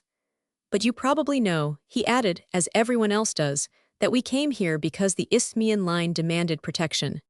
"Yes, so I supposed," Lager replied. "But I understand, Mr. Graham has said that when Mr. Fisk gives the word, Captain Miller will land your Marines and drive us out of the country." Lowell shrugged his shoulders and frowned. "Mr. Graham," he began, "is Mr. Graham." He added, "Captain Miller is not taking orders from civilians, and he depends on his own sources for information. I am here because he sent me to go, look, see, and report. I have been wiring him ever since you started from the coast, and since you became president. Your censor has very kindly allowed me to use our cipher." I laughed and said, "We court investigation." "Pardon me, sir," Lowell answered, earnestly, addressing himself to Lager, "but I should think you would." "Why," he exclaimed, "every merchant in the city has told me he considers his interests have never been so secure as since you became president. It is only the Isthmian line that wants the protection of our ship. The foreign merchants are not afraid. I hate it," he cried. "I hate to think that a billionaire with a pull at Washington can turn our jackies into janissaries. Protect American interests," he exclaimed indignantly, "protect American sharpers. The Isthmian line has no more right to the protection of our navy than have the debtors in Ludlow Street jail." Lager sat for a long time without replying, and then rose and bowed to Lowell with great courtesy. "I must be returning," he said. "I thank you, sir, for your good opinion. At my earliest convenience I shall pay my respects to your commanding officer. At 10 o'clock, he continued, turning to me, I am to have my talk with Mr. Fisk. I have not the least doubt but that he will see the justice of our claim against his company, and before evening, I am sure I shall be able to announce throughout the Republic that I have his guarantee for the money. Mr. Fisk is an able, upright businessman, as well as a gentleman, and he will not see this country robbed." He shook hands with us, and we escorted him to his horse. I always like to remember him as I saw him then, in that gorgeous uniform, riding away under the great palms of the plaza, with the tropical sunshine touching his white hair, and flashing upon the sabers of the bodyguard, and the people running from every side of the square to cheer him. 2 hours later, when I had finished my paperwork and was setting forth on my daily round, Miller came galloping up to the barracks and flung himself out of the saddle. He nodded to Lowell and pulled me roughly to one side. "The talk with Fisk," he whispered, "ended in the deuce of a row. Fisk behaved like a mule. He told Lager that the original charter of the company had been tampered with and that the one Lager submitted to him was a fake copy. And he ended by asking Lager to name his price to leave them alone. And Lager? Well, what do you suppose? Miller returned scornfully. The general just looked at him and then picked up a pen and began to write and said to the orderly, "Show him out." "What's that?" Fisk said. And Lager answered, "Merely a figure of speech. What I really meant was put him out or throw him out. You are an offensive and foolish old man. I, the president of this country, received you and conferred with you as one gentleman with another, and you tried to insult me. You are either extremely ignorant or extremely dishonest, and I shall treat with you no longer. Instead, I shall at once seize every piece of property belonging to your company and hold it until you pay your debts. Now you go, and congratulate yourself that when you tried to insult me, you did so when you were under my roof, at my invitation." Then Lager wired the commandants at all the seaports to seize the warehouses and officers of the Isthmian line, and even its ships, and to occupy the buildings with troops. "He means business," Miller cried, jubilantly. "This time it's a fight to a finish." Lowell had already sent for his horse, and altogether we started at a gallop for the palace. At the office of the Isthmian line, we were halted by a crowd so great that it blocked the street. The doors of the building were barred, and 2 sentries were standing guard in front of it. A proclamation on the wall announced that, by order of the president, the entire plant of the Isthmian line had been confiscated, and that unless within 2 weeks the company paid its debts to the government would sell the property of the company until it had obtained the money due it. At the entrance to the palace, the sergeant in charge of the native guard, who was one of our men, told us that 2 ships of the Isthmian line had been caught in port, one at Cortez on her way to Aspinwall, and one at Truxillo, bound north. The passengers had been landed, and were to remain on shore as guests of the government until they could be transferred to another line. Lowell's face, as he heard this, was very grave, and he shook his head. "A perfectly just reprisal, if you ask me," he said. "But what one lonely ensign tells you in confidence, and what Fisk will tell the State Department at Washington, is a very different matter. It's a good thing," he exclaimed with a laugh, "that the Raleigh's on the wrong side of the isthmus. If we were in the Caribbean, they might order us to make you give back those ships. As it is, we can't get Marines here from the Pacific under 3 days. So I'd better start them at once," he added, suddenly. "Goodby, I must wire the captain." "Don't let the United States Navy do anything reckless," I said. "I'm not so sure you could take those ships, and I'm not so sure your Marines can get here in 3 days, either, or that they ever could get here." Lowell gave a shout of derision. "What?" he cried. "You'd fight against your country's flag." I told him he must not forget that at West Point they had decided I was not good enough to fight for my country's flag. "We've 3 ships of our own now," I added, with a grin. "How would you like to be Rear Admiral of the Naval Forces of Honduras?" Lowell caught up his reins in mock terror. "What?" he cried. "You dare to bribe an American officer? And with such a fat bribe, too," he exclaimed. "A Rear Admiral at my age, that's dangerously near my price. I'm afraid to listen to you. Goodby," he waved his hand and started down the street. "Goodby, Satan," he called back to me, and I laughed, and he rode away. That was the end of the laughter, of the jests, of the play acting. After that it was grim, bitter, and miserable. We dogs had had our day. We soldiers of either fortune had tasted our cup of triumph, and though it was only a taste, it had flown to our brains like heavy wine, and the headaches and the heartaches followed fast. For some it was more than a heartache. To them it brought the deep, drugged sleep of nirvana. The storm broke at the moment I turned from Lowell on the steps of the palace, and it did not cease, for even one brief breathing space, until we were cast forth, and scattered and beaten. As Lowell left me, General Lager, with Aiken at his side, came hurrying down the hall of the palace. The president was walking with his head bowed, listening to Aiken, who was whispering and gesticulating vehemently. I had never seen him so greatly excited. When he caught sight of me, he ran forward. "Here he is," he cried. "Have you heard from Hines?" he demanded. "Has he asked you to send him a native regiment to Pecachua?" "Yes," I answered. "He wanted natives to dig trenches. I sent 500 at 8 this morning." Aiken clenched his fingers. It was like the quick, desperate clutch of a drowning man. "I am right," he cried. He turned upon Lager. "Macklin has sent them. By this time our men are prisoners." Lager glanced sharply at the native guard drawn up at attention on either side of us. "Hush," he said. He ran past us down the steps, and halting when he reached the street, turned and looked up at the great bulk of El Picachua that rose in the fierce sunlight, calm and inscrutable, against the white, glaring masses of the clouds. "What is it?" I whispered. "Heinz," Aiken answered savagely. "Heinz has sold them Picachua." I cried out, but again Lager commanded silence. "You do not know that," he said, but his voice trembled and his face was drawn in lines of deep concern. "I warned you," Aiken cried roughly. "I warned you yesterday. I told you to send Macklin to Picachua." He turned on me and held me by the sleeve. But like Lager, he still continued to look fearfully toward the mountain. "They came to me last night. Graham came to me," he whispered. "He offered me $10,000 gold and I did not take it." In his wonder at his own integrity, in spite of the excitement which shook him, Aiken's face for an instant lit with a weak, gratified smile. "I pretended to consider it," he went on, "and sent another of my men to Picachua. He came back an hour ago. He tells me Graham offered Heinz $20,000 to buy off himself and the other officers and the men. But Heinz was afraid of the others, and so he planned to ask Lager for a native regiment to pretend that he wanted them to work on the trenches. And then, when our men were lying about, suspecting nothing, the natives should fall on them and tie them or shoot them and then turn the guns on the city. And he has sent for the niggers," Aiken cried, "and there's not one of them that wouldn't sell you out. They're there now," he cried, shaking his hand at the mountain. "I warned you, I warned you." Incredible as it seemed, difficult as it was to believe such baseness, I felt convinced that Aiken spoke the truth. The thought sickened me, but I stepped over to Lager and saluted. "I can assemble the men in half an hour," I said. "We can reach the base of the rock an hour later." "But if it should not be true," Lager protested. "The insult to Heinz." "Heinz," Aiken shouted and broke into a volley of curses, but the oaths died in his throat. We heard a whir of galloping hoofs, a man's voice shrieking to his horse, the sounds of many people running, and one of my scouts swept into the street and raced toward us.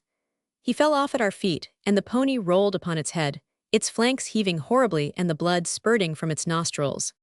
"Garcia and Alvarez," the man panted, "they're making for the city. They tried to fool us. They left their tents up and fires burning and started at night, but I smelt 'em the moment they struck the trail. We fellows have been on their flanks since sunup, picking 'em off at long range, but we can't hold them. They'll be here in 2 hours." "Now will you believe me?" Aiken shouted. "That's their plot. They're working together. They mean to trap us on every side." "Ah," he cried, "look." I knew the thing at which he wished me to look. His voice and my dread told me at what his arm was pointing. I raised my eyes fearfully to El Picachua. From its green crest, a puff of smoke was swelling into a white cloud. The cloud was split with a flash of flame, and the dull echo of the report drifted toward us on the hot, motionless air. At the same instant our flag on the crest of Picachua, the flag with the 5-pointed, blood-red star, came twitching down, and a shell screeched and broke above us. Now that he knew the worst, the doubt and concern on the face of General Lager fell from it like a mask. "We have no guns that will reach the mountain, have we?" he asked. He spoke as calmly as though we were changing guard. "No, not one," I answered. "All our heavy pieces are on Picachua." "Then we must take it by assault," he said. "We will first drive Garcia back, and then we will storm the hill or starve them out. Assemble all the men at the palace at once. Trust to no one but yourself. Ride to every outpost and order them here. Send von Ritter and the Gatlings to meet Alvarez. This man will act as his guide." He turned to the scout. "You will find my horse in the courtyard of the palace," he said to him. "Take it and accompany Captain Macklin. Tell von Ritter," he continued, turning to me, "not to expose his men but to harass the enemy and hold him until I come." His tone was easy, confident, and assured. Even as I listened to his command, I marveled at the rapidity with which his mind worked, how he rose to an unexpected situation and met unforeseen difficulties. "That is all," he said. "I will expect the men here in half an hour." He turned from me calmly. As he re-entered the palace between the lines of the guard, he saluted as punctiliously as though he were on his way to luncheon. But no one else shared in his calmness. The bursting shells had driven the people from their houses, and they were screaming through the streets, as though an earthquake had shaken the city. Even the palace was in an uproar. The scout, as he entered it, shouting for the president's horse, had told the story to our men, and they came running to the great doors, fastening their accoutrements as they ran. Outside, even as Lager had been speaking, the people had gathered in a great circle, whispering and gesticulating, pointing at us, at the dying horse, at the shells that swung above us, at the flag of Alvarez which floated from Picachua. When I spurred my horse forward, with the scout at my side, there was a sullen silence. The smiles, the raised hats, the cheers were missing, and I had but turned my back on them when a voice shouted, "Viva Alvarez!" I swung in my saddle and pulled out my sword. I thought it was only the bravado of some impudent fellow who needed a lesson. But it was a signal, for as I turned I saw the native guard spring like one man upon our sergeant and drive their bayonets into his throat. He went down with a dozen of the dwarf-like Negroes stabbing and kicking at him, and the mob ran shrieking upon the door of the palace. On the instant, I forgot everything except Lager. I had only one thought: to get to him, to place myself at his side. I pushed my horse among the people, beating at the little beasts with my sword.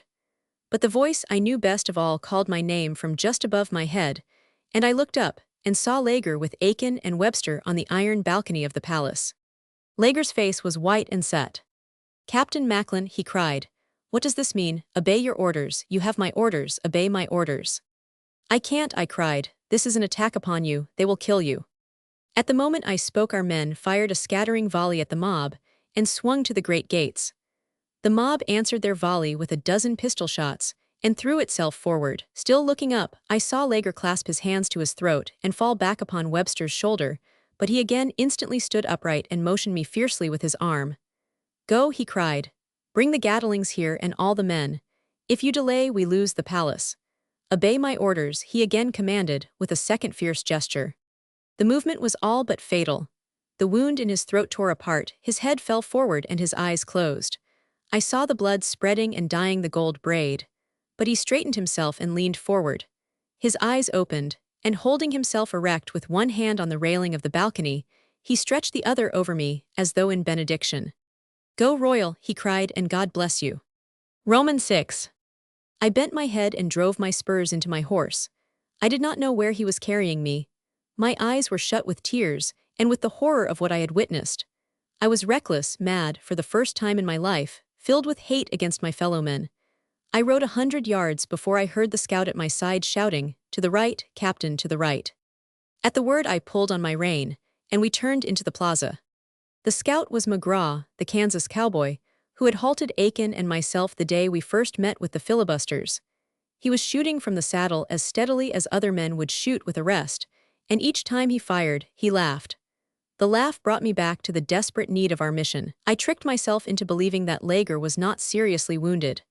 I persuaded myself that by bringing him aid quickly, I was rendering him as good service as I might have given had I remained at his side.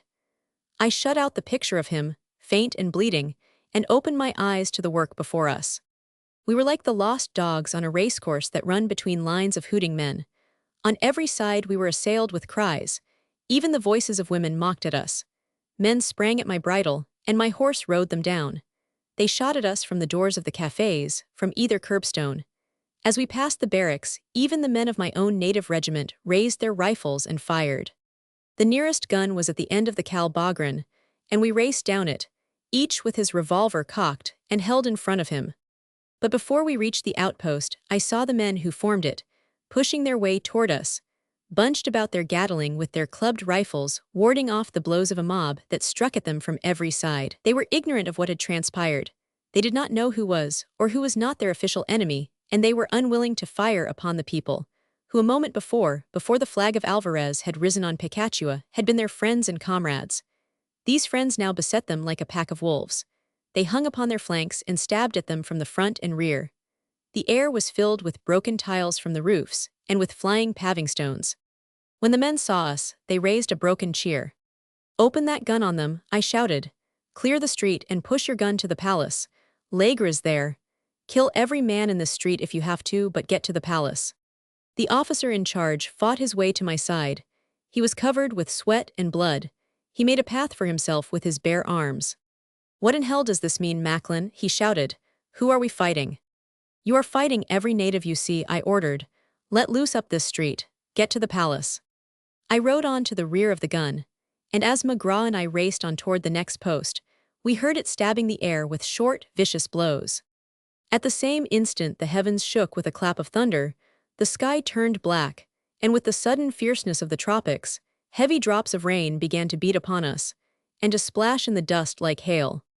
A moment later and the storm burst upon the city. The streets were swept with great sheets of water, torrents flowed from the housetop, the skies darkened to ink, or were ripped asunder by vivid flashes, and the thunder rolled unceasingly. We were half drowned, as though we were dragged through a pond, and our ponies bowed and staggered before the double onslaught of wind and water. We bent our bodies to theirs and lashed them forward. The outpost to which we were now riding was stationed at the edge of the city, where the Cal Morazan joins the trail to San Lorenzo on the Pacific coast. As we approached it, I saw a number of mounted men, surrounding a closed carriage. They were evidently travelers starting forth on the 3 days' ride to San Lorenzo, to cross to Amapala, where the Pacific Mail takes on her passengers. They had been halted by our sentries. As I came nearer, I recognized, through the mist of rain, Joseph Fisk, young Fisk, and a group of the Isthmian men. The storm or the bursting shells had stampeded their pack train, and a dozen frantic mozos were rounding up the mules and adding their shrieks and the sound of their falling whips to the tumult of the storm. I galloped past them to where our main guard were lashing the canvas cover to their gun, and ordered them to unstrap it and fight their way to the palace. As I turned again, the sentry called, "Am I to let these people go? They have no passes." I halted, and Joseph Fisk raised his heavy eyelids and blinked at me like a huge crocodile. I put a restraint upon myself and moved toward him with a confident smile. I could not bear to have him depart, thinking he went in triumph. I looked the group over carefully and said, "Certainly, let them pass," and Fisk and some of the Isthmian men, who appeared ashamed, nodded at me sheepishly.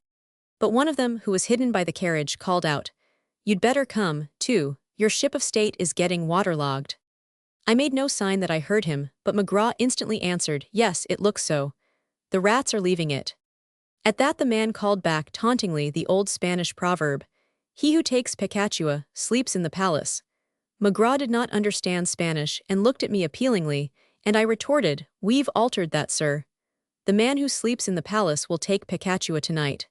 And McGraw added, "Yes, and he won't take it with 30 pieces of silver, either." I started away, beckoning to McGraw, but as we moved, Mr. Fisk pushed his pony forward. "Can you give me a pass, sir?" he asked. He shouted the words, for the roaring of the storm drowned all ordinary sounds. "In case I meet with more of your men, can you give me a written pass?" I knew that the only men of ours still outside of the city were a few scouts, but I could not let Fisk suspect that, so I whipped out my notebook and wrote, "To commanders of all military posts, Pass-bearer Joseph Fisk, his family, servants, and bagagetrain. Royal Macklin, Vice President of Honduras." I tore out the page and gave it him, and he read it carefully and bowed. "Does this include my friends?" he asked, nodding toward the Isthmian men. "You can pass them off as your servants," I answered, and he smiled grimly. The men had formed around the gun, and it was being pushed toward me, but as I turned to meet it I was again halted, this time by young Fisk, who rode his horse in front of mine and held out his hand. "You must shake hands with me," he cried. I acted like a cad. He bent forward, raising his other arm to shield his face from the storm. I acted like a cad," he shouted, "and I ask your pardon." I took his hand and nodded. At the same moment as we held each other's hands, the window of the carriage was pushed down and his sister leaned out and beckoned to me. Her face, beaten by the rain, and with her hair blown across it, was filled with distress. "I want to thank you," she cried. "Thank you," she repeated, "for my brother. I thank you. I wanted you to know." She stretched out her hand and I took it, and released it instantly, and as she withdrew her face from the window of the carriage, I dug my spurs into my pony and galloped on with the gun. What followed is all confused. I remember that we reached the third and last post just after the men had abandoned it, but that we overtook them, and with them fought our way through the streets. But through what streets, or how long it took us to reach the palace, I do not know. No one thing is very clear to me. Even the day after, I remembered it only as a bad dream, in which I saw innumerable, dark-skinned faces pressing upon me with open mouths and white eyeballs, lit by gleams of lightning and flashes of powder. I remember going down under my pony and thinking how cool and pleasant it was in the wet mud, and of being thrown back on him again, as though I were a pack saddle, and I remember wiping the rain out of my eyes with a wet sleeve, and finding the sleeve warm with blood. And then there was a pitchy blackness through which I kept striking at faces that sprang out of the storm, faces that when they were beaten down were replaced by other faces, drunken, savage, exulting. I remember the ceaseless booming of the thunder that shook the houses like an earthquake, the futile popping of revolvers, the whining shells overhead, the cries and groans, the Spanish oaths, and the heavy breathing of my men about me, and always just in front of us, the breathless whir of the Gatling. After that, the next I remember, I was inside the palace, and breaking holes in the wall with an axe. Some of my men took the axe from me and said, "He's crazy, clean crazy," and Van Ritter and Miller fought with me and held me down upon a cot. From the cot, I watched the others making more holes in the wall, through which they shoved their rifles, and then there was a great cheer outside, and a man came running and crying, "Alvarez and Hines are at the corner with the 12-pounders. Then our men cursed like fiends and swept out of the room, and as no one remained to hold me down, I stumbled after them into the big reception hall and came upon Lager, lying rigid and still upon a red silk sofa. I thought he was dead and screamed, and at that they seized me again and hustled me back to the cot, telling me that he was not dead, but that at any moment he might die, and that if I did not rest, I would die also. When I came to, it was early morning, and through the holes in the plaster wall I could see the stars fading before the dawn. The Gatlings were gone and the men were gone, and I was wondering if they had deserted me, when Von Ritter came back and asked if I were strong enough to ride, and I stood up feeling dizzy and very weak. But my head was clear, and I could understand what he said to me. Of the whole of the Foreign Legion, only 30 were left. Miller was killed, Russell was killed, and Old Man Webster was killed. They told me how they had caught him when he made a dash to the barracks for ammunition, and how, from the roof, our men had seen them place him against the iron railings of the university gardens. There he died, as his hero, William Walker, had died, on the soil of the country he had tried to save from itself, with his arms behind him, and his blindfolded eyes turned upon a fearing squad. McGraw had been killed as he rode beside me, holding me in the saddle. That hurt me worse than all. They told me a blow from behind had knocked me over, and though of that I could remember nothing, I could still feel McGraw's arm pressing my ribs, and hear his great foolish laugh in my ears. They helped me out into the courtyard, where the men stood in a hollow square, with Lager on a litter in the center, and with the 4 Gatlings at each corner. The wound was in his throat, so he could not speak, but when they led me down into the patio, he raised his eyes and smiled. I tried to smile back, but his face was so white and drawn that I had to turn away, that he might not see me crying. There was much besides to make one weep. We were running away. We were abandoning the country to which some of us had come to better their fortunes, to which others had come that they might set the people free. We were being driven out of it by the very men for whom we had risked our lives. Some among us, the reckless, the mercenary, the adventurers, had played like gamblers for a stake and had lost. Others, as they thought, had planned wisely for the people's good, had asked nothing in return but that they might teach them to rule themselves. But they too had lost, and because they had lost, they were to pay the penalty. Within the week, the natives had turned from us to the painted idols of their jungle, and the new gods toward whom they had wavered were to be sacrificed on the altars of the old. They were waiting only until the sun rose to fall upon our little garrison and set us up against the barrack wall, as a peace offering to their former masters. Only one chance remained to us. If, while it were still night, we could escape from the city to the hills, we might be able to fight our way to the Pacific side, and there claim the protection of our warship. It was a forlorn hope, but we trusted to the Gatlings to clear a road for us, and there was no other way. So just before the dawn, silently and stealthily the President and the Cabinet, and all that was left of the government and army of General Lager, stole out of his palace through a hole in the courtyard wall. We were only a shadowy blot in the darkness, but the instant we reached the open street they saw us and gave cry. From behind the barriers they had raised to shut off our escape from the housetops, and from the darkened windows they opened fire with rifle and artillery. But our men had seen the dead faces of their leaders and comrades, and they were frantic, desperate. They charged like madmen. Nothing could hold them. Our wedge swept steadily forward, and the guns sputtered from the front and rear and sides, flashing and illuminating the night like a warship in action. They drove our enemies from behind the barricades and cleaned the street beyond it to the bridge, and then swept the bridge itself. We could hear the splashes when the men who held it leaped out of range of the whirling bullets into the stream below. In a quarter of an hour, we were running swiftly through the sleeping suburbs, with only one of our guns barking an occasional warning at the ghostly figures in our rear. We made desperate progress during the dark hours of the morning, but when daylight came we were afraid to remain longer on the trail and turned off into the forest. And then, as the sun grew stronger, our endurance reached its limit, and when they called a halt our fellows dropped where they stood and slept like dead men. But they could not sleep for long. We all knew that our only chance lay in reaching San Lorenzo, on the Pacific Ocean. Once there, we were confident that the warship would protect us, and her surgeons save our wounded. By the trail and unmolested, we could have reached it in 3 days, but in the jungle we were forced to cut our way painfully and slowly, and at times we did not know whether we were moving toward the ocean or had turned back upon the capital. I do not believe that slaves hunted through a swamp by bloodhounds have ever suffered more keenly than did the survivors of the Foreign Legion. Of our 30 men, only 5 were unwounded. Even those who carried leg or wore blood-stained bandages. All were starving, and after the second day of hiding in swamps and fording mountain streams, half of our little band was sick with fever. We lived on what we found in the woods, or stole from the clearing, on plants and roots and fruit. We were no longer a military body.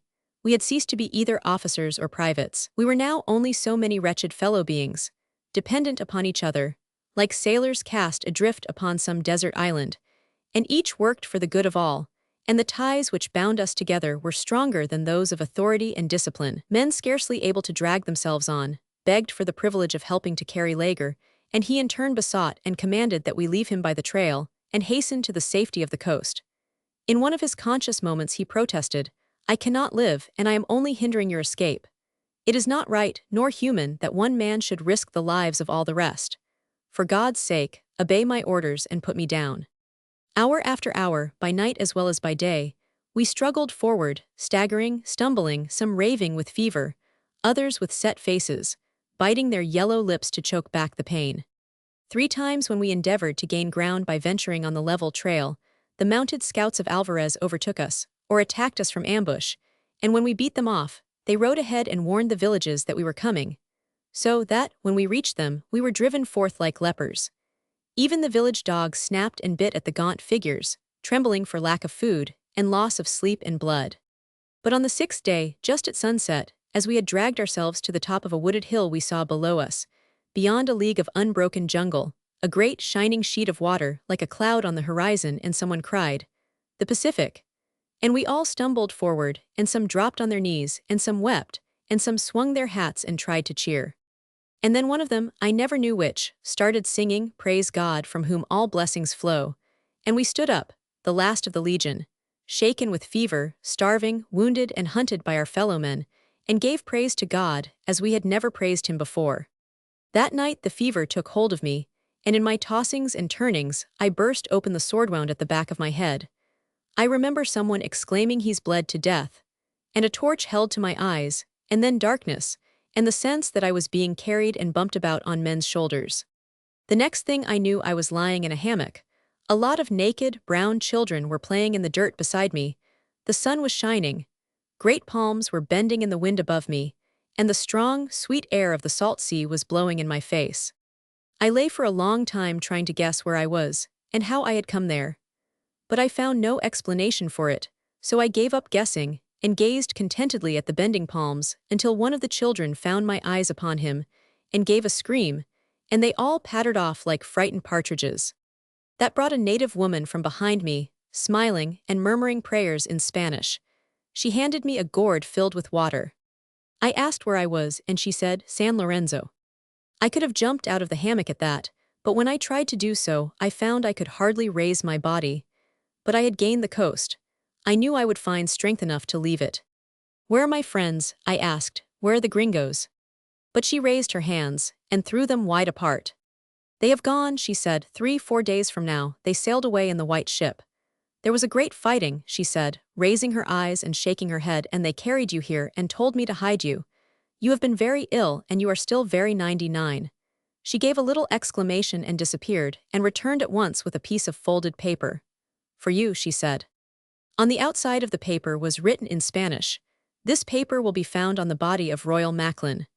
Let the priest bury him and send word to the Military Academy, West Point, USA, asking that his family be informed of his place of burial. They will reward you well." Inside, in English, was the following letter in Aiken's handwriting. "Dear old man, we had to drop you here, as we were too sick to carry you any farther. They jumped us at San Lorenzo, and when we found we couldn't get to Amapala from here, we decided to scatter and let each man take care of himself. Von Ritter and I, and two of the boys, are taking Lager with us. He is still alive, but very bad. We hope to pick up a fishing boat outside of town and make for the Raleigh. We tried to carry you, too, but it wasn't possible. We had to desert one of you, so we stuck by the old man. We hid your revolver and moneybelt under the 7th palm, on the beach to the right of the shack. If I'd known you had 20 double eagles on you all this time, I'd have cracked your skull myself. The crack you've got is healing, and if you pull through the fever you'll be all right. If you do, give this woman 20 pesos I borrowed from her.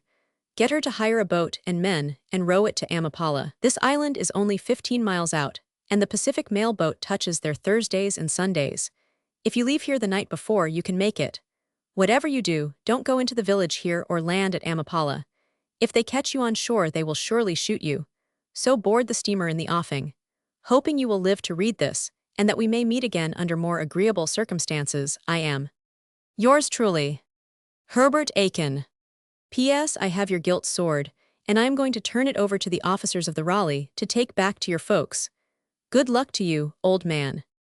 After reading this letter, which I have preserved carefully as a characteristic souvenir of Aiken, I had but two anxieties.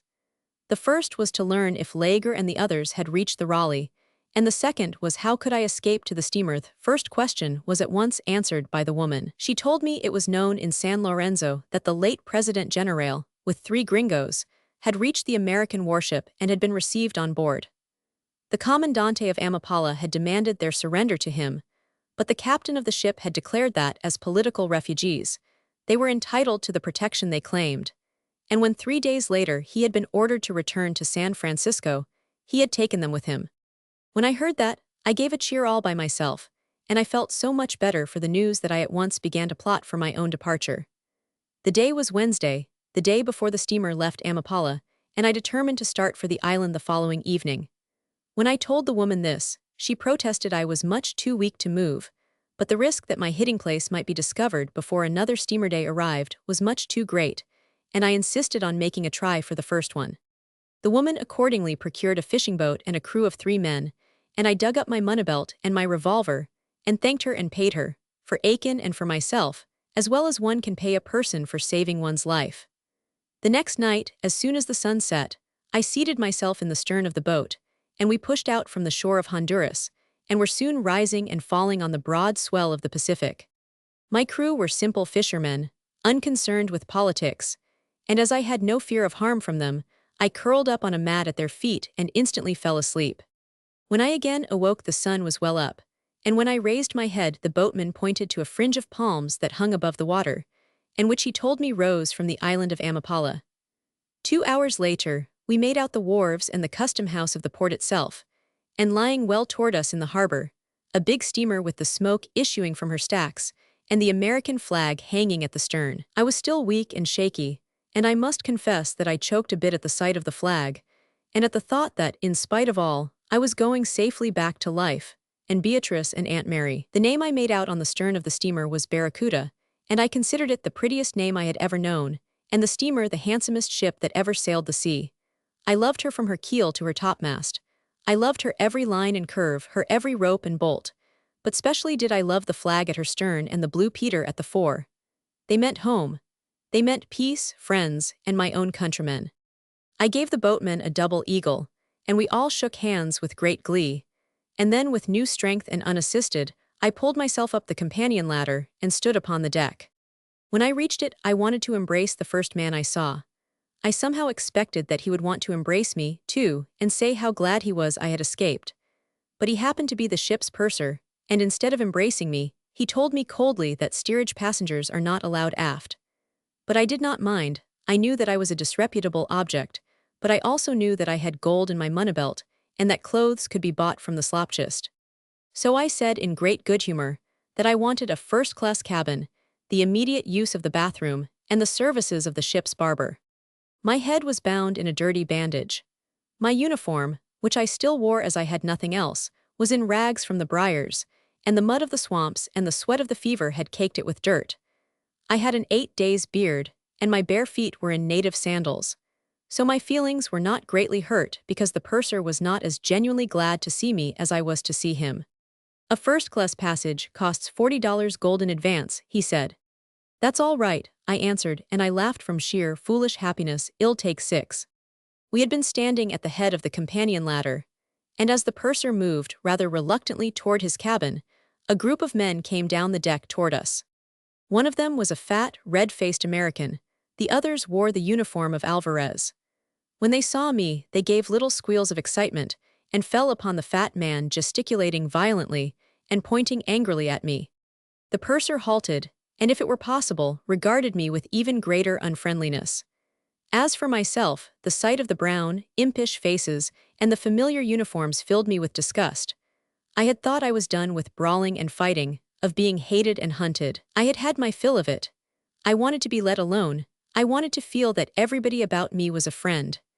I was not in the least alarmed, for now that I was under the stars and stripes, I knew that I was immune from capture, but the mere possibility of a row was intolerable. One of the Honduranians wore the uniform of a colonel, and was, as I guessed, the commandante of the port.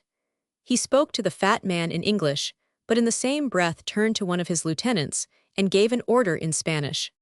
The lieutenant started in my direction, and then hesitated and beckoned to someone behind me. I heard a patter of bare feet on the deck, and a dozen soldiers ran past me and surrounded us. I noticed that they and their officers belonged to the 11th Infantry. It was the regiment I had driven out of the barracks at Santa Barbara. The fat American in his shirt sleeves was listening to what the commandante was saying, and apparently with great dissatisfaction. As he listened, he scowled at me, chewing savagely on an unlit cigar, and rocking himself to and fro on his heels and toes. His thumbs were stuck in his suspenders, so that it looked as though, with great indecision, he was pulling himself forward and back. I turned to the purser and said, as carelessly as I could, "Well, what are we waiting for?" But he only shook his head. With a gesture of impatience, the fat man turned suddenly from the commandante and came toward me. He spoke abruptly, and with the tone of a man holding authority. "Have you got your police permit to leave Amapala?" he demanded. "No," I answered. "Well, why haven't you?" he snapped. "I didn't know I had to have one," I said. "Why do you ask?" I added. "Are you the captain of this ship?" "I think I am," he suddenly roared, as though I had questioned his word. "Anyway, I've got enough say on her to put you ashore if you don't answer my questions." I shut my lips together and looked away from him. His tone stirred what little blood there was still left in me to rebellion, but when I saw the shore with its swamps and ragged palms, I felt how perilously near it was, and Panama became suddenly a distant mirage. I was as helpless as a sailor clinging to a plank. I felt I was in no position to take offense, so I bit my lips and tried to smile. The captain shook his head at me, as though I were a prisoner in the dock. "Do you mean to say," he shouted, "that our agent sold you a ticket without you showing a police permit?" "I haven't got a ticket," I said. "I was just going to buy one now." The commandante thrust himself between us. "Ah, what did I tell you?" he cried. "You see, he is escaping. This is the man, he answers all the descriptions. He was dressed just so, green coat, red trousers, very torn and dirty, head in bandage. This is the description. Is it not so?" he demanded of his lieutenants. They nodded vigorously. "Why, that is the man," the commandante cried in triumph. "Last night he stabbed José Mendez in the Libertad billiard hall. He has wanted to murder him. If José he die, this man he is murderer. He cannot go. He must come to land with me." He gave an order in Spanish, and the soldiers closed in around us. I saw that I was in great peril, in danger more real than any I had faced in open fight since I had entered Honduras. For the men who had met me then had fought with fair weapons. These men were trying to take away my life with a trick, with cunning lies and false witnesses. They knew the captain might not surrender a passenger who was only a political offender, but that he could not harbor a criminal. And at the first glance at my uniform, and when he knew nothing more of me than that I wore it, the commandante had trumped up this charge of crime, and had fitted to my appearance the imaginary description of an imaginary murderer. And I knew that he did this that he might send me, bound hand and foot, as a gift to Alvarez, or that he might, for his own vengeance, shoot me against a wall. I knew how little I would receive of either justice or mercy. I had heard of Dr. Rojas killed between decks on a steamer of this same line, of Benilla taken from the Ariadne and murdered on this very wharf at this very port of Amapala, of General Pulido strangled in the launch of the Comandante of Corinto and thrown overboard, while still in the sight of his fellow passengers on the Southern Cross. It was a degraded, horrible, inglorious end to be caught by the heels after the real battle was lost, to die of fever in a cell, to be stabbed with bayonets on the wharf, and thrown to the carrion harbor sharks. I swung around upon the captain, and fought for my life as desperately as though I had a rope around my neck. "That man is a liar," I cried. "I was not in Amapala last night. I came from San Lorenzo this morning. The boat is alongside now. You can ask the men who brought me. I am no murderer. That man knows I am no murderer. He wants me because I belong to the opposition government. It's because I wear this uniform he wants me. I am no criminal. He has no more right to touch me here than he would if I were on Broadway." The Commandante seized the captain's arm. As Commandante of this port, he screamed, "I tell you, if you do not surrender the murder to me, your ship shall not sail. I will take back your clearance papers." The captain turned on me, shaking his red fists and tossing his head like a bull. "You see that?" he cried. "You see what you get me into, coming on board my ship without a permit. That's what I get at every bananapatch along this coast. A lot of damned beachcombers and stowaways stealing on board, and the Commandante chasing all over my ship and holding up my papers. You go ashore," he ordered. He swept his arm toward the gangway. "You go to Kessler, our consul. If you haven't done nothing wrong, he'll take care of you. You haven't got a ticket, and you haven't got a permit, and you're no passenger of mine. Over you go, do you hear me? Quick now, over you go." I could not believe that I heard the man aright. He seemed to be talking a language I did not know. "Do you mean to tell me," I cried, speaking very slowly, for I was incredulous, and I was so weak besides that it was difficult for me to find the words, "that you refuse to protect me from these half-breeds, that you are going to turn me over to them to be shot? And you call yourself an American?" I cried, "and this an American ship?" As I turned from him, I found that the passengers had come forward and now surrounded us.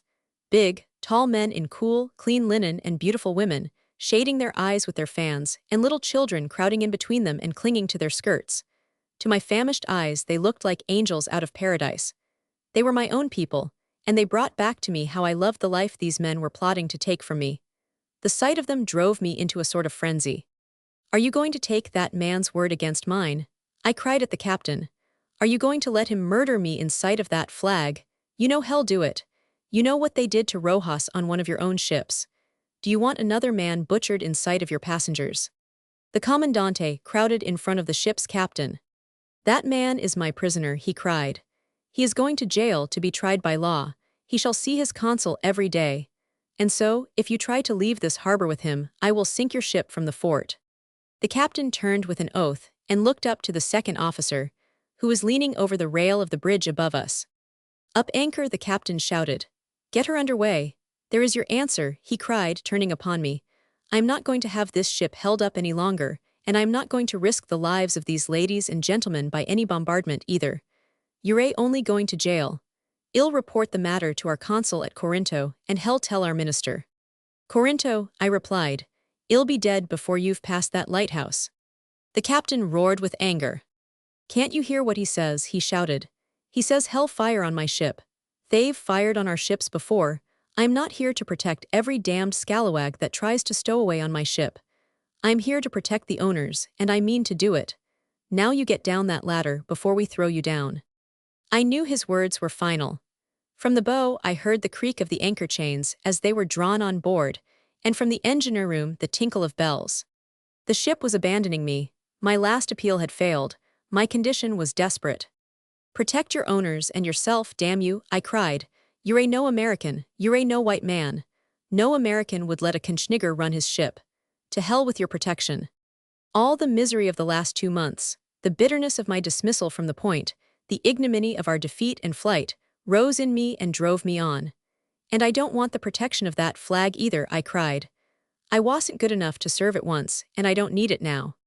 It should be remembered that when I spoke these words, I thought my death was inevitable and immediate, that it had been brought upon me by one of my own countrymen, while others of my countrymen stood indifferently by, and I hope that, for what I said in that moment of fever and despair, I may be forgiven. "I can protect myself," I cried. Before anyone could move, I whipped out my gun and held it over the commandant's heart, and at the same instant, without turning my eyes from his face, I waved my other hand at the passengers. "Take those children away," I shouted. Don't move, I yelled in Spanish at the soldiers. If one of you raises his musket, I'll kill him. I pressed the cocked revolver against the commandant's chest. Now then, take me ashore, I called to his men. You know me, I am Captain Macklin. Captain Macklin of the Foreign Legion, and you know that 6 of you will die before you get me. Come on, I taunted. Which 6 is it to be? Out of the corners of my eyes, I could see the bayonets lifting cautiously and forming a ring of points about me. And the sight, and my own words lashed me into a frenzy of bravado.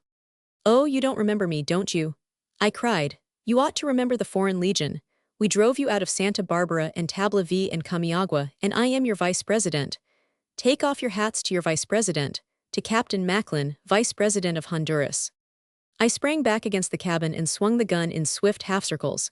The men shrank from it as though I had lashed them with a whip. Come on, I cried, which 6 is it to be? Come on, you cowards, why don't you take me? The only answer came from a voice that was suddenly uplifted at my side. I recognized it as the voice of the ship's captain. Put down that gun, he shouted. But I only swung it the further until it covered him also. The man stood in terror of his ship's owners. He had a seaman's dread of international law, but he certainly was not afraid of a gun. He regarded it no more than a pointed finger, and leaned eagerly toward me. To my amazement, I saw that his face was beaming with excitement and delight.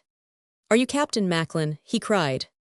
I was so amazed that for a moment I could only gape at him, while I still covered him with the revolver. Yes, I answered. Then why in hell didn't you say so? He roared, and with a bellow like a bull he threw himself upon the commandante. He seized him by his epaulets and pushed him backward. With the strength of a bull he butted and shoved him across the deck. Off my ship you, he roared. Every one of you, you're a gang of murdering cutthroats. The deckhands and the ship stewards, who had gathered at the gangway to assist in throwing me down it, sprang to the captain's aid. Over with him, boys, he roared. Clear the ship of them. Throw them overboard. The crew fell upon the astonished soldiers and drove them to the side. Their curses and shrieks filled the air, the women retreated screaming, and I was left alone, leaning limply against the cabin with my revolver hanging from my fingers. It began and ended in an instant, and as the ship moved forward and the last red-breeched soldier disappeared headforemost down the companion ladder, the captain rushed back to me and clutched me by both shoulders. Had it not been for the genial grin on his fat face, I would have thought that he meant to hurl me after the others. Now then, Captain Macklin, he cried, you come with me. You come to my cabin, and that's where you stay as long as you are on my ship. You're no passenger, you're my guest, and there's nothing on board too good for you. But I don't understand, I protested faintly. What does it mean? What does it mean? He shouted. It means you're the right sort for me. I haven't heard of nothing but your goingson for the last 3 trips. Vice President of Honduras, he exclaimed, shaking me as though I were a carpet. A kid like you come to my cabin and tell me the whole yarn from start to finish. I'd rather carry you than old man Huntington himself. The passengers had returned and stood listening to his exclamations in a wondering circle. The stewards and deckhands, panting with their late exertions, were grinning at me with unmistakable interest. Bring Captain Macklin's breakfast to my cabin, you, he shouted to them. And Mr. Owen, he continued, addressing the purser with great impressiveness, this is Captain Macklin himself. He's going with us as my guest. With a wink, he cautiously removed my revolver from my fingers and slapped me jovially on the shoulder. Son, he exclaimed, I wouldn't have missed the sight of you holding your gun on that gang for a cargo of bullion. I suspicioned it was you the moment you did it. That will be something for me to tell them in Frisco, that will. Now you come along, he added, suddenly with parental solicitude, and take a cup of coffee and a dose of quinine or you'll be ailing.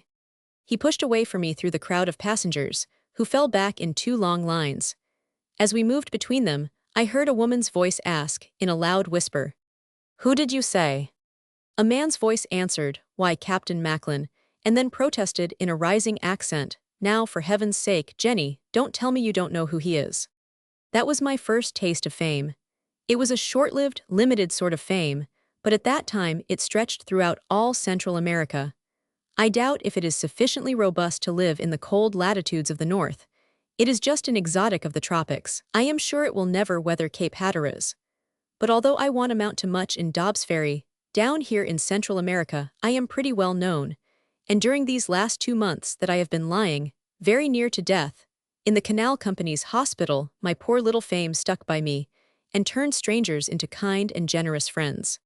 Dobbs Ferry, September 1882.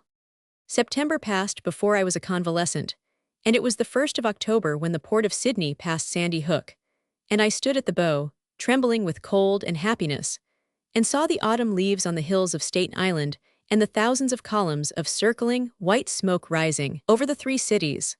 I had not let Beatrice and Aunt Mary know that I was in a hospital, but had told them that I was making my way home slowly, which was true enough, and that they need not expect to hear from me until I had arrived in New York City. So, there was no one at the dock to meet me. But as we came up the harbor, I waved at the people on the passing ferryboats, and they, shivering, no doubt, at the sight of our canvas awnings and the stewards' white jackets, waved back, and gave me my first welcome home. It was worth all the disappointments, and the weeks in hospital, to stick my head in the ticket window of the Grand Central Station, and hear myself say, "Dobbs Ferry, please." I remember the fascination with which I watched the man he was talking over his shoulder to another man at the time punch the precious ticket, and toss it to me. I suppose in his life he has many times sold tickets to Dobbs Ferry, but he never sold them as often as I had rehearsed asking him for that one. I had wired them not to meet me at the station, but to be waiting at the house, and when I came up the old walk with the box hedges on either side, they were at the door, and Aunt Mary ran to meet me, and hugged and scolded me, and cried on my shoulder, and Beatrice smiled at me just as though she were very proud of me, and I kissed her once. After 10 minutes, it did not seem as though I had ever been away from home, and when I looked at Beatrice and I could not keep my eyes from her, I was filled with wonder that I had ever had the courage to go from where she was. We were very happy. I am afraid that for the next 2 weeks I traded upon their affection scandalously. But it was their own fault. It was their wish that I should constantly pose in the dual roles of the returned prodigal and Othello, and, as I told them, if I were an obnoxious prig ever after, they alone were responsible. I had the ravenous hunger of the fever convalescent, and I had an audience that would have turned General Grant into a braggart. So, every day wonderful dishes of Aunt Mary's contriving were set before me, and Beatrice would not open a book so long as there was one adventure I had left untold. And this, as I soon learned, was the more flattering, as she had already heard most of them at second hand. I can remember my bewilderment that first evening as I was relating the story of the duel, and she corrected me. "Weren't you much nearer?" she asked. "You fired at 20 paces. "So we did," I cried, "but how could you know that?" "Mr. Lowell told us," she said. "Lowell," I shouted. "Has Lowell been here?" "Yes, he brought us your sword," Beatrice answered. "Didn't you see where we placed it?" And she rose rather quickly and stood with her face toward the fireplace, where sure enough my sword was hanging above the mantel. "Oh yes," said Aunt Mary, "Mr. Lowell has been very kind. He has come out often to ask for news of you. He is at the Brooklyn Navy Yard. We like him so much," she added. "Like him?" I echoed. "I should think you would. Isn't that bully?" I cried, "to think of his being so near me, and that he's a friend of yours already. We must have him out tomorrow. Isn't he fine, Beatrice?" She had taken down the sword, and was standing holding it out to me. "Yes, he is," she said, "and he is very fond of you too, Royal. I don't believe you've got a better friend." Attractive as the prodigal son may seem at first, he soon becomes a nuisance. Even Othello, when he began to tell over his stories for the second time, must have been something of a bore. And when Aunt Mary gave me roast beef for dinner 2 nights in succession, and after dinner Beatrice picked up Lorna Doone and retired to a corner, I knew that I had had my day. The next morning at breakfast, in a tone of gentle reproach, I announced that I was going out into the cold world, as represented by New York City, to look for a job. I had no idea of doing anything of the sort. I only threw out the suggestion tentatively, and I was exceedingly disgusted when they caught up my plan with such enthusiasm and alacrity that I was forced to go on with it. I could not see why it was necessary for me to work. I had $2,000 a year my grandfather had left me, and my idea of seeking for a job was to look for it leisurely and with caution. But the family seemed to think that, before the winter set in, I should take any chance that offered, and as they expressed it, settle down. None of us had any very definite ideas as to what I ought to do, or even that there was anything I could do.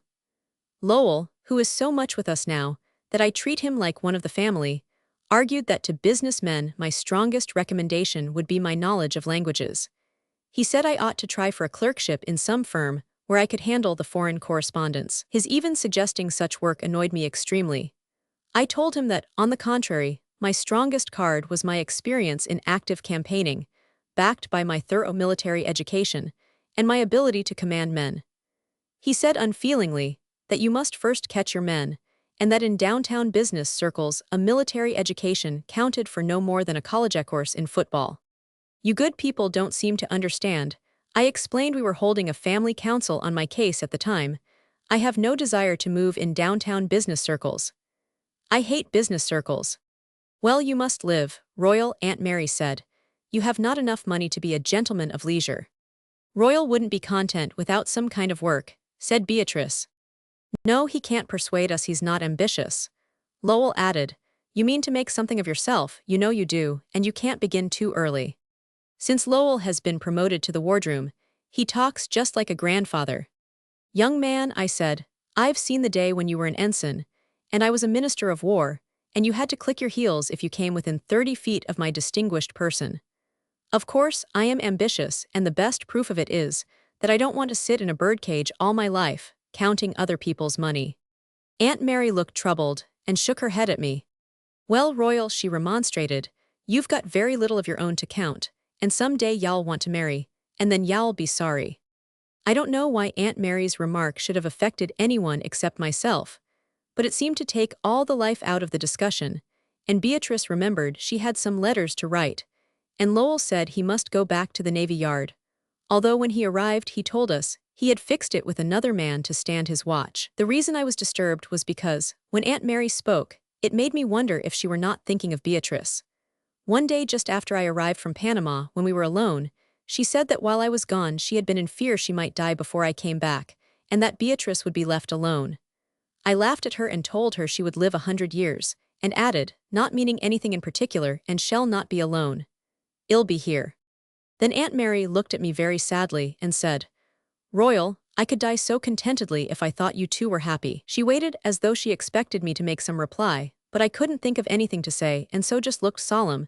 Then she changed the subject by asking, Royal, have you noticed that Lieutenant Lowell admires Beatrice very much? And I said, of course he does. If he didn't, I'd punch his head. At which she again looked at me in such a wistful, pained way, smiling so sadly, as though for some reason she were sorry for me.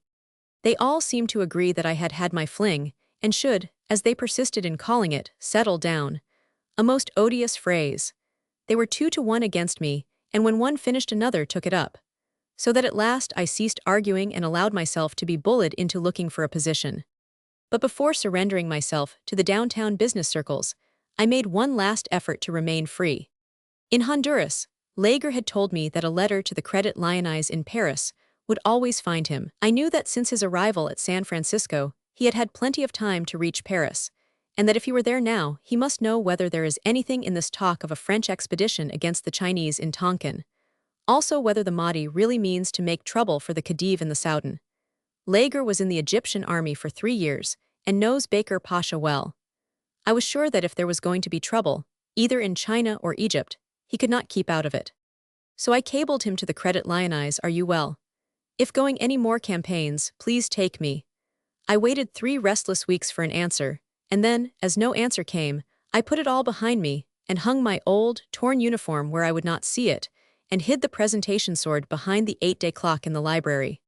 Beatrice raised her eyes from her book and watched me. Why, she asked. It hurts me, I said. She put down her book, and for a long time looked at me without speaking. I did not know you disliked it as much as that, she said. I wonder if we are wrong. And yet, she added, smiling, it does not seem a great sacrifice, to have work to do, to live at home, and in such a dear, old home as this, near a big city, and with the river in front and the country all about you. It seems better than dying of wounds in a swamp, or of fever in a hospital. I haven't complained. I'm taking my medicine, I answered. I know you all wouldn't ask it of me if you didn't think it was for my good. I had seated myself in front of the wood fire opposite her, and was turning the chain she gave me round and round my wrist. I slipped it off and showed it to her as it hung from my fingers, shining in the firelight. And yet, I said, it was fine being your knight-errant, and taking risks for your sake, and having only this to keep me straight. I cannot see why saying just that should have disturbed her, but certainly my words, or the sight of the chain, had a most curious effect. It is absurd, but I could almost swear that she looked frightened. She flushed, and her eyes were suddenly filled with tears. I was greatly embarrassed. Why should she be afraid of me? I was too much upset to ask her what was wrong, so I went on hastily. But now ill have you always with me, to keep me straight, I said. She laughed at that, a tremulous little laugh, and said, "And so you won't want it any more, will you?" Want it, I protested gallantly. I'd like to see anyone make me give it up. You'd give it up to me, wouldn't you? She asked gently. It looks, she added, and stopped. I see, I exclaimed. Looks like a pose, sort of effeminate, a man's wearing a bracelet. Is that what you think? She laughed again, but this time quite differently. She seemed greatly relieved. Perhaps that's it, she said. Give it me, Royal, y'all never need any woman's trinkets to keep you straight. I weighed the gold links in the hollow of my palm. Do you really want it? I asked. She raised her eyes eagerly. If you don't mind, she said. I dropped the chain into her hand, but as I turned toward the fire, I could not help a little sigh. She heard me and leaned forward. I could just see her sweet, troubled face in the firelight. But I mean to return it you, Royal, she said, some day, when you go out again to fight windmills. That's safe, I returned roughly. You know that time will never come. The three of you together have fixed that. I'm no longer a knight-errant. I'm a businessman now. I'm not to remember I ever was a knight-errant. I must even give up my order of the golden chain because it's too romantic, because it might remind me that somewhere in this world there is romance and adventure and fighting. And it wouldn't do. You can't have romance around a business office. Someday when I was trying to add up my sums, I might see it on my wrist and forget where I was. I might remember the days when it shone in the light of a campfire, when I used to sleep on the ground with my arm under my head, and it was the last thing I saw, when it seemed like your fingers on my wrist holding me back, or urging me forward. Business circles would not allow that. They'd put up a sign, canvassers, peddlers, and romance not admitted. The first time I applied for a job, I was unsuccessful. The man I went to see had been an instructor at Harvard when my uncle was professor there, and Aunt Mary said he had been a great friend of Professor Endicott's. One day in the laboratory, the man discovered something and had it patented. It brought him a fortune, and he was now president of a company which manufactured it, and with branches all over the world. Aunt Mary wrote him a personal letter about me, in the hope that he might put me in charge of the foreign correspondence. He kept me waiting outside his office door for 1 full hour. During the first half-hour I was angry, but the second half-hour I enjoyed exceedingly. By that time the situation appealed to my sense of humor. When the great man finally said he would see me, I found him tilting back in a swivel chair in front of a mahogany table. He picked out Aunt Mary's letter from a heap in front of him and said, "Are you the Mr. Macklin mentioned in this letter? What can I do for you?" I said very deliberately, "You can do nothing for me. I have waited 1 hour to tell you so.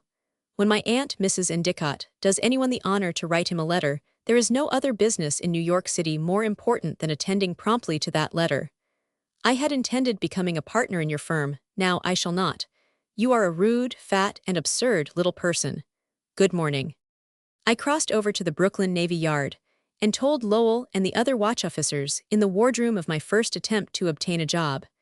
They laughed until I hoped they would strangle. "Who the devil do you think you are, anyway?" they cried, going around, insulting millionaires like that. After leaving the cruiser that afternoon, I was so miserable that I could have jumped into the East River.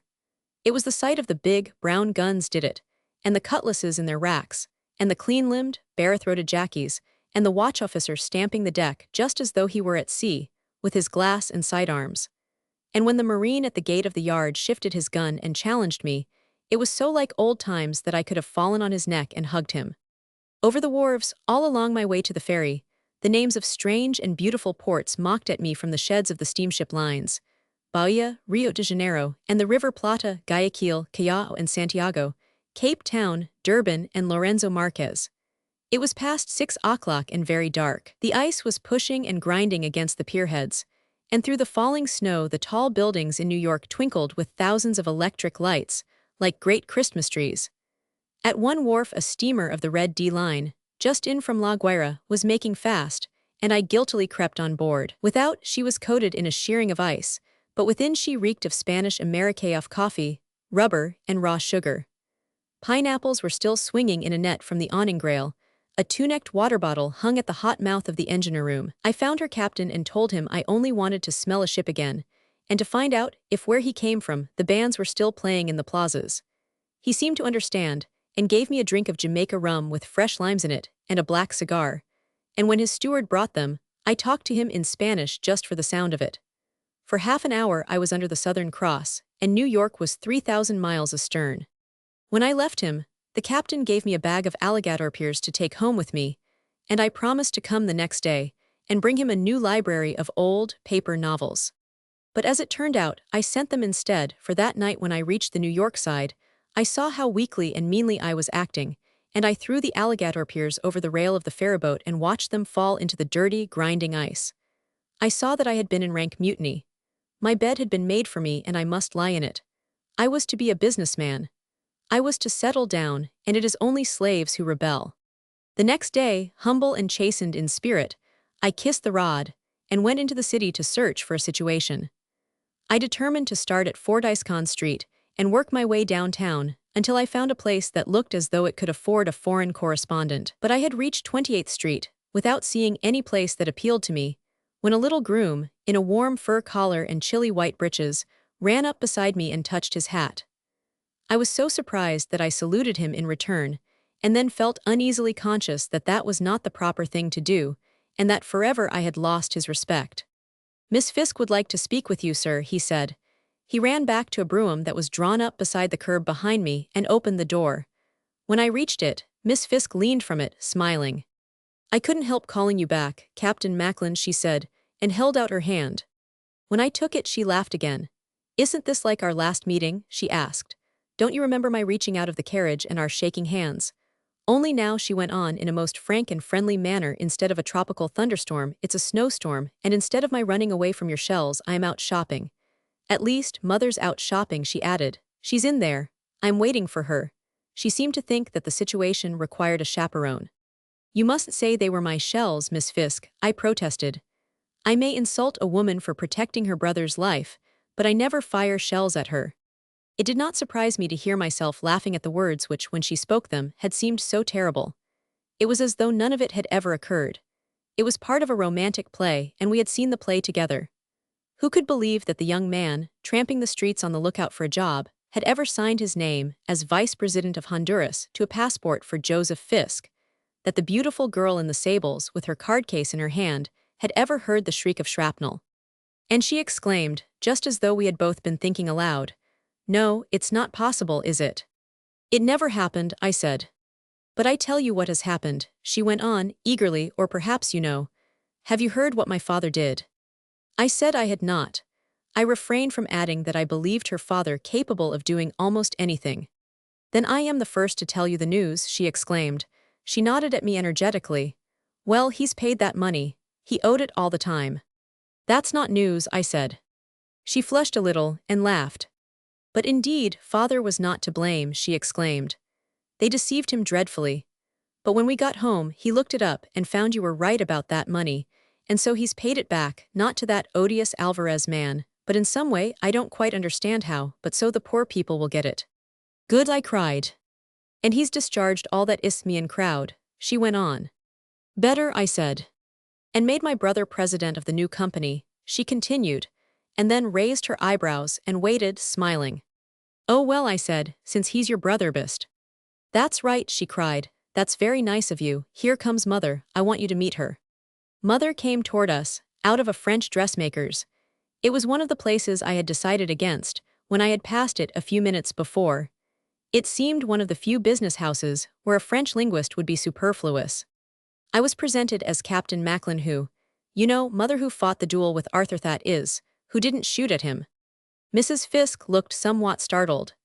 Even to a trained social leader, it must be trying to have a man presented to you on a sidewalk as the one who did not shoot your son.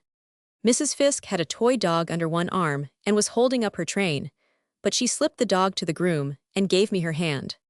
"How do you do, Mr. Captain Macklin?" she said. "My son has told me a great deal about you. Have you asked Captain Macklin to come to see us, Helen?" she said, and stepped into the brougham. "Come in any day after 5, said Miss Fisk, "and we'll have tortillas and frijoles and build a campfire in the library. What's your address?" "Dobbs Ferry," I said. "Just Dobbs Ferry?" she asked. "But you're such a well-known person, Captain Macklin." "I am Mr. Macklin now," I answered, and I tried to shut the door on them, but the groom seemed to think that was his privilege, and so I bowed, and they drove away. Then I went at once to a drugstore and borrowed the directory to find out where they lived, and I walked all the way up the avenue to have a look at their house. Somehow I felt that for that day, I could not go on asking for a job. I saw a picture of myself on a high stool in the French dressmaker's, writing to the Paris house for more sable cloaks for Mrs. Fisk. The Fisk mansion overlooks Central Park, and it is as big as the Academy of Music. I found that I knew it well by sight. I at once made up my mind that I never would have the courage to ring that doorbell, and I mounted a Fifth Avenue stage and took up my work of reconnoitering for a job where Miss Fisk had interrupted it. The next day I got the job. I am to begin work on Monday. It is at Schwartz Carboys. They manufacture locks and hinges and agricultural things. I saw a lot of their machetes in Honduras with their paper stamp on the blade. They have almost a monopoly of the trade in South America. Fortunately or unfortunately, one of their Spanish clerks had left them, and when I said I had been in Central America and could write Spanish easily, Schwartz, or it may have been Carboy, I didn't ask him which was his silly name, dictated a letter, and I wrote it in Spanish. One of the other clerks admitted it was faultless. So, I regret to say, I got the job. I am to begin with $15, and Schwartz or Carboy added, as though it were a sort of a perquisite. If our young men act gentlemanly and are good dressers, we often send them to take our South American customers to lunch. The house pays the expenses, and in the evenings you can show them around the town. Our young men find that an easy way of seeing the theaters for nothing. Knowing the tastes of South Americans visiting New York, I replied severely that my connection with Schwartz Carboy would end daily at 4 in the afternoon, but that a crosstown car passed Coster Biles every hour. I half hoped he would take offense at that, and in consequence my connection with Schwartz Carboy might end instantly and forever, but whichever one he was, only laughed and said, "Yes, those Brazilians are a queer lot. We eat up most of our profits bailing them out of police courts the next morning. Well, you turn up Monday. Dobbs Ferry, Sunday midnight. It's all over. It will be a long time before I add another chapter to my memoirs. When I have written this one they are to be sealed, and tomorrow they are to be packed away in Aunt Mary's cedar chest. I am now writing these lines after everyone else has gone to bed. It happened after dinner. Aunt Mary was upstairs and Beatrice was at the piano. We were waiting for Lowell, who had promised to come up and spend the evening. I was sitting at the centre table, pretending to read but watching Beatrice. Her back was turned toward me, so I could stare at her as long as I pleased. The light of the candles on each side of the music rack fell upon her hair, and made it flash and burn. She had twisted it high, in a coil, and there never was anything more lovely than the burnished copper against the white glow of her skin, nor anything so noble as the way her head rose upon her neck and sloping shoulders. It was like a flower on a white stem. She was not looking at the music before her, but up at nothing, while her hands ran over the keyboard, playing an old sailor's chanty which Lowell has taught us. It carries with it all the sweep and murmur of the sea at night. She could not see me. She had forgotten that I was even in the room, and I was at liberty to gaze at her and dream of her undisturbed. I felt that without that slight white figure always at my side, the life I was to begin on the morrow or any other life would be intolerable. Without the thought of Beatrice to carry me through the day I could not bear it. Except for her, what promise was there before me of reward or honor? I was no longer an officer and a gentleman, I was a copying clerk, a model letter writer. I could foresee the end. I would become a nervous, knowing, smug-faced civilian. Instead of clean liquors, I would poison myself with cocktails and quick-order luncheons. I would carry a commuter's ticket. In time, I might rise to the importance of calling the local conductors by their familiar names. "Bill, what was the matter with the 8? This morning. From tomorrow forward I would be our Mr. Macklin, yours of even date received. Our Mr. Macklin will submit samples of goods desired. Mr. Macklin, our Mr. Macklin, ye gods, Schwartz any servitude, I would struggle to rise above the most hateful surroundings." I had just registered this mental vow. My eyes were still fixed appealingly on the woman who was all unconscious of the sacrifice I was about to make for her, when the servant came into the room and handed me a telegram. I signed for it, and she went out. Beatrice had not heard her enter, and was still playing. I guessed the telegram was from Lowell to say he could not get away, and I was sorry. As I tore open the envelope, I noticed that it was not the usual one of yellow paper, but of a pinkish white. I had never received a cablegram. I did not know that this was one. I read the message, and as I read it, the blood in every part of my body came to a sudden stop. There was a strange buzzing in my ears, the drum seemed to have burst with a tiny report. The shock was so tremendous that it seemed Beatrice must have felt it too, and I looked up at her stupidly. She was still playing. The cablegram had been sent that morning from Marseille. The message read, commanding Battalion French Zouaves, Tonkin Expedition, holding position of adjutant open for you, rank of captain, if accept join Marseille. Lager. I laid the paper on my knee, and sat staring, scarcely breathing, as though I were afraid if I moved I would wake. I was trembling and cold, for I was at the parting of the ways and I knew it. Beyond the light of the candles, beyond the dull red curtains jealously drawn against the winter landscape, beyond even the slight white figure with its crown of burnished copper, I saw the swarming harbor of Marseille. I saw the swaggering turcos in their scarlet breeches, the crowded troopships, and from every ship's mast the glorious tricolor of France. The flag that in 10 short years had again risen, that was flying over advancing columns in China, in Africa, in Madagascar. Over armies that for Alsace-Lorraine were giving France new and great colonies on every seaboard of the world. The thoughts that flew through my brain made my fingers clench until the nails bit into my palms. Even to dream of such happiness was actual pain. That this might come to me, to serve under the tricolor, to be a captain of the Grand Army, to be one of the army reared and trained by Napoleon Bonaparte. I heard a cheery voice, and Lowell passed me, and advanced bowing toward Beatrice, and she turned and smiled at him. But as she rose, she saw my face. "Roy," she cried, "what is it? What has happened?" I watched her coming toward me, as someone projected from another life, a wonderful, beautiful memory from a life already far in the past. I handed her the cablegram and stood up stiffly. My joints were rigid and the blood was still cold in my veins. She read the message, and gave a little cry, and stood silent, gazing at me. I motioned her to give it to Lowell, who was looking at us anxiously, his eyes filled with concern. He kept his head lowered over the message for so long that I thought he was reading it several times. When he again raised his face, it was filled with surprise and disapproval. But beneath, I saw a dawning look which he could not keep down, of a great hope. It was as though he had been condemned to death, and the paper Beatrice had handed him to read had been his own reprieve. "Tell me," said Beatrice. Her tone was as gentle and as solemn as the stroke of a bell, and as impersonal. It neither commended nor reproved. I saw that instantly she had determined to conceal her own wishes, to obliterate herself entirely, to let me know that, so far as she could affect my choice, I was a free agent. I looked appealingly from her to Lowell, and from Lowell back to Beatrice. I still was trembling with the fever the message had lit in me. When I tried to answer, my voice was hoarse and shaking. "It's like drink," I said. Lowell raised his eyes as though he meant to speak, and then lowered them and stepped back, leaving Beatrice and myself together. "I only want you to see," Beatrice began bravely, how serious it is. Every one of us in his life must have a moment like this, and if he could only know that the moment had come, he might decide wisely. You know the moment has come. You must see that this is the crisis. It means choosing not for a year but for always. She held out her hands, entwining the fingers closely.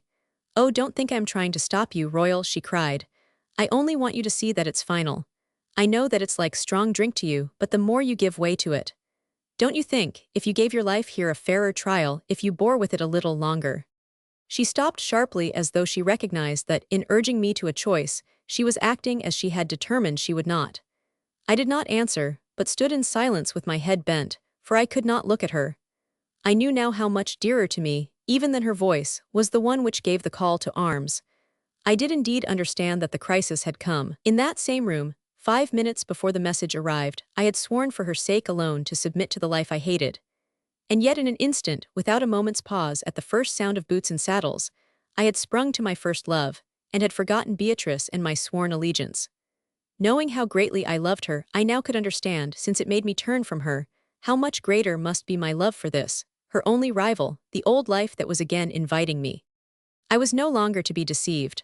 The one and only thing I really loved, the one thing I understood and craved, was the free, homeless, untrammeled life of the soldier of fortune. I wanted to see the shells splash up the earth again. I wanted to throw my leg across a saddle. I wanted to sleep on a blanket by a campfire.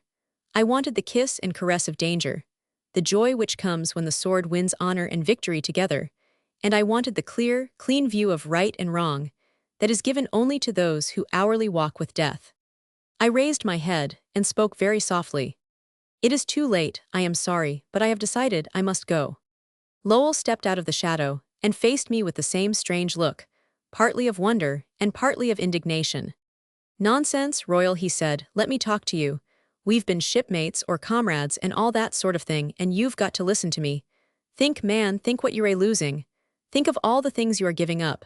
Don't be a weak child. This will affect your whole life. You have no right to decide it in a minute. I stepped to its hiding place and took out the sword my grandfather had carried in the Civil War, the sword I had worn in Honduras. I had hidden it away, that it might not remind me that once I too was a soldier. It acted on me like a potion. The instant my fingers touched its hilt, the blood, which had grown chilled, leaped through my body. In answer, I held the sword toward Lowell. It was very hard to speak. They did not know how hard. They did not know how cruelly it hurt me to differ from them and to part from them. The very thought of it turned me sick and miserable. But it was written. It had to be. You ask me to think of what I am giving up, I said gently. I gave up this. I shall never surrender it again. I am not deciding in a minute. It was decided for me long ago. It's a tradition. It's handed down to me. My grandfather was Hamilton, of Cerro Gordo, of the city of Mexico, of Gettysburg. My father was fighting Macklin. He was killed at the head of his soldiers. All my people have been soldiers. One fought at the Battle of Princeton, one died fighting the king at Culloden. It's bred in me. It's in the blood. It's the blood of the Macklins that has decided this. And I am the last of the Macklins, and I must live and die like one. The house is quiet now. They have all left me to my packing and are asleep. Lowell went early and bade me goodbye at the gate. He was very sad and solemn. God bless you, Royal, he said, and keep you safe and bring you back to us. And I watched him swinging down the silent, moonlit road, knocking the icicles from the hedges with his stick. I stood there some time looking after him, for I love him very dearly, and then a strange thing happened. After he had walked quite a distance from the house, he suddenly raised his head and began to whistle a jolly, rollicking song. I could hear him for some minutes. I was glad to think he took it so light-heartedly. It is good to know that he is not jealous of my great fortune. Tonight we spared each other the parting words. But tomorrow they must be spoken, when Aunt Mary and Beatrice come to see me sail away on the French liner. The ship leaves at noon, and 10 days later I shall be in Havre. Ye gods, to think that in 10 days I shall see Paris. And then, the Mediterranean, the Suez Canal, the Indian Ocean, Singapore, and at last the yellow flags and black dragons of the enemy. It cannot last long, this row. I shall be coming home again in 6 months, unless the Mahdi makes trouble. Lager was 3 years in the Khedive's service, and with his influence an ex-captain of the French army should have little difficulty in getting a commission in Egypt. Then, after that, I really will come home, but not as an ex-soldier. This time I shall come home on furlough. I shall come home a real officer, and play the prodigal again to the 2 noblest and sweetest and best women in God's world. All women are good, but they are the best. All women are so good that when one of them thinks one of us is worthy to marry her, she pays a compliment to our entire sex. But as they are all good and all beautiful, Beatrice being the best and most beautiful, I was right not to think of marrying only one of them. With the world full of good women, and with a fight always going on somewhere, I am very wise not to settle down. I know I shall be very happy. In a year I certainly must come back, a foreign officer on leave, and I shall go to West Point and pay my respects to the commandant. The men who saw me turned out will have to present arms to me, and the older men will say to the plebs, that distinguished-looking officer with the French mustache and the red ribbon of the Legion of Honor is Captain Macklin. He was turned out of here. Now he's only a soldier of fortune. He belongs to no country. But when the battalion is drawn up at retreat and the shadows stretch across the grass, I shall take up my stand once more on the old parade ground, with all the future Grants and Lees around me, and when the flag comes down, I shall raise my hand with theirs, and show them that I have a country, too, and that the flag we salute together is my flag still. The end.